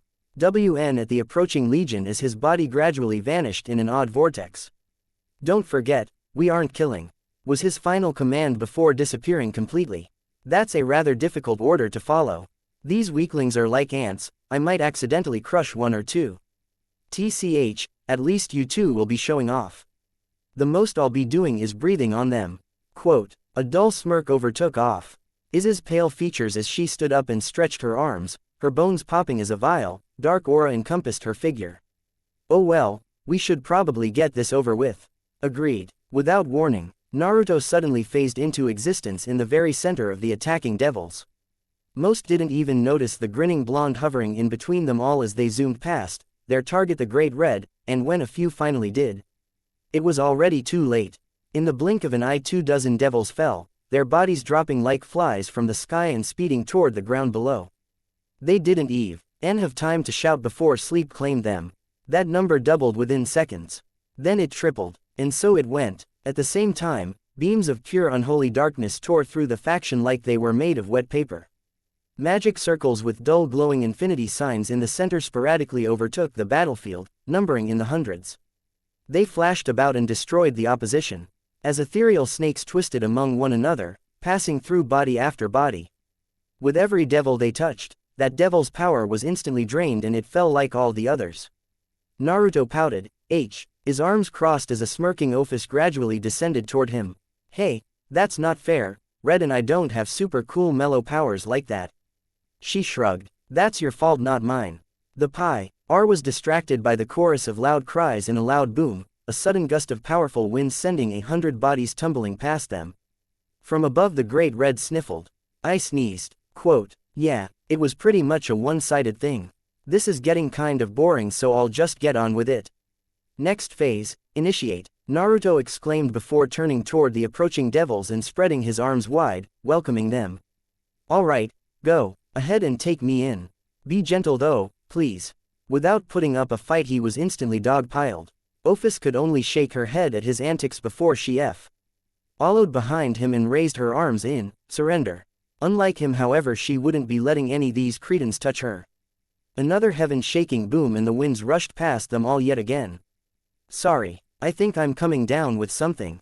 Red sighed. Anyway I did my job. I'm going back home to nap. Let me know how things go, meat bag, and don't fucking forget. I want my cows. Quote. Fr. Within the floating mass of blackened wings and bodies, a single ephemeral hand coated in golden flames broke through and thumbed it up. Dinner was eventful, exactly as Naruto planned. Even better actually, he had a front row seat to everything. Hey, can someone loosen these cuffs up a bit? They're kind of constricting my movements. Silence scum, Serzek cried, his lips pulled into a frown, as he pointed a finger at the captured blonde. Who are you to invade our world and make a fool of our kind?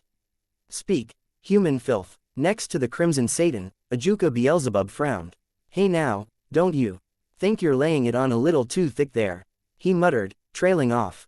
No matter how much Serzek was denying it, Ajuka was almost positive that the redhead had something to do with this strange human presented before them, he four great Satans of the underworld. The highest judges in these lands. Although at the moment only 3 were present. Surrounding them were the leaders of each clan, pure and half-blood alike. Whether you were at the arena or not, no one missed the giant red dragon that tore a hole in the sky. Their tall thrones were each fit for a king or queen in AR. Ranged in rows with the higher-ups towering over them all, and they as devils wouldn't have it any other way. It was meant to be a sign. A symbol of status and power, because that was all that mattered in the end. He doesn't seem like a bad guy. He seems fun, actually. He didn't kill anyone either. The final Satan and the only girl of the 4 chirped. Seraphal didn't have a problem with this human. He spilled no blood after all. Yeah, listen to the walking wet dream. I'm not gonna hurt anyone, I promise. The razor-sharp grin on his face told them all otherwise. You forget, Leviathan, Ajuka said. While he and his partner didn't kill, they still set us back quite a bit. We could be attacked at any time now and suffer heavy casualties because of them. Actually, Naruto intervened. You won't have to worry about that. See, I'm only here to make a point. You're not the only place I've visited either. Heaven, Asgard, Olympus, Izanagi and Izanami. The list goes on. They'll have their own problems for the rest of the week, so take all the time you need. No one was amused by his cheeriness. Well, no one but Seraphal. Explain, impudent human, Serzek commanded while dramatically flailing his cape and making a showing of it. Most everyone in the room, his wife included, deadpanned. Naruto however was having quite the time. Foolish devil, you just don't get it, do you? I'm saying that I wanted to get captured. It was all a part of my ingenious plan. No duh, was the general thought that crossed the minds of everyone present. Anyone with a brain that watched T happened could see he'd let himself be captured. He stood up right after his deceleration despite the chains that tied him down and flashed that same predatory grin, radiating an aura of confidence all the while. A mouthful of knives flashing dangerously at every devil that looked his way.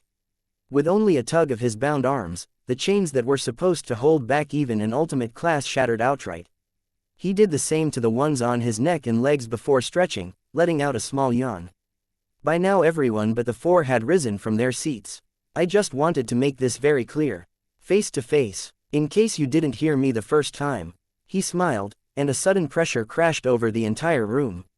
The hairs on the back of their necks stood at attention, their chairs in. The very ground underneath them rattled and shook, and along the walls tiny fissure marks began to appear. A few of the weaker ones actually gasped for air, finding it incredibly difficult to breathe at the moment. The human world is under my protection. His voice was completely unrecognizable. Every country, every city, every town, every soul. If I find out any of even one human to abide by that stupid chess game of yours. Well, you may have an army, but me, I am an army. To further enforce his point, Naruto unleashed even more of his murderous intent. At this point most had already collapsed back onto their thrones, a cold sweat developing over their brow as they desperately fought to maintain composure. Even Ajuka was finding it rather hard to keep his knees from buckling underneath the immense pressure. To his own great surprise, he'd seen Sirach's true from, watched the Leviathan freeze entire oceans, and done battle with beings that could have been considered gods in their own right, but this feeling. It was overwhelming. There was no aura, it was only pure killing intent. Then it was gone, and so was he. Their captive's sudden disappearance was met with utter outrage as soon as the rest could breath again. Do we still have the other one? Ajuka asked amidst the chaos while suppressing a groan, certain that he was about to experience a rather annoying headache because of this whole mess. Oh, Seraphal answered him. No, she complained about being bored, broke free and then left. The fiend, Serzek added. Please stop, you're a terrible actor. Beelzebub trailed off while rubbing his temples. Honestly, he was embarrassed for him. The gutsy toad was busy upon his arrival. Busier than it had ever been actually. He counted a total of 9 people present as he warped in. Surprising a few of them. Hello Team Toad, Naruto stated with a happy wave. Boss, Valley flung himself at the blonde and landed on his knees, showcasing a form of groveling that could only be defined as an art. Naruto-sama. Kokubile followed suit, even going as far as to kiss the ground before him, his choice of maneuver being the infamous sliding grovel. Such skill, Valley exclaimed in his thoughts, sparing the conqueror a glance. I didn't even see him stagger once. Could it be a true and faithful devotee to the boss like him? He grit his teeth. This he would not stand for. He would be the right-hand man who one day overthrows the leader. You people make me sick, Rainer commented, her arms crossed over her chest and a frown on her pale face. She caught sight of Issei and flashed him a dangerous smirk, reveling in the way he cowered at the sight of her. She truly loved breaking men, making them grovel and fear her like dogs. It filled her with such ecstasy. You shouldn't talk down to Naruto-sama, Danesik added. Next to him, the shortest of what was, Team Naruto, nodded alongside the taller trenchcoat-wearing man. Yeah Rainer, why are you acting so hig? And mighty when you practically begged him not to key. A hand was quickly placed over her mouth, muffling the end of her sentence. Although she still tried to push it out, glaring daggers at the snarling Rainer all the while. I ignore her, Rainer-sama. The final member of Team Naruto, Kalawarner, said while flashing her a nervous smile. Rainer was the strongest out of them and also the one with the shortest temper. It wouldn't do any good for a fight to break out between them in Naruto's home. Thankfully, Naruto himself intervened. Ray, he patted the shorter girl's head and grinned, pulling her into a one-armed hug shortly after. It's nice to see you again. I hope you aren't killing random humans behind my back anymore, 'cause that would be bad. The girl fumed at their close proxy. Midi but didn't struggle much against it. Please get off of me, Naruto. She knew better than to throw a tantrum at this point. Getting rid of Naruto was next to impossible anyways. It was infinitely easier to just ask him politely. Right, sorry. He grinned sheepishly before turning his attention to the rest of his squad. All right team, report. Michael has received your message loud and clear, Naruto-sama. Kokubile began. My brothers and sisters in heaven won't be an issue. They're not the type to bring harm to humans anyway. Although the saint system could use a few tweaks here and there. The fallen shook his head. My apologies. Anyway, thank you for letting me lead this expedition. It was nice to see them all again. Now that I'm not blinded by my hate. He finished with a genuine smile. Naruto winked and nodded before moving on to the next team leader. NYA, Odin had no problem with abiding by your set rules. He never really bothers with mortal affairs anyway. Too occupied with the women of Asgard to notice. So we're in the clear. Kuroka explained, licking at her hand as she sprawled herself out over his counter, much like a cat would. Her two tails flicking lazily behind her. Great, so everything went well. My clones talked to Izanagi and he said to just leave him out of the bickering of children. Izanami told me she would do anything so long as I stayed with her, so I left my clone there to hang. And everyone else was just too weak to oppose me. He grinned. We did a good thing today you guys. If you mean to say that declaring war on every major faction known to man is a good thing. Then well, you are beyond saving. OPHIS added. Aren't we all, my dear little sister? Aren't we all? He nodded sagely before clapping his hands together. All right then, we'll call it a quits here. I want you all back here in a week for a status update, except for you Issei, I need you here tomorrow. Till then, I've got some farmers to bribe. Come on OPHIS. Infinite Dragon God groaned but vanished alongside him nonetheless. That guy is a freak. Rainer whispered once she was sure he was gone. Next to her, Issei nodded his head. Try working for him. He trailed off. She spared her former victim a glance and stifled a shiver at the completely dead look in his eyes. God, whatever that demon had done to him was 100 times worse than her blatant murder. Probably. The next day came and went, but it wasn't until around noon that Issei decided to show up. The familiar sound of chimes echoed in his ears and for once, Issei found that Naruto was alone within the confines of the gutsy toad. OPHIS wasn't by his side and neither was Valley groveling at his feet. He wasn't meeting a customer or chatting it up with Serzek and Azazel. It was just him, an odd smile on his marked face as he sat behind the blue counter. Just like when they'd first met 2 months ago. Hey, glad you decided to show up. Did I really have a choice? Not really, Naruto chirped. Issei resisted the urge to sigh. He approached the blonde and then fell back, not surprised when his bottom hit a soft cushion that most certainly was not there before. So what do you want, demon? What kind of torture do you have in mind for me today? You're free to go. Issei blinked. Wah. What? Naruto didn't grin or gloat or make an offhand reference this time around. He merely smiled. That odd that he'd become so familiar with settling over him like a warm winter coat. You've come a long way, Issei. I can't do anything else for you from here on out. You've got your power and you found a good reason to use it. From here on out it's all up to you. He wasn't acting crazy or delusional. He wasn't spilling nonsense. He was calm. This was the first time Issei had ever seen Naruto seem so human. But what about my harem? I didn't want to be strong, damn it. I just wanted my harem. He cried, a bit let down. You killed me and turned me into a devil. You can't just toss me away now. You'll get your harem by remaining a devil. He interrupted his would-be rant. Let's be honest here, this is the 21st century, kid. No girl is into stuff like that. Hell, one woman is already enough in my opinion. But if you stay with Rias and her friends, you'll become stronger without a doubt, and more importantly you'll rise in the ranks. If you manage to become a high-class devil, you'll be able to achieve your ultimate dream legally. In a way, I guess you could say I already did my part, nay. He winked, a half-smirk overtaking the previous smile. This time Issei did deadpan. No you didn't. You've clearly been totally winging it this entire time, haven't you? Naruto had the decency Todd. He, yeah, you got me.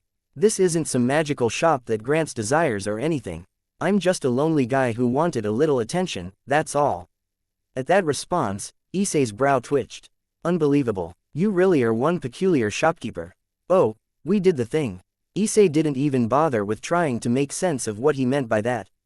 In all honesty he had a feeling that this entire time it was something along those lines. Yet, somehow, someway, it still worked out for Naruto because indeed, if what he said was true, then Issei could get the harem he's always dreamed of. Drawing in a deep breath, the at one time human let out a long sigh. I suppose I've already come this far. I don't think I could ever live a regular life after all of this. Naruto shrugged. Sorry Issei, but you were never meant for a regular life in the first place. He let the words sink in and settle. And for a moment, the two only sat in silence. Until Issei spoke up with a nervous stutter. See, can I still come back? Here that is, see, can I still visit? He wasn't sure why he asked. Only that he did. And he didn't regret it. Naruto blinked and then eyed the blushing teen for a split second, before grinning in response. Of course, you're welcome to come by here anytime. Although I'm surprised you would want to. OPHIS and Red both bet me that you would never talk to me again after I let you go. Issei looked a bit offended at that. Hey, come on now, don't give me that look. I did get you killed on a weekly basis, you know. It would have been the natural response. He shrugged, either way I'm $40 richer. Issei would have questioned why Great Red and the Infinite Dragon both carried cash on them, but of course, he knew better. Before you kick me out in some crazy way, I want to thank you. I feel like a better me. I'm proud of who I am right now, and I guess that's what I really wanted in the end. So, yeah, in a way you really did do your job.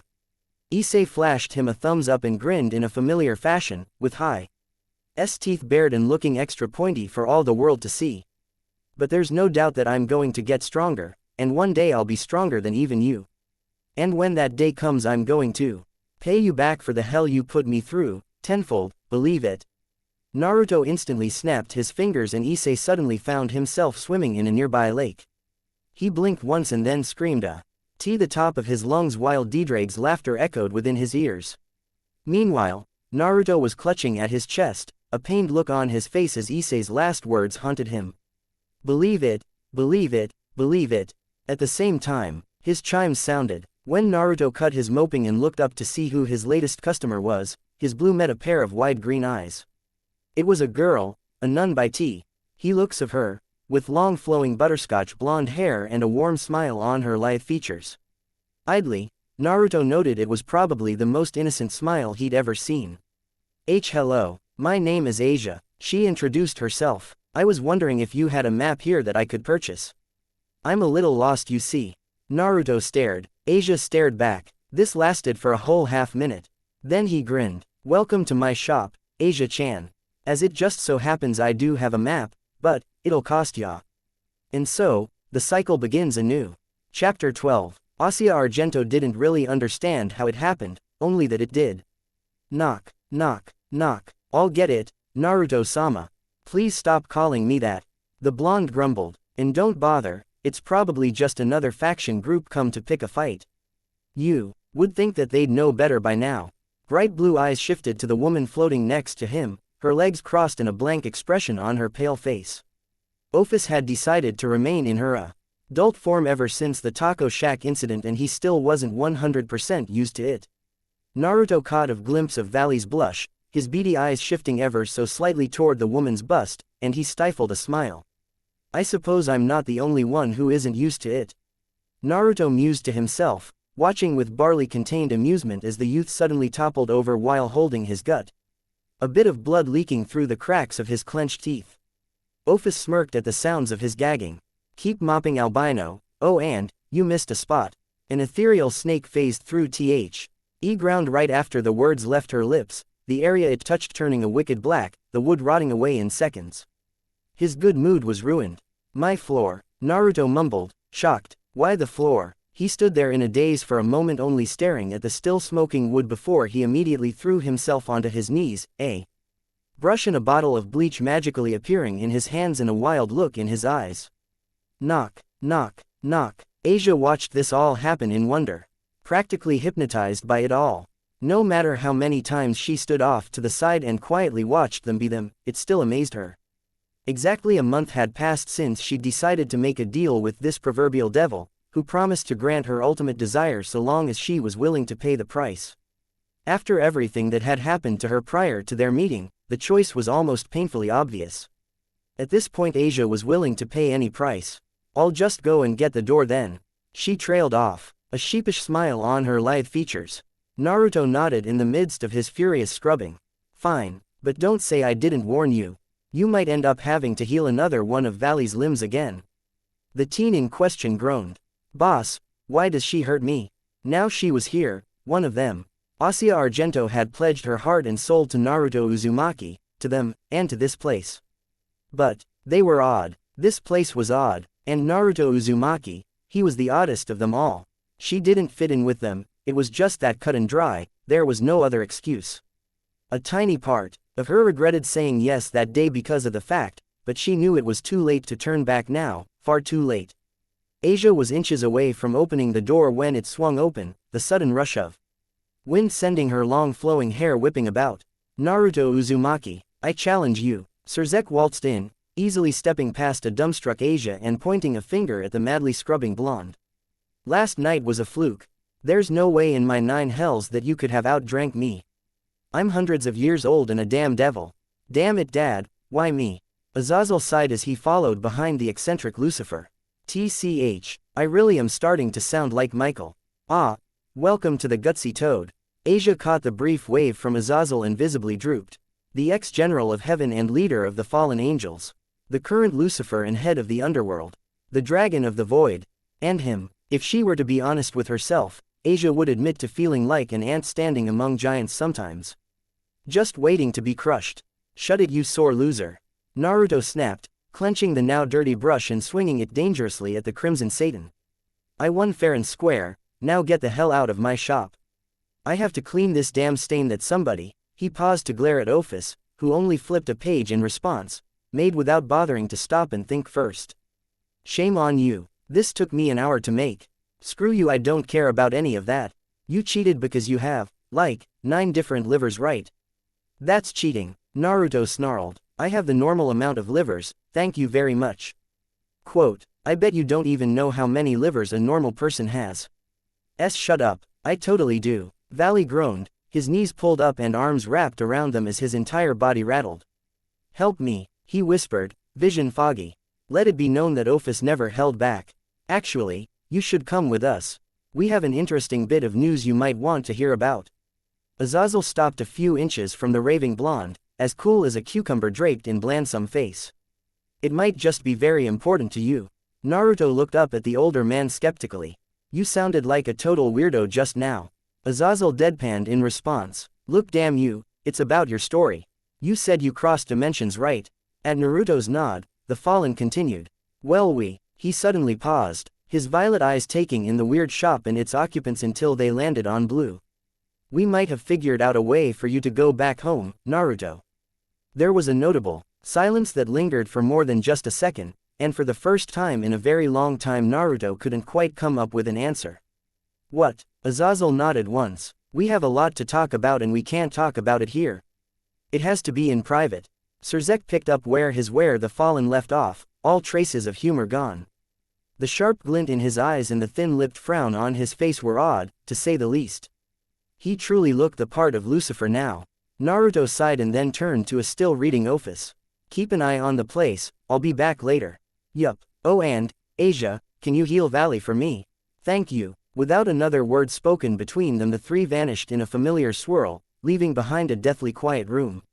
Naruto never noticed the frown lingering over her features, hidden behind her manga. And OPHIS didn't want him to. The mood was soured in a split second. The bright and clashing colors of the gutsy toad did little to fill the sudden bleakness that remained in their wake. A way home. It had never occurred to her, to any of them, that he even wanted to go home. But lately, he's been different. And she wasn't the only one to notice. Issei, Valley, even Kokobile. They've all caught it. That sharp grin didn't quite reach his eyes like usual, and when he looked at you, it seemed as if he could barely stand the sight. It was Issei that said it the best, however. That warm feeling I get whenever he's around, it's gone. Something was up, something had been up for almost a week now.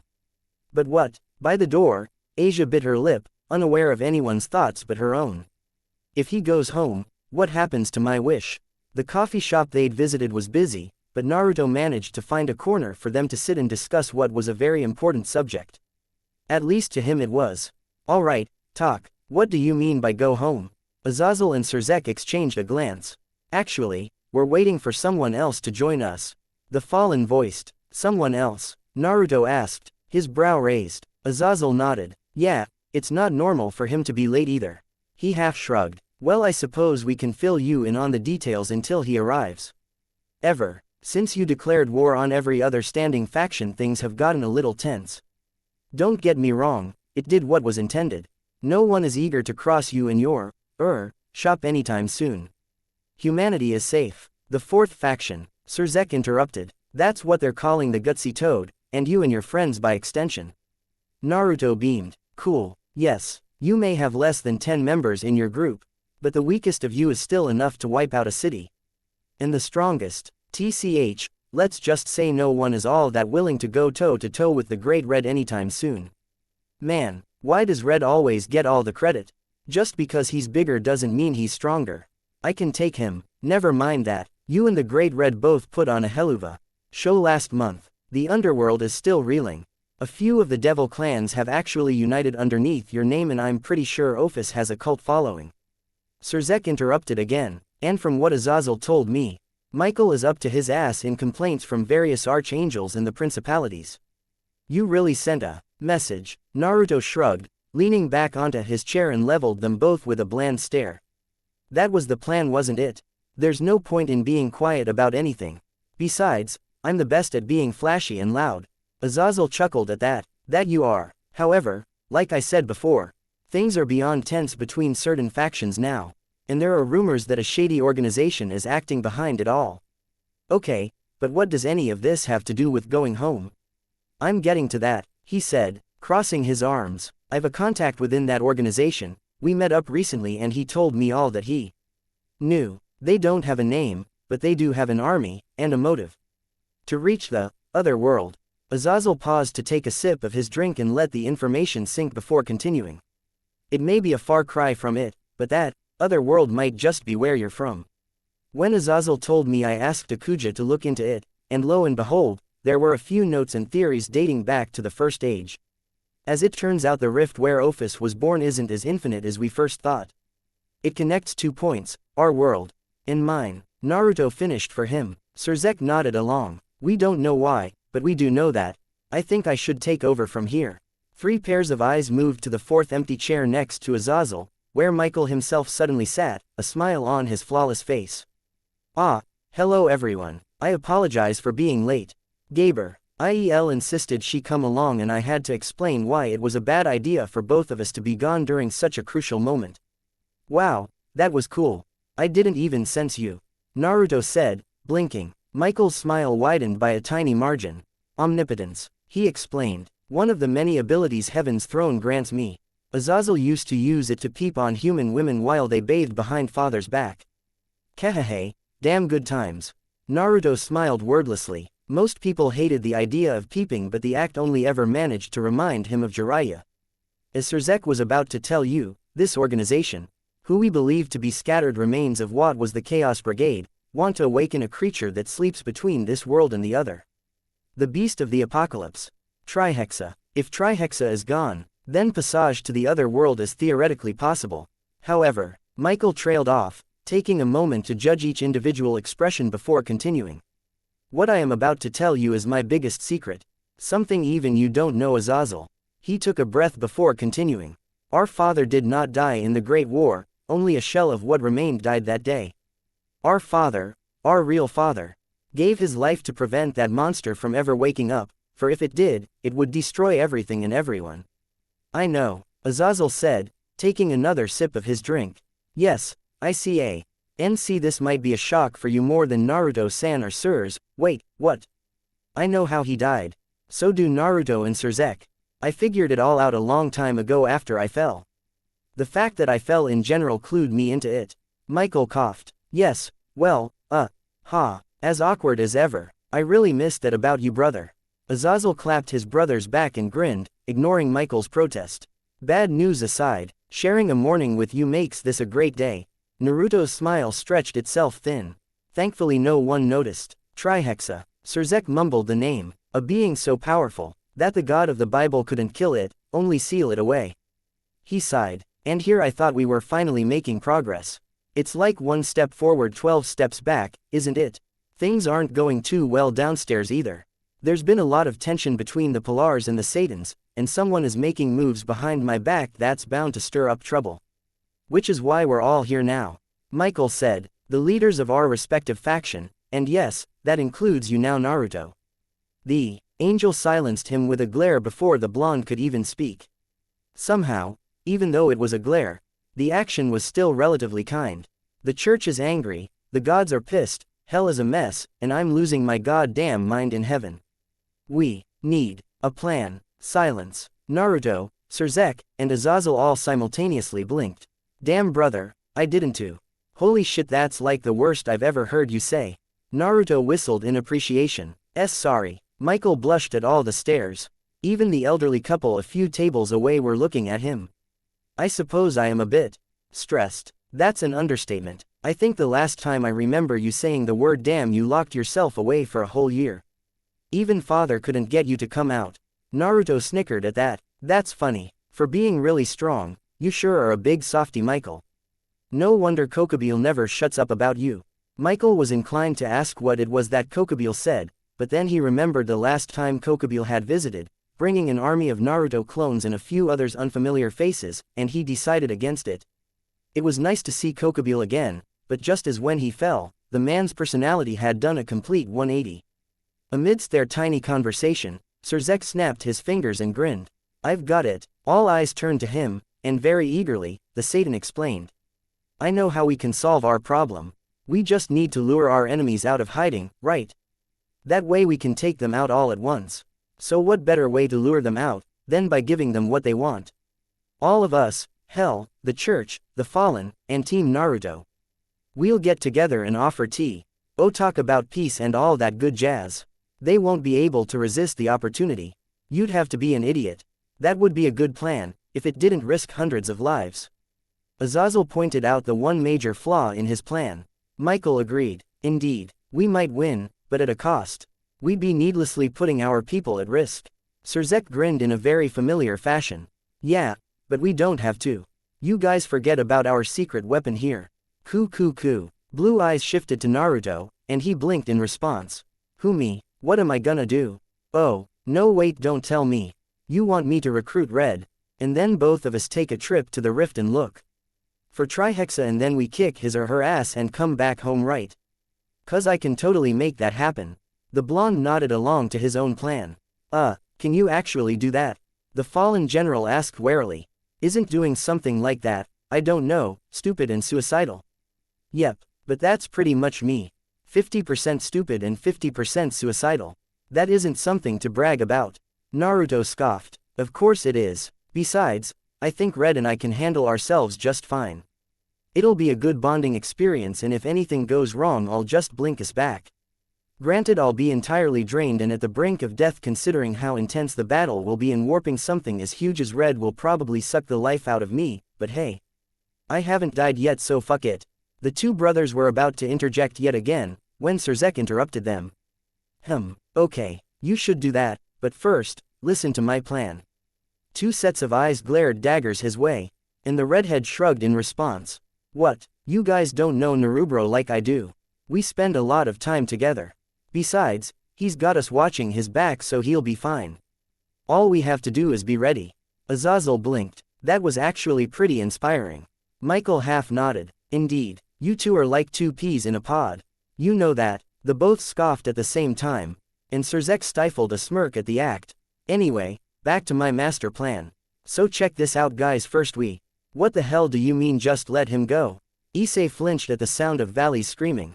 The ivory-haired teen was, for once, glaring Ophis down, his nose barely inches away from hers.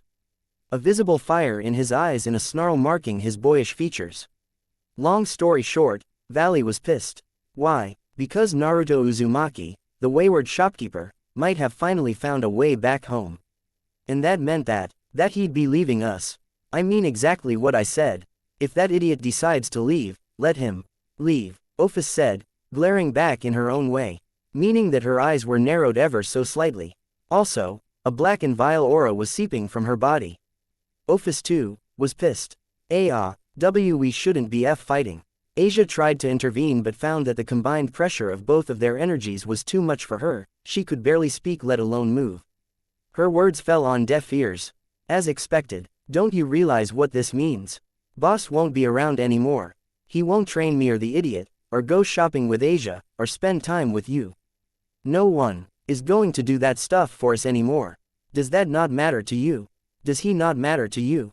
Issei was at odds. This was the first time he'd ever seen Valley riled up about anything. And while his words did sting, they were true. Naruto had become a constant in their lives. Each of them derived something from him. A hole inside of their chests was filled because of him. Naruto had put the entirety of all humanity on his back, for fuck's sake. He couldn't just leave, right? He couldn't. At his sides, Issei's hands wound themselves into tightly clenched fists. Even Didraig was upset. Asia caught the act and she frowned. This is terrible. The ex-nun watched the edges of Ophis's lips twitch and a flicker of something come to life in her eyes. She watched the woman's mouth open to speak, and her entire froze when the sudden wave of dread crashed over her and a vile feeling crept up her spine. And she, no, all of them, waited with bated breaths on what Ophis would say. It was terrifying. They were terrifying. And he was standing at the open door of the back room with a confused look plastered on his face. Yo, did you guys crank down the AC again? I told you not to do that, damn it. Naruto cursed, crossing his arms and frowning. Like that the tension dissolved in seconds. Boss, you're back. That I am my pupil, but not for long. I'm going out for like 1 to 3 days at the least. I don't know. It all depends on how long we take. Ophis asked. You haven't mentioned anything to me about another trip. Naruto shook his head. Afraid you're not coming on this one. Oh. It's actually Red and I who are taking a road trip. You know, quality bro time and all that good stuff. Plus I'm pretty sure he's going through a midlife crisis right now after stuffing his face full of cow, so I think he'll appreciate the chance to feel young again. Well, I suppose I'll just look after the shop then. You know it. Naruto blinked. Oh, and hey Issei. Sorry I can't stick around buddy, but I gotta go. Super important business to attend to and all that. Asia, keep reading up on those books I lent you, and don't worry, I'll be back before you know it. Everyone, be nice to her. He finished with a thin, totally non-threatening smile. Anyway, I'm off. I've got a date with Trihexa. Bye guys. Ophis's eyes widened. Wait, what? Unfortunately, Naruto was gone before she could even begin her sentence. Did he just say Trihexa, as in, Eater of Worlds, Master of Death, God of Destruction, End of all things Trihexa. Valley uttered, stupefied. Ophis openly fumed. That fucking moron. Quote, Chapter 13. Little was known about the void. It was an endless expanse, or so one would think. In reality it was a meeting grounds, a point co-NNECTING two ends, and they were at the very center. The violet hues and whimsical colors he'd grown semi-used to gave way to a pitch black that stretched on as far as the eye could see. It felt like he were floating within an abyss. There was no light here, just the darkness. No warmth, no comfort, it was empty. He looked both the parts of an angel and devil floating in that vast nothing. Naruto's white hair and olive skin were a striking contrast to the inky blackness. He was almost glowing, rippled eyes gazing out into the rift. His heart raced, and he let out a long sigh in an effort to calm it before speaking. You know, somehow, I thought this would have been easier. His lips moved, a bitter smile working its way onto his face. You should have brought the witch with us. I warned you. This was a monster beyond on his left shoulder rested a tiny lizard, no bigger than a common one you'd find in your backyard. The great red, once massive in its size, was reduced to this. Having exhausted most of its power battling against an army of 1 million ancient dragon males. The fight had indeed been a long one and Naruto himself looked on the brink of death. His right arm was gone. For whatever reason the severed limb was taking its sweet time in growing back. His flesh was scorched, his body ached. With every labored breath he regrettably felt himself grow weaker. And yet, he laughed nonetheless. Surrounding them, above, below, everywhere, the broken remains of those ancient dragons were scattered like space debris. And amidst the wreckage of the fierce battle was the cause of his current condition. A being that, just as Red said, was beyond anyone's comprehension, even his own. If there was an end to everything, then this was surely it. This indescribable thing, locked down here, alone with its empty army. This was the apocalypse. It's sort of nice, he said fondly. I forget sometimes that I can be hurt.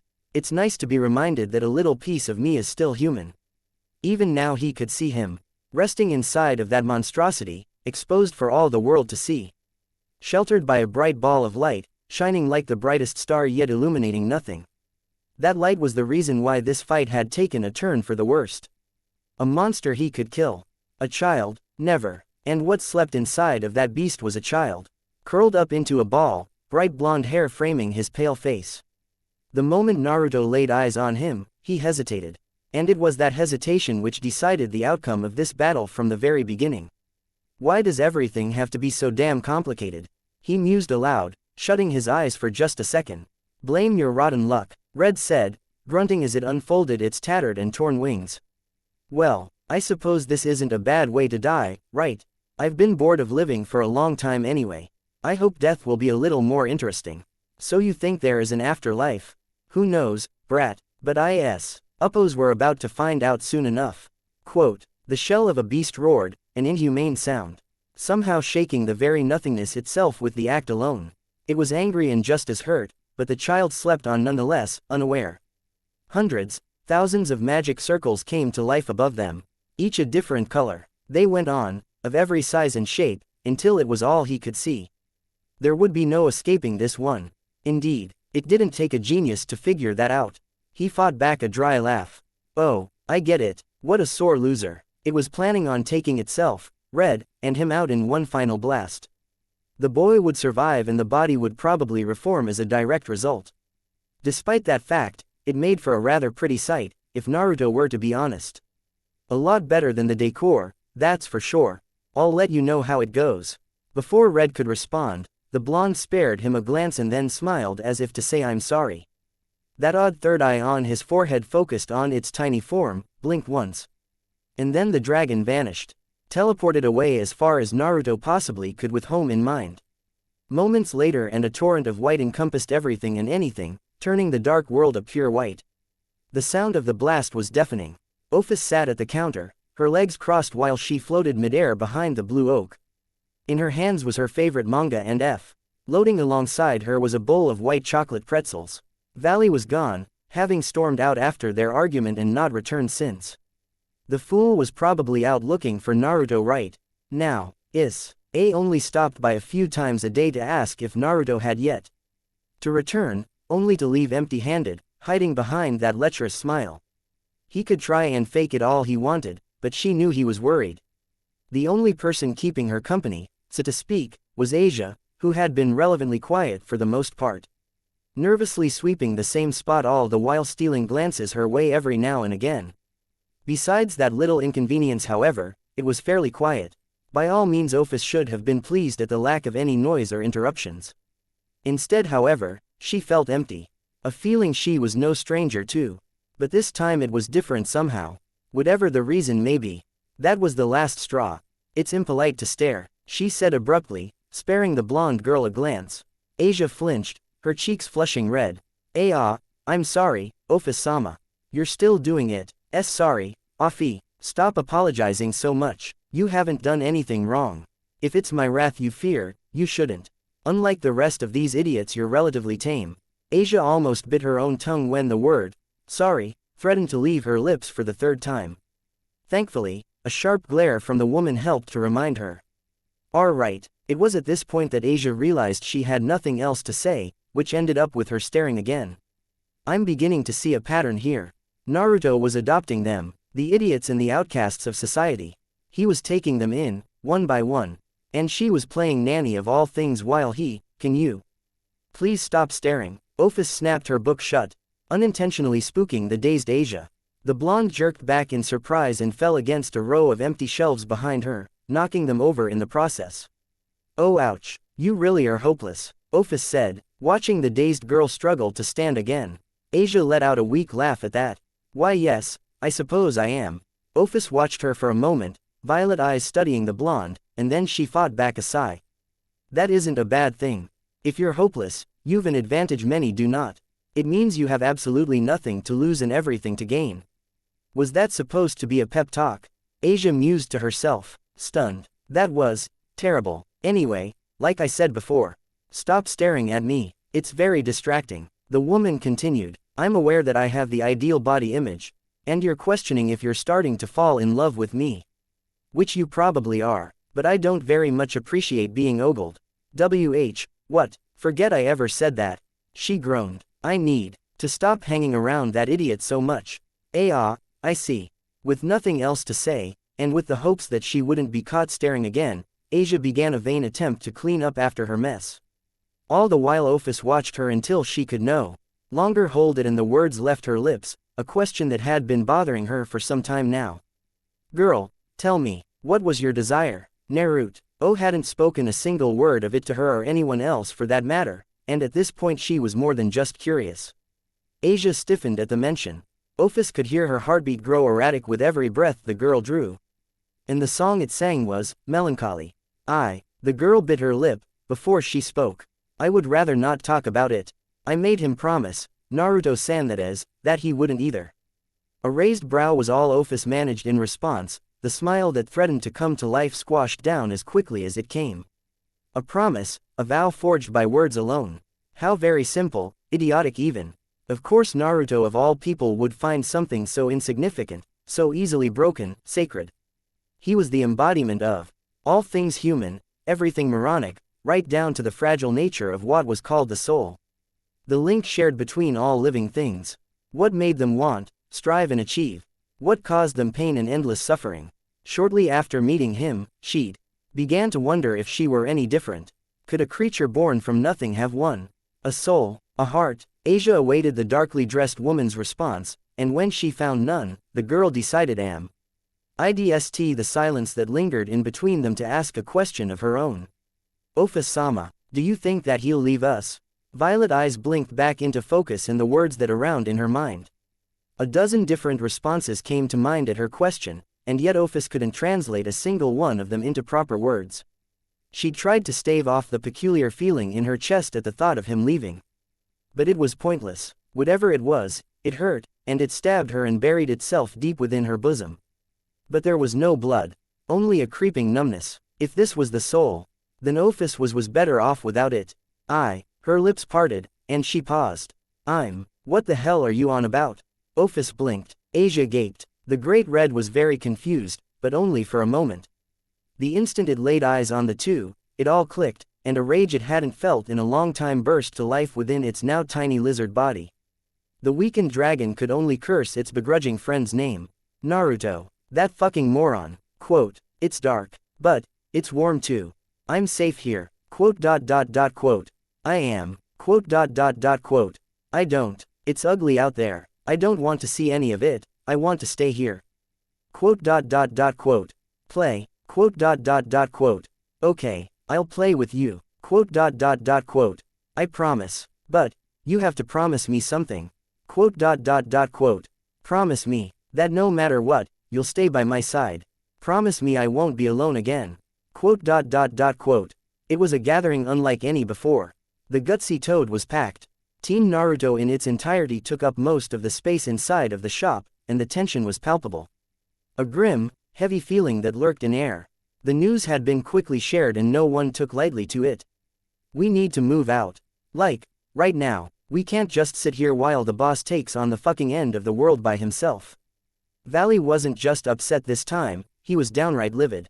I agree, we're wasting time as it is.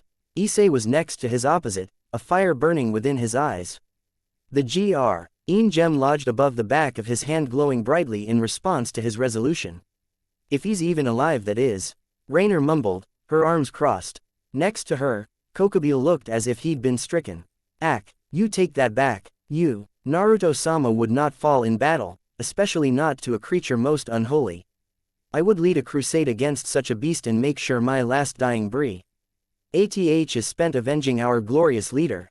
For if that is to be my purpose, then by my father's will and by his perfect light I will fulfill my duty. He gripped his chest, tears trailing down his pale cheeks as he wept. Oh, this swelling in my chest. This feeling, could it be devotion? Of course. Hear me, Naruto-sama. We are coming for you. A few scooted away from the openly weeping man. Valley was blinded by the act. This light, he really is. There's no way I'm letting you rescue him first. Valley cried, pointing an accusing finger at the older teen. I'm the number one subordinate here. I'll be the one to show my devotion and come for Naruto-sama. Oh my. Michael repressed a thin-lipped smile and a blush at the thought. Oh God, my sides. Azazel was dying of laughter, having to lean on a giggling Surzek for support. I liked it better when he was evil. Kuroka mused to herself in her cat form, watching the events unfold with something resembling a smirk. If cats could, well, you get the fucking picture by now. As for Valley, he remained entirely ignorant to the shitty dialogue joke the shitty author of this FIC came up with. What did I say? Why are you all looking at me like that? Who cares about that? We're wasting time. Issei was quick to put everyone back in line. As much as I want to help, don't you think we should come up with some kind of plan first? I mean, we are about to fight what is essentially the apocalypse, right? Danesik was all about saving Naruto. He thought he was a call guy. But unlike most of the people around him right now, Danesik wasn't god tier. All Trihexa had to do was think in his general direction and he would most likely explode. A gruesome end indeed, one he hoped to avoid. The rest of his party agreed. We probably should. Naruto is tough, he can take care of himself for a. Azazel was cut off by a very irritated red. Did you blank out during my cleverly cut out explanation, bird? In which I will now re-see. AP a small portion of in order to reach a certain criteria of words. TCH, how typical. Listen well to my words, Naruto is clinging to life right now. And that's if we're lucky. That last attack was me. And to be a one-way ticket for all of us. There was no way out, at least, not for the both of us. It sighed, thinking back on that smile. I don't think I could have made it out of that in one piece even in my prime. That monster has too much power. More than I ever imagined. Quote, that didn't help, not one bit. Deep down they wanted to believe Naruto would be okay, but, the thought still lingered. The unease, the fear, the guilt. OPHIS bit her lip behind her book as she watched them all bicker. People she'd never thought she'd know or bother to spare another glance. This room was full of them, full of emotion, full of life. Naruto is alive, he's got to be, he's not. That's what her inner voice told her. An annoying little thing that had made its home within the confines of her mind some time ago, and hasn't left since. What she knew of that monster told her that Naruto was surely dead. No one, not God, not the Great Red, not even her could take that beast on alone without losing something in the process, their life.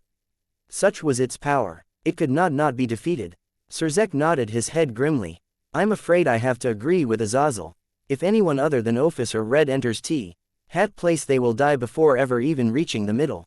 Even I would perish if exposed to the powers inside without the proper precautions. Red growled, my apologies. I forget how weak you all are sometimes. Quote, no worries, Kuroka said, deadpanning. So then, what do we do? The silence was broken by a meek Asia, who voiced the question on most everyone's mind. Red, we're going. It was Ophis who found the answer. About damn time. The tiny dragon unfolded its wings and flew to her shoulder, acting as if he'd expected as much.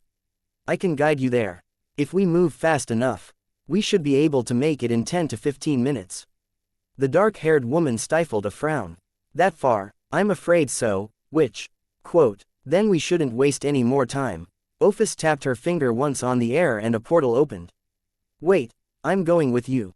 And I as well. Valley and Kokobile followed behind the duo, only for a venomous glare to freeze them in place. Ophis tilted her head back, her glowing eyes visible for them to see. You will both remain here. And make no mistake, I'm not doing this to save that bastard. He will die, and his death will be long, painful, and more importantly, dealt by my hand and mine alone. A sharp grin made its home on that usually blank expression.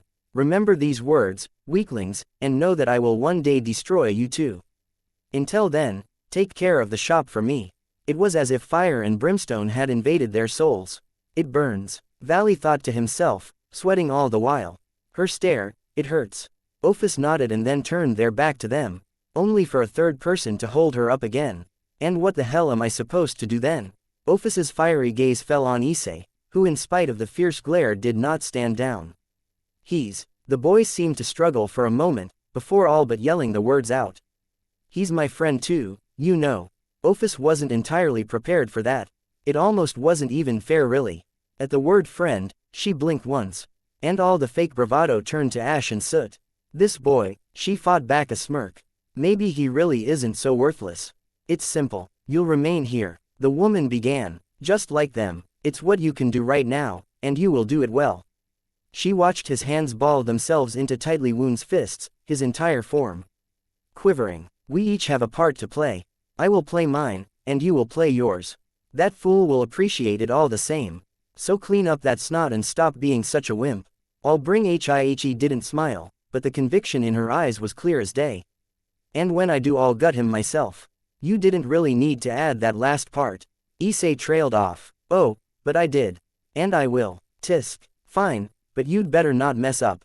Issei walked toward her, that same determination in his eyes, and then he stopped. Or I'll kick your ass too, and that's a fucking promise. He then extended his fist and waited patiently. Ophis couldn't help the smirk this time. Fine. She brought up her own fist, and just as it was about to meet Issei's, the center of the room warped. A black hole came to life in the very middle of the gutsy toad, and its occupants quickly gave it room, preparing themselves as best they could for what came next. Unsure of its origin or its purpose, the black hole fluctuated a few times, and then out stepped a child. Not even teenager yet, with golden hair and impossibly blue eyes. Is this the place? The child spoke, a soft tenor. Suddenly they were all made very aware of the person lugged over the child's small back. Naruto weakly lifted his head up, his one good and not swollen shut eye taking in the blurry faces of Issei and Ophis. Then he grinned. Yeah, we made it. Author's note. Thank you for reading, everyone. Sorry about all the mishaps that happened along the way, but now the entire story is better for it and I can have some peace of mind that you're not being fed entirely too much crap. A small note, if you haven't already. Join our Discord. We're pretty popping now and have a lot of cool authors, and some very cool people. Do it, for me. The link is on my page. Eagerly.